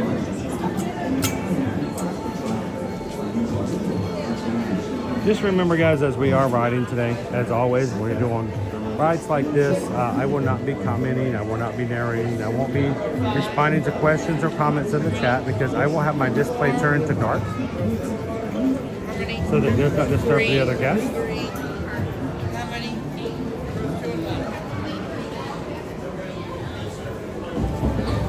So if you have a question for me or if you want to check with me about something, feel free to hold it till after the ride. When you exit, we can get back into the chat. If you have a question that the mods can help out with, feel free to continue chatting, no problem. Just letting you guys know if someone comes in new and says, hey, you guys at the exit, just to be respectful of the other people who are riding the ride with us today.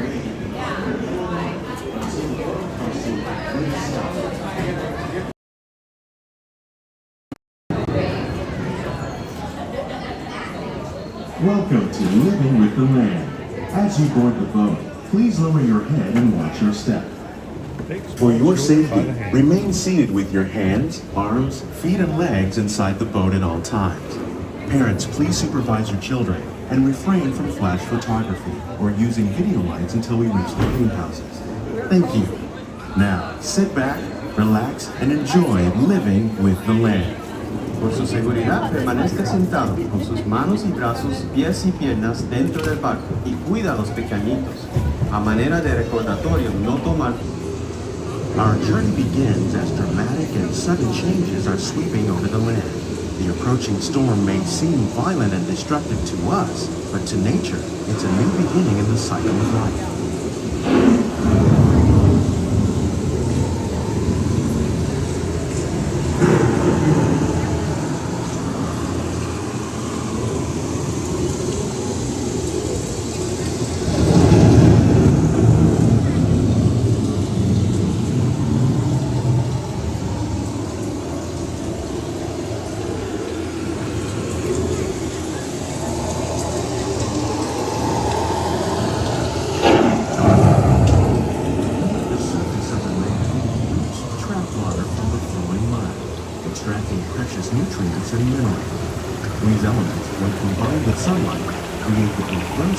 Systems of our planet.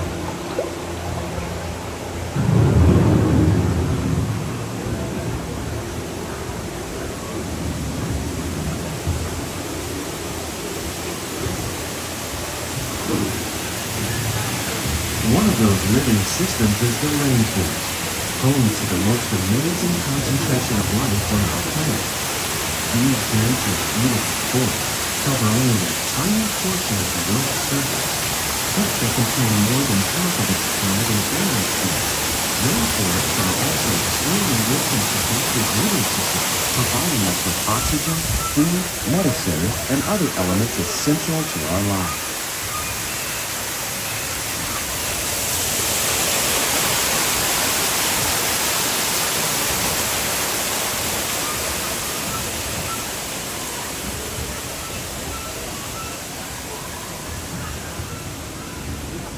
In the desert, nature has created a very different, but no less beautiful living system. And while this arid landscape may seem lifeless, it is very much alive. The plants and animals that have learned to survive in these harsh conditions make use of what little water they can find and avoid the scorching rays of the relentless sun.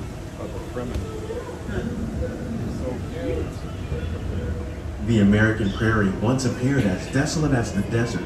But over time, rainwater and nutrients gradually penetrated the hard surface of this land. Even the hooves of the mighty buffalo helped create the rich soil that would one day become home to the American farm.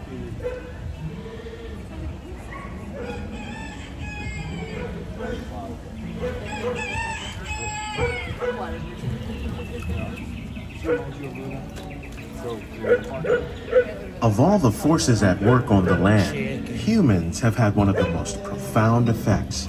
The need to produce food for a growing world led to the enormous use and sometimes overuse of the land. In our search for more efficient ways to grow food, we often fail to realize the impact of our methods.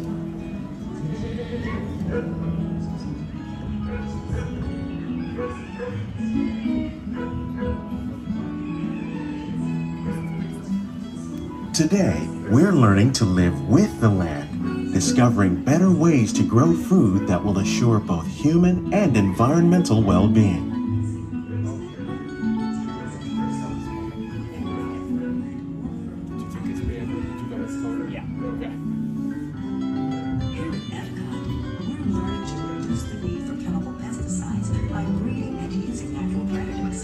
Ladybugs and wasps to control pests. In the farmlands across America, we're learning that by plowing under vegetation containing natural fertilizers, we can enrich the soil without the use of chemicals. In arid regions, we're learning to produce food on desert seacoasts by developing and planting crops that thrive on salt water. In Japan, we're learning that by mixing leaves and other living materials into our soil, we can make farmland more fertile without the need for chemicals. Here at Epcot, we're learning to reduce the need for chemical pesticides by breeding and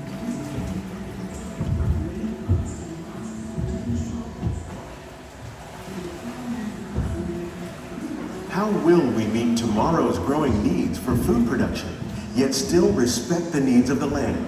Some of the answers are being discovered just ahead.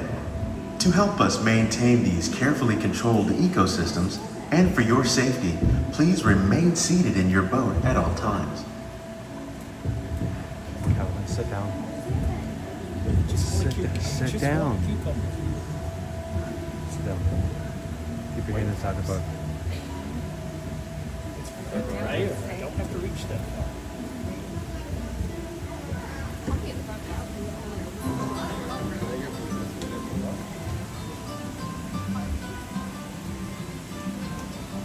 Welcome to our glimmering greenhouses, where scientists from Epcot and the U.S. Department of Agriculture illuminate the wondrous gifts we receive from the land. Join us as we ring in the most bountiful time of the year.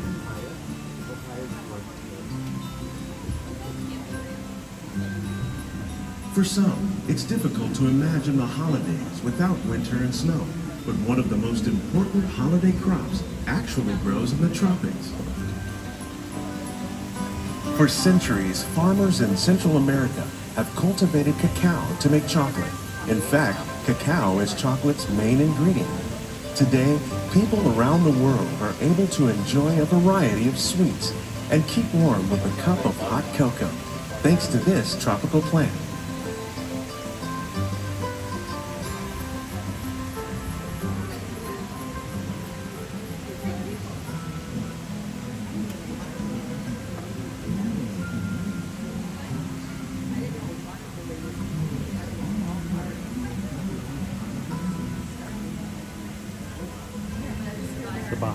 seed store.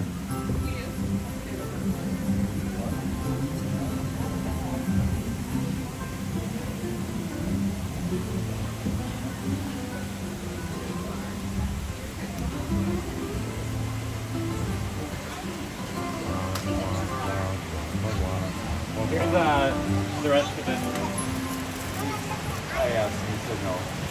Yeah, see if he'll take it. I mean, if he doesn't, it's fine. But he might take it.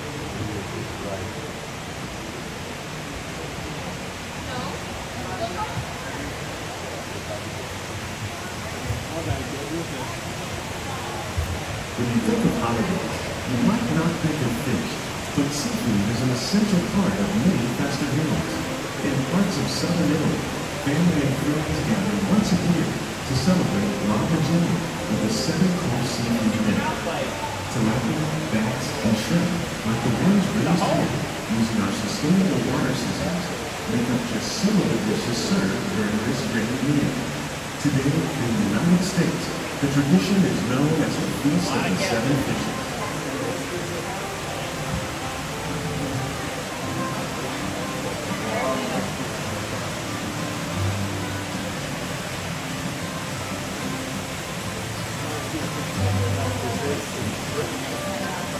It is do that day.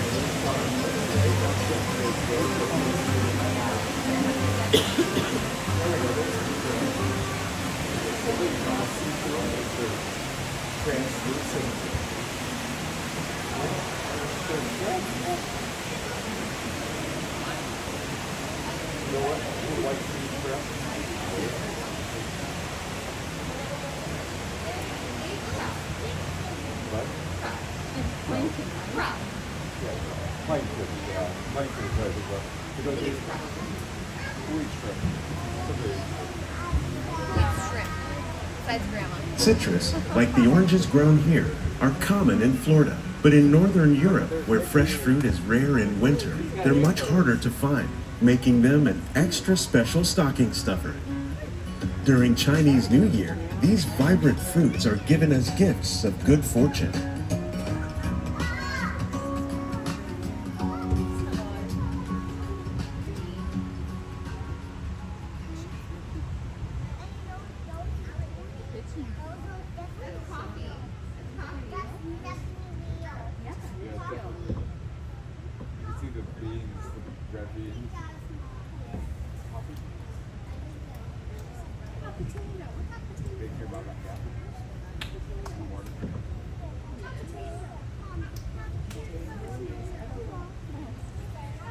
They say it's better to give than to receive.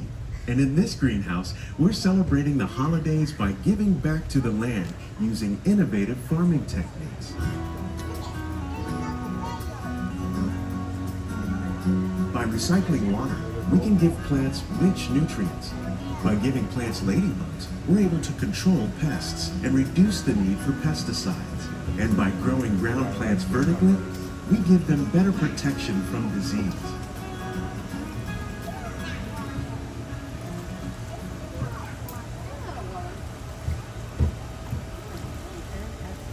Go back to Limited Land, they have the Limited Land salad.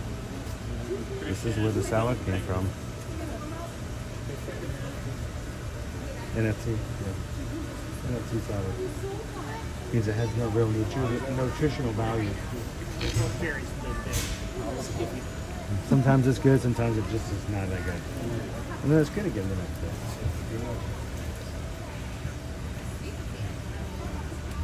They've been incorporating Tinkerbell with our berry friends to help them take care of the crops. With these gifts, our plants can grow an abundance of festive vegetables. This greenhouse alone grows a bountiful 15 tons of produce each year. When we give more, we receive more, making the most of the land's green gifts.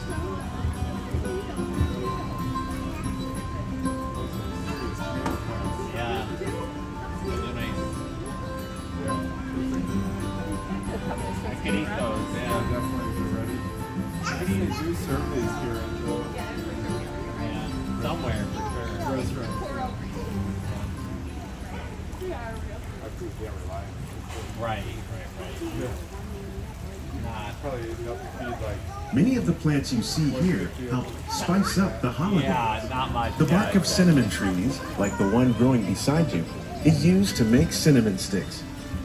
Do you like eggnog? You can thank nutmeg for its signature taste. Other spices, like ginger and vanilla, add flavor to a variety of holiday cookies, cakes, and other delights. By cultivating these festive plants with care and good cheer, Epcot scientists are able to celebrate the holidays with the land's many gifts.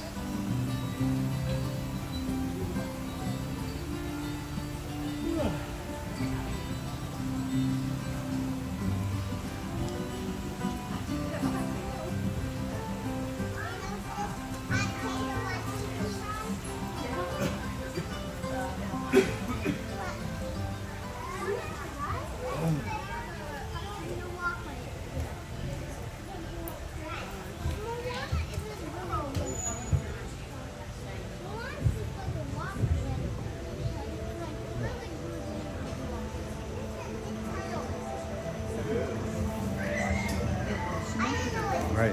Quahirini, you're still around? Jam's coming up. These greenhouses represent just a fraction of the work being done worldwide to produce bountiful harvests for our growing population. Scientists, farmers, and even backyard gardeners are doing their part to improve the quantity and quality of foods that we all rely upon.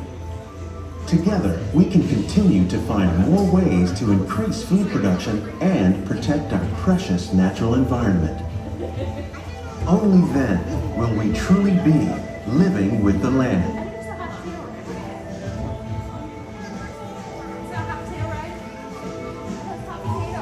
On behalf of Walt Disney World, we hope you've enjoyed this unique journey through our living laboratories. If you'd like a closer look, then check out the Behind the Scenes walking tour. It's a chance for the whole family to get up close and personal with the plants and growing techniques in our laboratories. Please keep your hands and feet inside the boat and remain seated until the boat comes to a complete stop.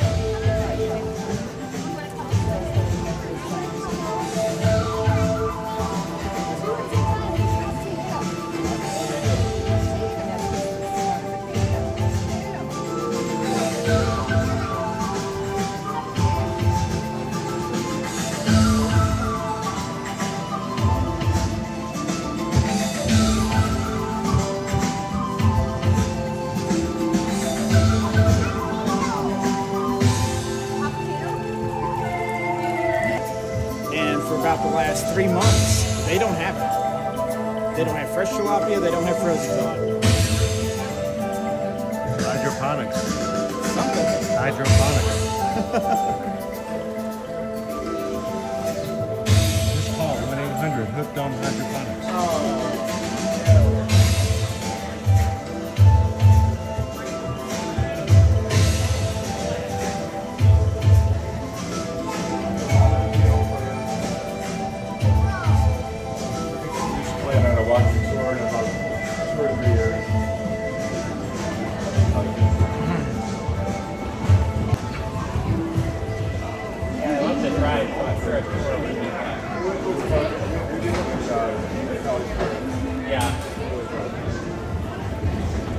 We'll get back up out from underneath this wall here.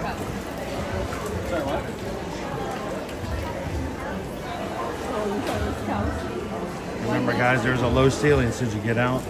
Watch your head or watch your language.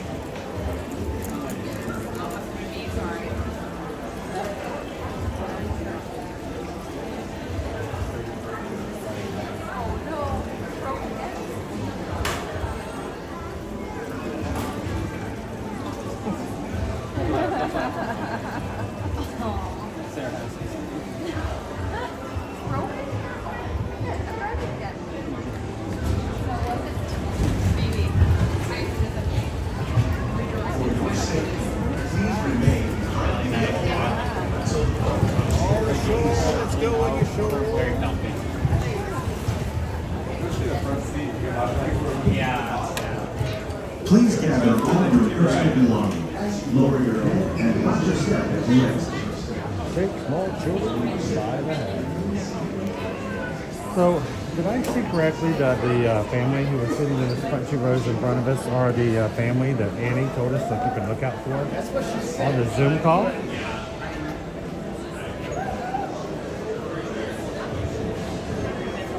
Thank you.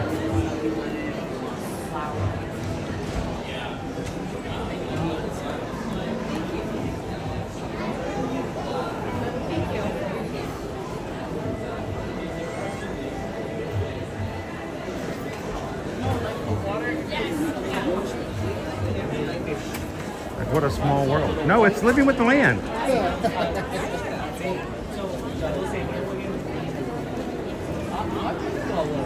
yeah, this is going to sound crazy. You may be right. I may be crazy. This might be a lunatic you're looking for.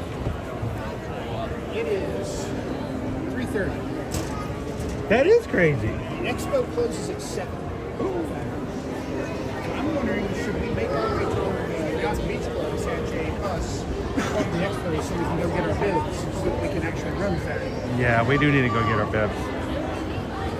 We got to get our bibs. We get it out of the way. We don't want to wait till tomorrow. Let's wander back toward Yacht Beach Club. And Let's we'll walk through the World Showcase before we sign off for today. Don't worry, we're going to be back again tomorrow for our dailies back over at Disney's Animal Kingdom theme park. we'll be doing interval training with the cheetahs.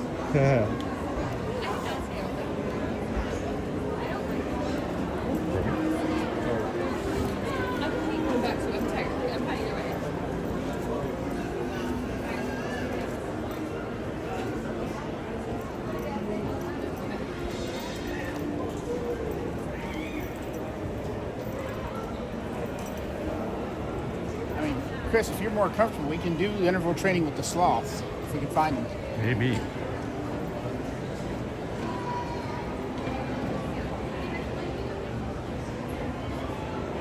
Annie says we're just going to walk up to somebody and go, "We know you," and turns out that's not them.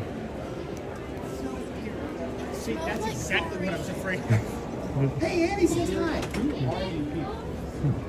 I don't know, Annie. Stitch Cat says, "Hello." Hey, you got Security, security, security.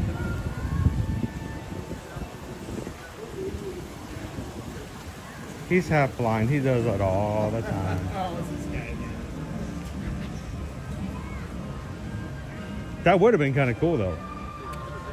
We've had quinky dinkies like that happen all the time. Well, and that's why it's always better to have, to reach out to whoever it is that's in the park and have them come to you as opposed to you going to them. I don't want to go after people because sometimes I go after the wrong people.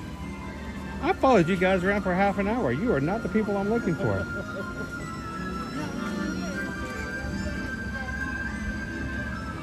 Oh, let's get back into that beautiful sunshine. I gotta say, the 5K medal's kind of cool this year. I like that. Well, when we get over to the expo, I'm going to take a look. I have not had a chance to explore all the medals just yet. I've seen them in the trading pins, but not in their full value. I saw you and Owen exploring the I Did It pin yesterday. Could not get that thing to open. Mind you, I am one-handed, so I'm just like, you know. You gotta. It's not like you have the full dexterity available. Streaming, streamers are already an interesting lot as it is. We have to learn how to live life with one set of hands.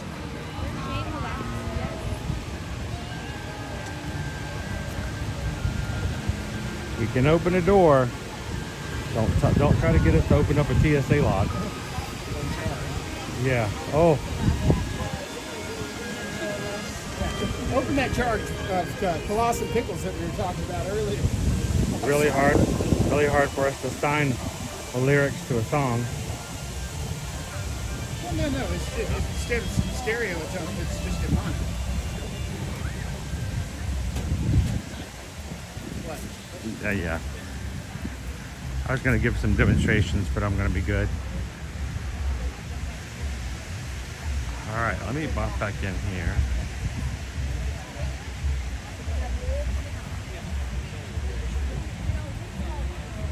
I am glad that it's turned out to be a little warmer than it was earlier. Oh yeah. Out in the sun especially. This is tolerable.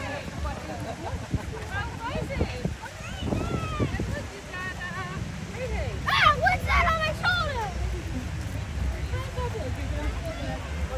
So Joseph says, how does Beverly soda taste in the cold weather? Better, worse, or same? Oh, I don't think temperature. I don't think there's much you can do to improve that. Nope. You know. Oh, here you go, Chris. It's cold. Let's go with warm Beverly. Oh. Oh no. Beverly is a hot drink. Oh, it's a hot mess. You think you? Come on. That's like a punishment. I will say though, on New Year's Eve, Owen did, while we were waiting for the, waiting to charge our battery in the middle of the day to get ready for the New Year's Eve stream. Owen came over to the Buena Noche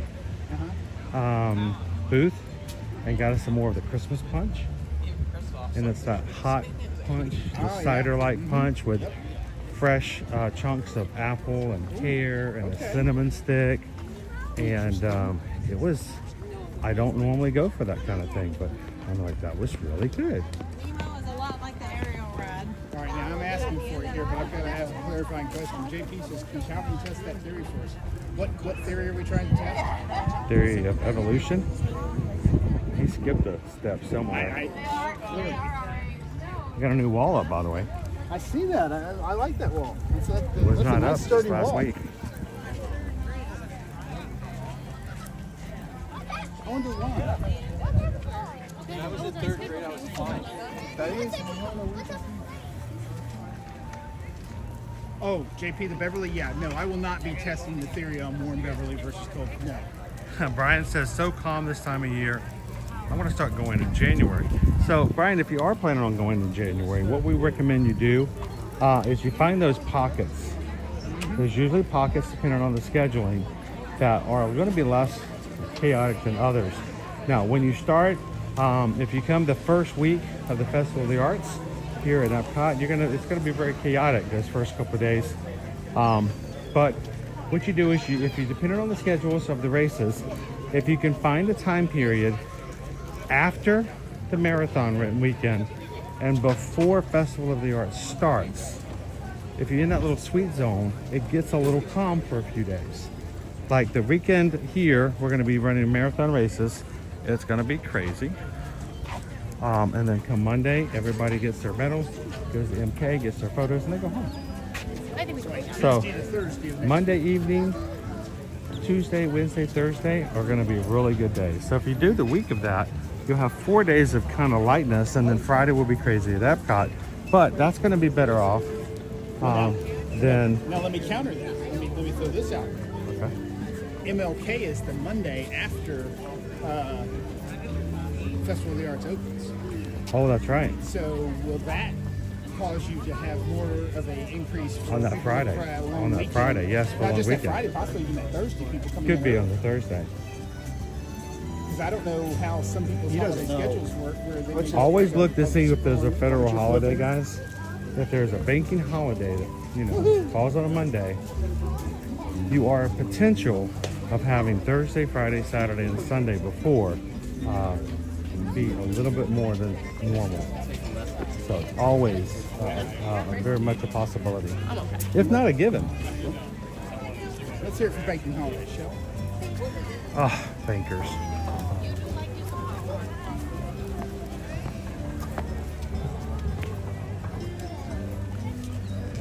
Annie, what's the wall for we just walked by? It's going to be for the Festival of the Arts. I don't think, I don't know. It could be for the mural because we now have the wall that they've been using for the mural is now an open space for the Community Corps building. So it very well could be where they're going to put the, it is a tight area to put people in for painting. Or it could simply be some sort of other display for a Festival of the Arts. There's no construction on the other side of it. It's open on either side. There's just the green play space in behind it. You're welcome, Brian. Seriously, when you guys come in, if you have questions like that, It's not considered to be off topic because every question like that is on topic for what we do and talk about here. So always check your federal holidays, and if you can stay as clear away from those as possible to increase your chances of having a better time here in the parks. It used to be the last week of January was a good week to go. Then they started doing Skyliner refurbishments and turning the Skyliner down. And little did we know how much of a change that would make to Disney when people finally realized how awesome the Skyliner is, and then when it's gone, it's like pulling teeth to get anywhere. So, Chris, there's something happening in the chat that I'm really not comfortable with. Apparently there's a discussion to change the water stops on the races with Beverly. ooh. Ew. I am not comfortable with this at all. What did we talk about last night that I said would be a... That White Castle, but I can't remember if that was in conjunction with the races. No, we were talking about something for we're changing out the liquids to something else. You're like, no, that's not going to work. Were you talking about that the blackberry slush? Oh, yeah, that would work. I'd be good for that. Give me a little blackberry tea slush from the Magic Kingdom. And I was perfectly nice going through Canada.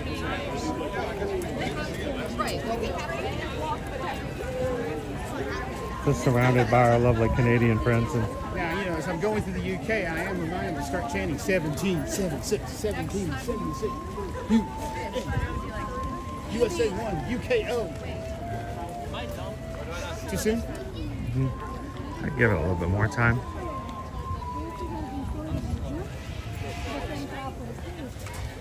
Isn't it nice out there? I mean, it's cold, but we've still got beautiful skies. And we are warmer than most people, except for Pam, who's wearing a sweater today in Key West.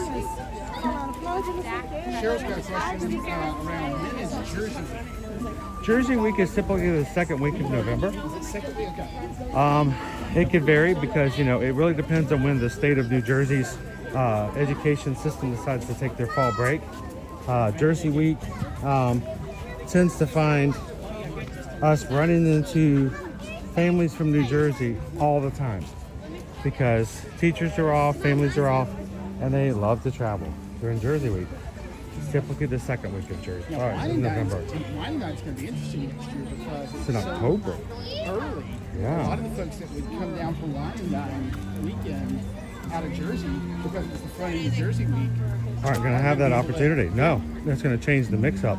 You know what it's also going to mean? What's that? A lot easier for you to go to Mickey's Very Merry or Not So Scary Halloween Party Oh, yeah. for the Run Disney half marathoners. I mean, we had a good time last time, I think. We had a good time. We being a term of I wasn't there, I couldn't go. The crew had a good time. So let's pop over here to the left. Is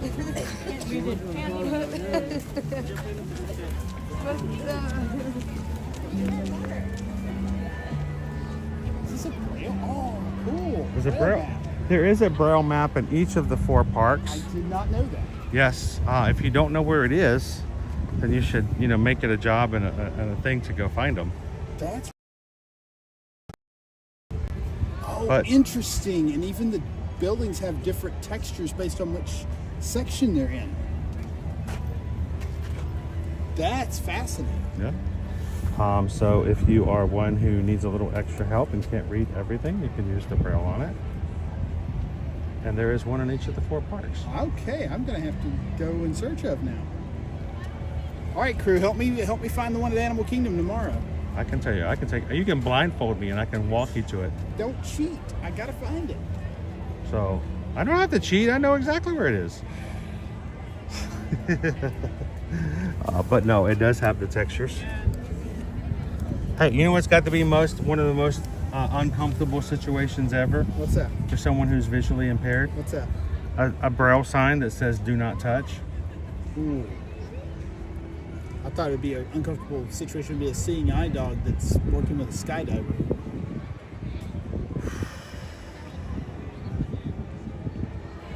Ouch. Oh, he lived a good, long 8.5 months.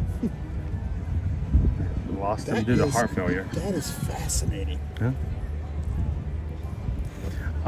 So yeah, the different areas, the different neighborhoods, you can see have different feels on the buildings. I might actually be able to start remembering what they've called these things now if I can try to picturing this. I know it's a little hard and difficult to think about it. So, well, I mean, you've got World Celebrations kind of the middle, and then this piece up here with Imagination. Then you got World Nature kind of down here, and then you got World Discovery, so more the space and test track and all that.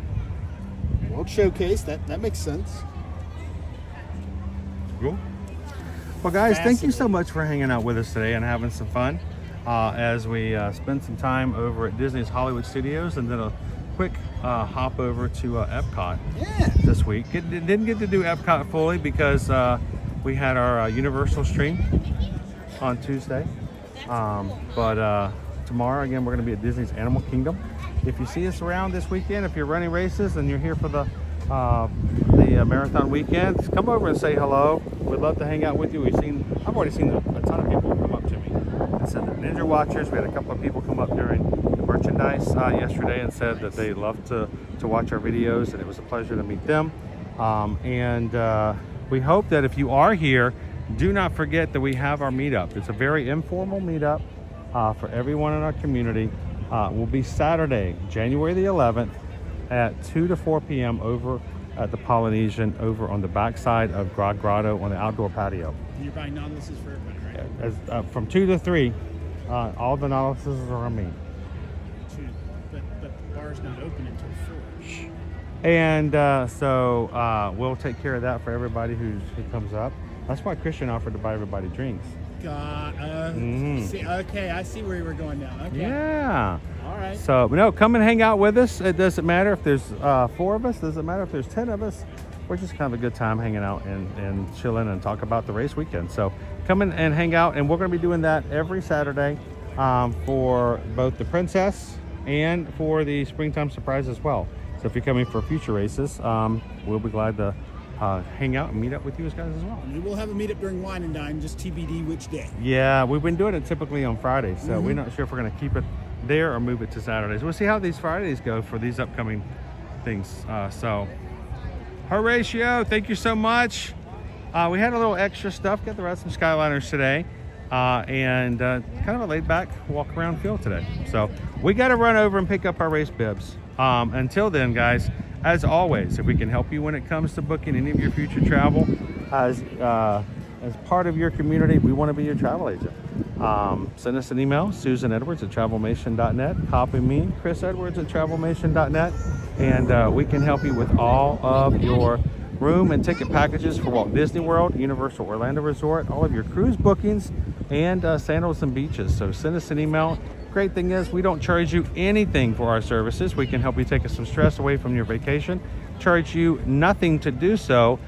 We help you with your vacation. You support us as a small business, and we let Disney, Universal, the cruise lines, and Sandals and Beaches pay the price. So it's a win-win for us all. So send us an email, and if you know someone who's going to be traveling here soon, getting ready for their last-minute trips to spring break or even before, or someone who, like for Disney Cruise Line, who would like to take advantage of their 50% less deposit promos, or paying half price for their 3rd and 4th kid in a room on certain sailings now through the end of June.